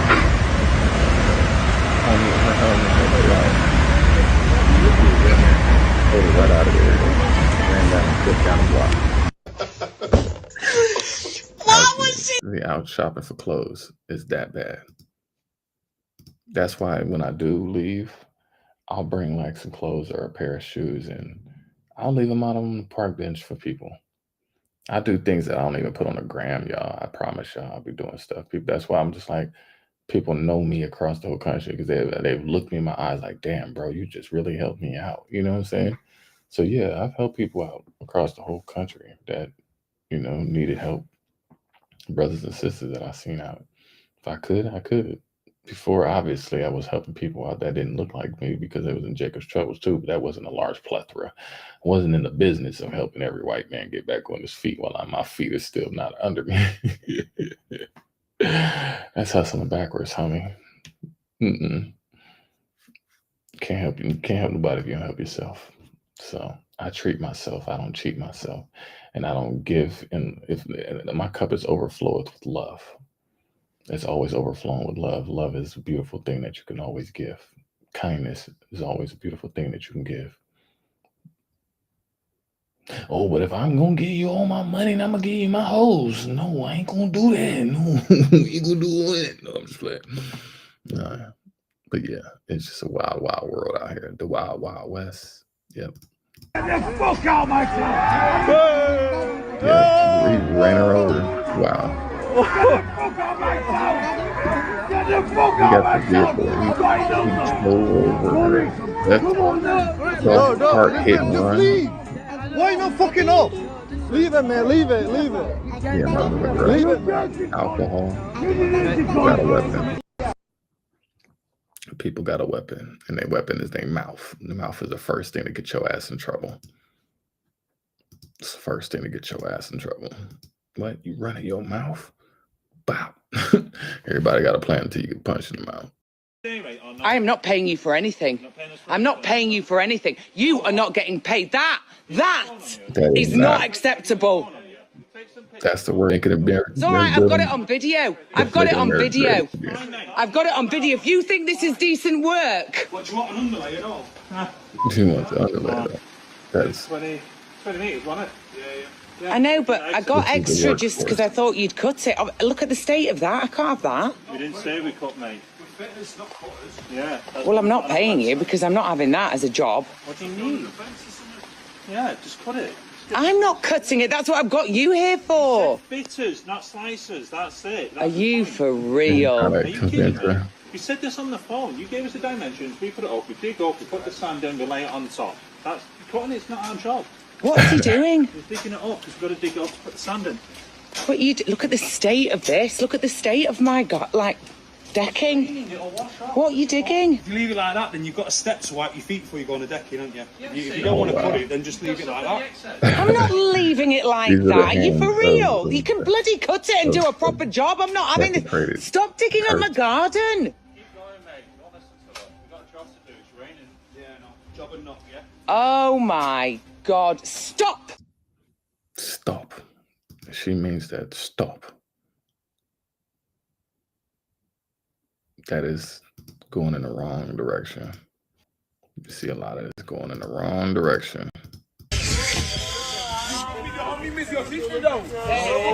Everybody's number one. That's the youth. Lied, died, fried, and laid to the side. This is what is going on, y'all. We are seeing the cooking. We are seeing the cooking of the brains.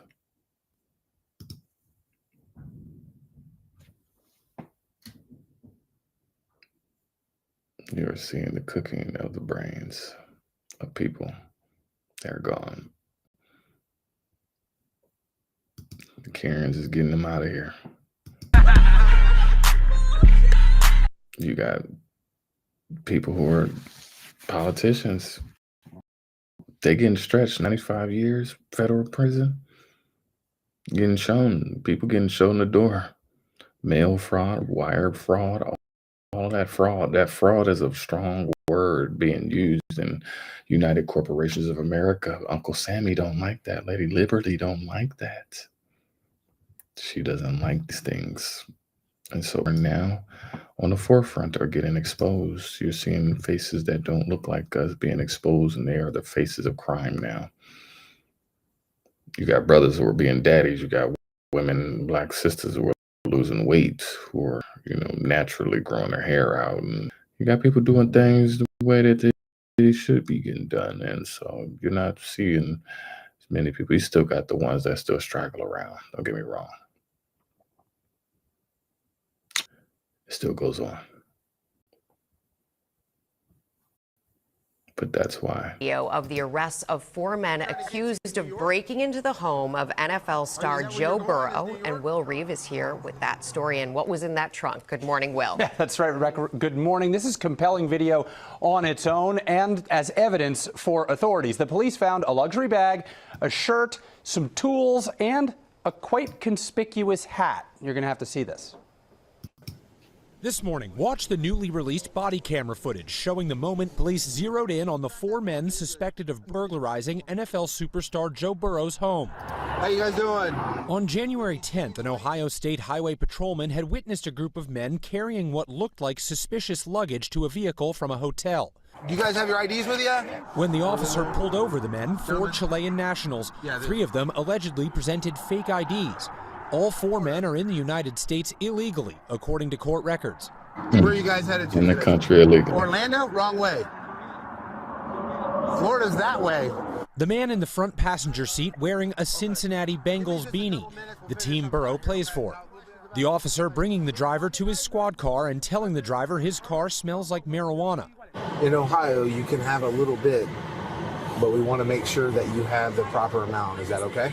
The driver agreeing to let the officer search the trunk, which reveals a Louis Vuitton bag and a shirt from LSU where Burrow played in college. Police say the items may have been taken from Burrow's home. And then, hidden behind the glove compartment, tools police say are often used by South American theft groups to break glass and enter houses. I don't know what they are. Window punches. Police suspect the 4 men of being involved in robberies of multi-million-dollar homes in multiple states. Burrow's home was broken into on December 9th while he was playing on Monday Night Football. That incident part of an apparent pattern of athletes' homes being burglarized while they're out on the job. Wow. Kansas City Chiefs superstars Travis Kelce and Patrick Mahomes, both recent victims. It's frustrating. It's disappointing. But I can't get into too many of the details. And in the NBA, Milwaukee Bucks forward Bobby Portis posting surveillance video from his own home invasion, showing 2 masked men with backpacks ransacking his house while he was playing a home game. Portis pleading for the public's help. Any info that leads to the return of any of my belongings will be rewarded handsomely. The 4 men from that body cam video were indicted by a grand jury on felony charges related to a string of burglaries, and people are Burrow's addicted to may have been one things. of them. Well, we saw all that evidence there in the trunk and with them right there. How addicted we are to things. Yes.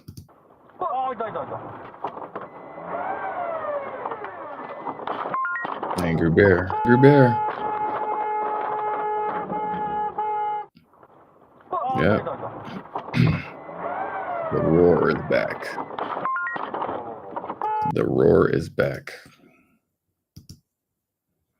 Yeah. Ain't getting away no more.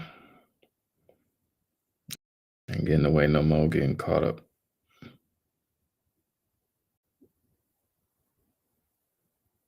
This is just the stupidest stuff that's happening.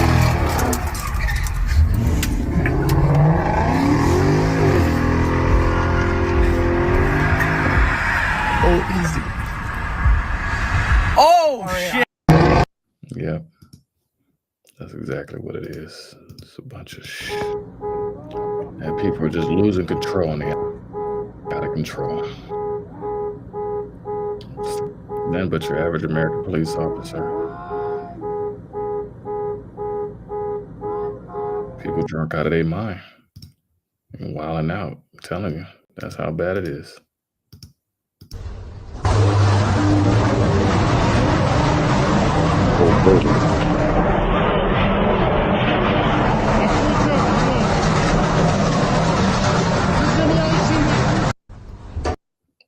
Everything's on demon time. It's showing itself. That's what's going on right now. All of these experts, you people you call that, are getting paid stupid amount of money.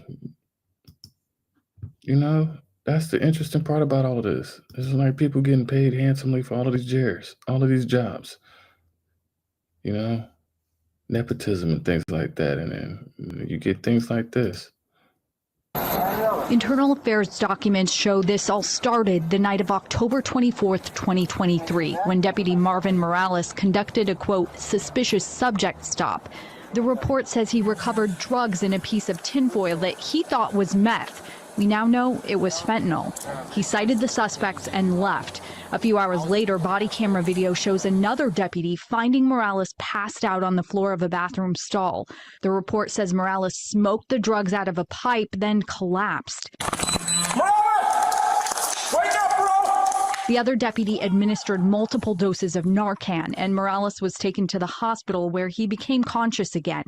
And the report notes this caused emotional distress to Deputy Morales' partners who responded to save his life. There was a large-scale emergency response, which you can see in this video when our crews were on scene. The report says while Deputy Morales was at the hospital, samples of his hair tested positive for meth, which they say typically indicates chronic use. Wow. In Sacramento, Lizzie Mitri, KCRA 3 News. Now, in January of last year, the sheriff's office notified the deputy that it planned to fire him for doing drugs on the job, not following booking procedures for drugs, and for lying. But before the department could fire him, Morales resigned, and he said that was for personal reasons. On October 24th, 2023, in Sacramento, California, a Sacramento County Sheriff's deputy overdosed in the Central Division Station's bathroom while smoking fentanyl that he confiscated from the drug addict at this Shell gas station. Wow.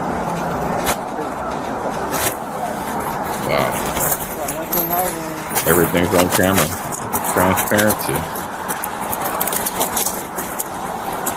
Everything within them. They all got a favorite pill. They all got a favorite all of this. But it's all being exposed. That opium. That opium got passed down generation, and that passed down generation. Getting harder and stronger and heavier and easier, and that's what it gets to. Put somebody over and somebody got it down. After, bro. Otherwise, you're here. Take that dude's life. At least took it off of him. He would have been the one that had been out there OD'd out on it.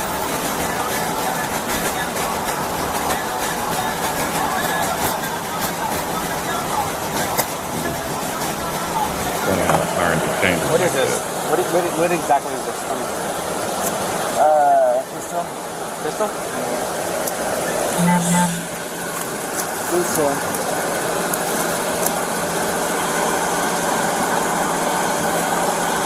Look at it and sit on and have a good time with all that. Yeah. And that's what they're doing. Right as kept. All this stuff I want to be said and talked about.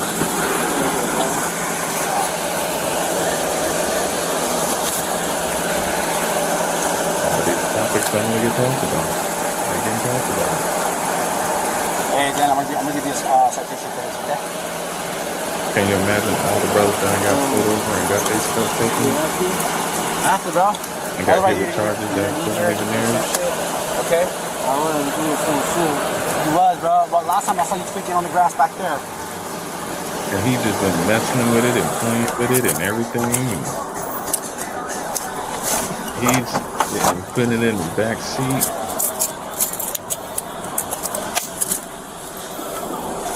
Yep. He's covering it up, all of that. Yeah, he's been touching all of it now. I'm putting new gloves on now. Literally double for your trouble. He putting that inside of his black glove. I'm just gonna ride him real quick. You're gonna ride him real quick. You got to fix for the day. Chasing that dragon, boy. Chasing that dragon. He's like, oh, that looks good. Where you joking? Hey, I'm here. This is my area. You see what I'm saying? Like, yeah, this is my area. So, no, I need that. That's crazy, yo. I mean,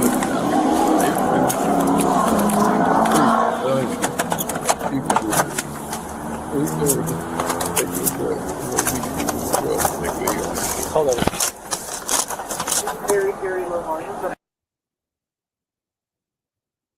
and then he kneeled over.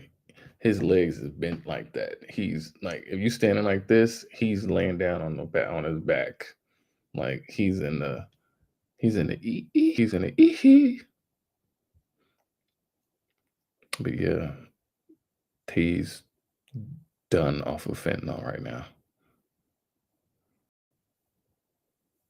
That's why I was like, damn, people just sitting here trusting all this stuff that you get off of the streets now. Like I said, desperate times call for desperate measures. You're sniffing more baby powder than you are whatever you think you're taking.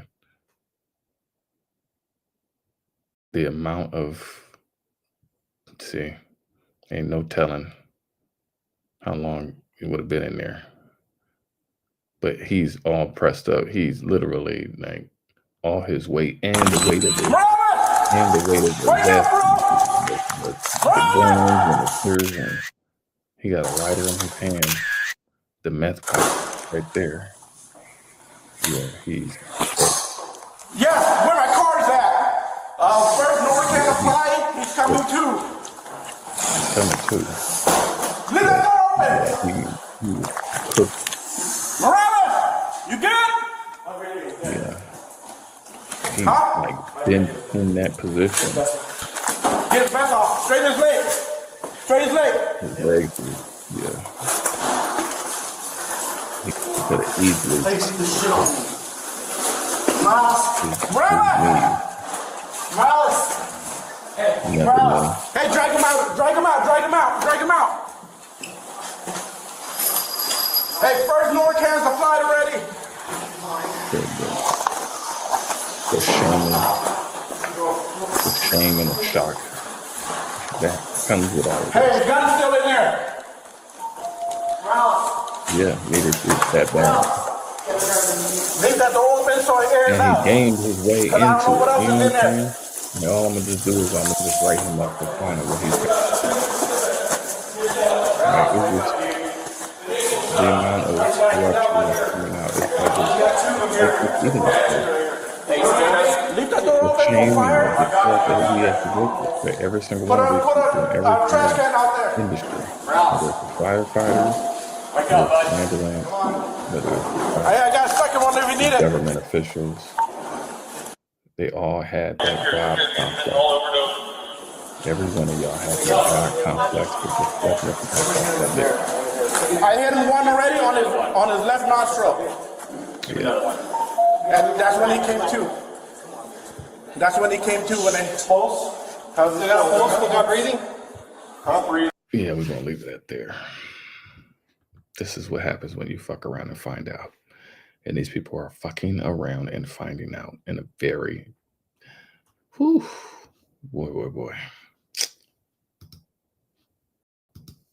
Y'all seeing itself. We all been seeing it. This ain't nothing new under the sun. This ain't nothing new under the sun. It's just good that it's being showcased. Stiffening, we definitely got more, but I am, what time is it? I gotta go get some food because I'm gonna make my chicken again, y'all. I promise y'all, this chicken is fire. I got it on my mouth. I got it on my taste buds right now. I cook it for the sister when she comes by. And now she's like Felicia, like, oh, you got some more of that chicken. She's like, they be making fun of me, like, see, now that's why every woman like dark chicken. Yeah, that is every reason why women like dark chicken. That is a good reason. Yeah, you kind of suck if you don't know how to cook.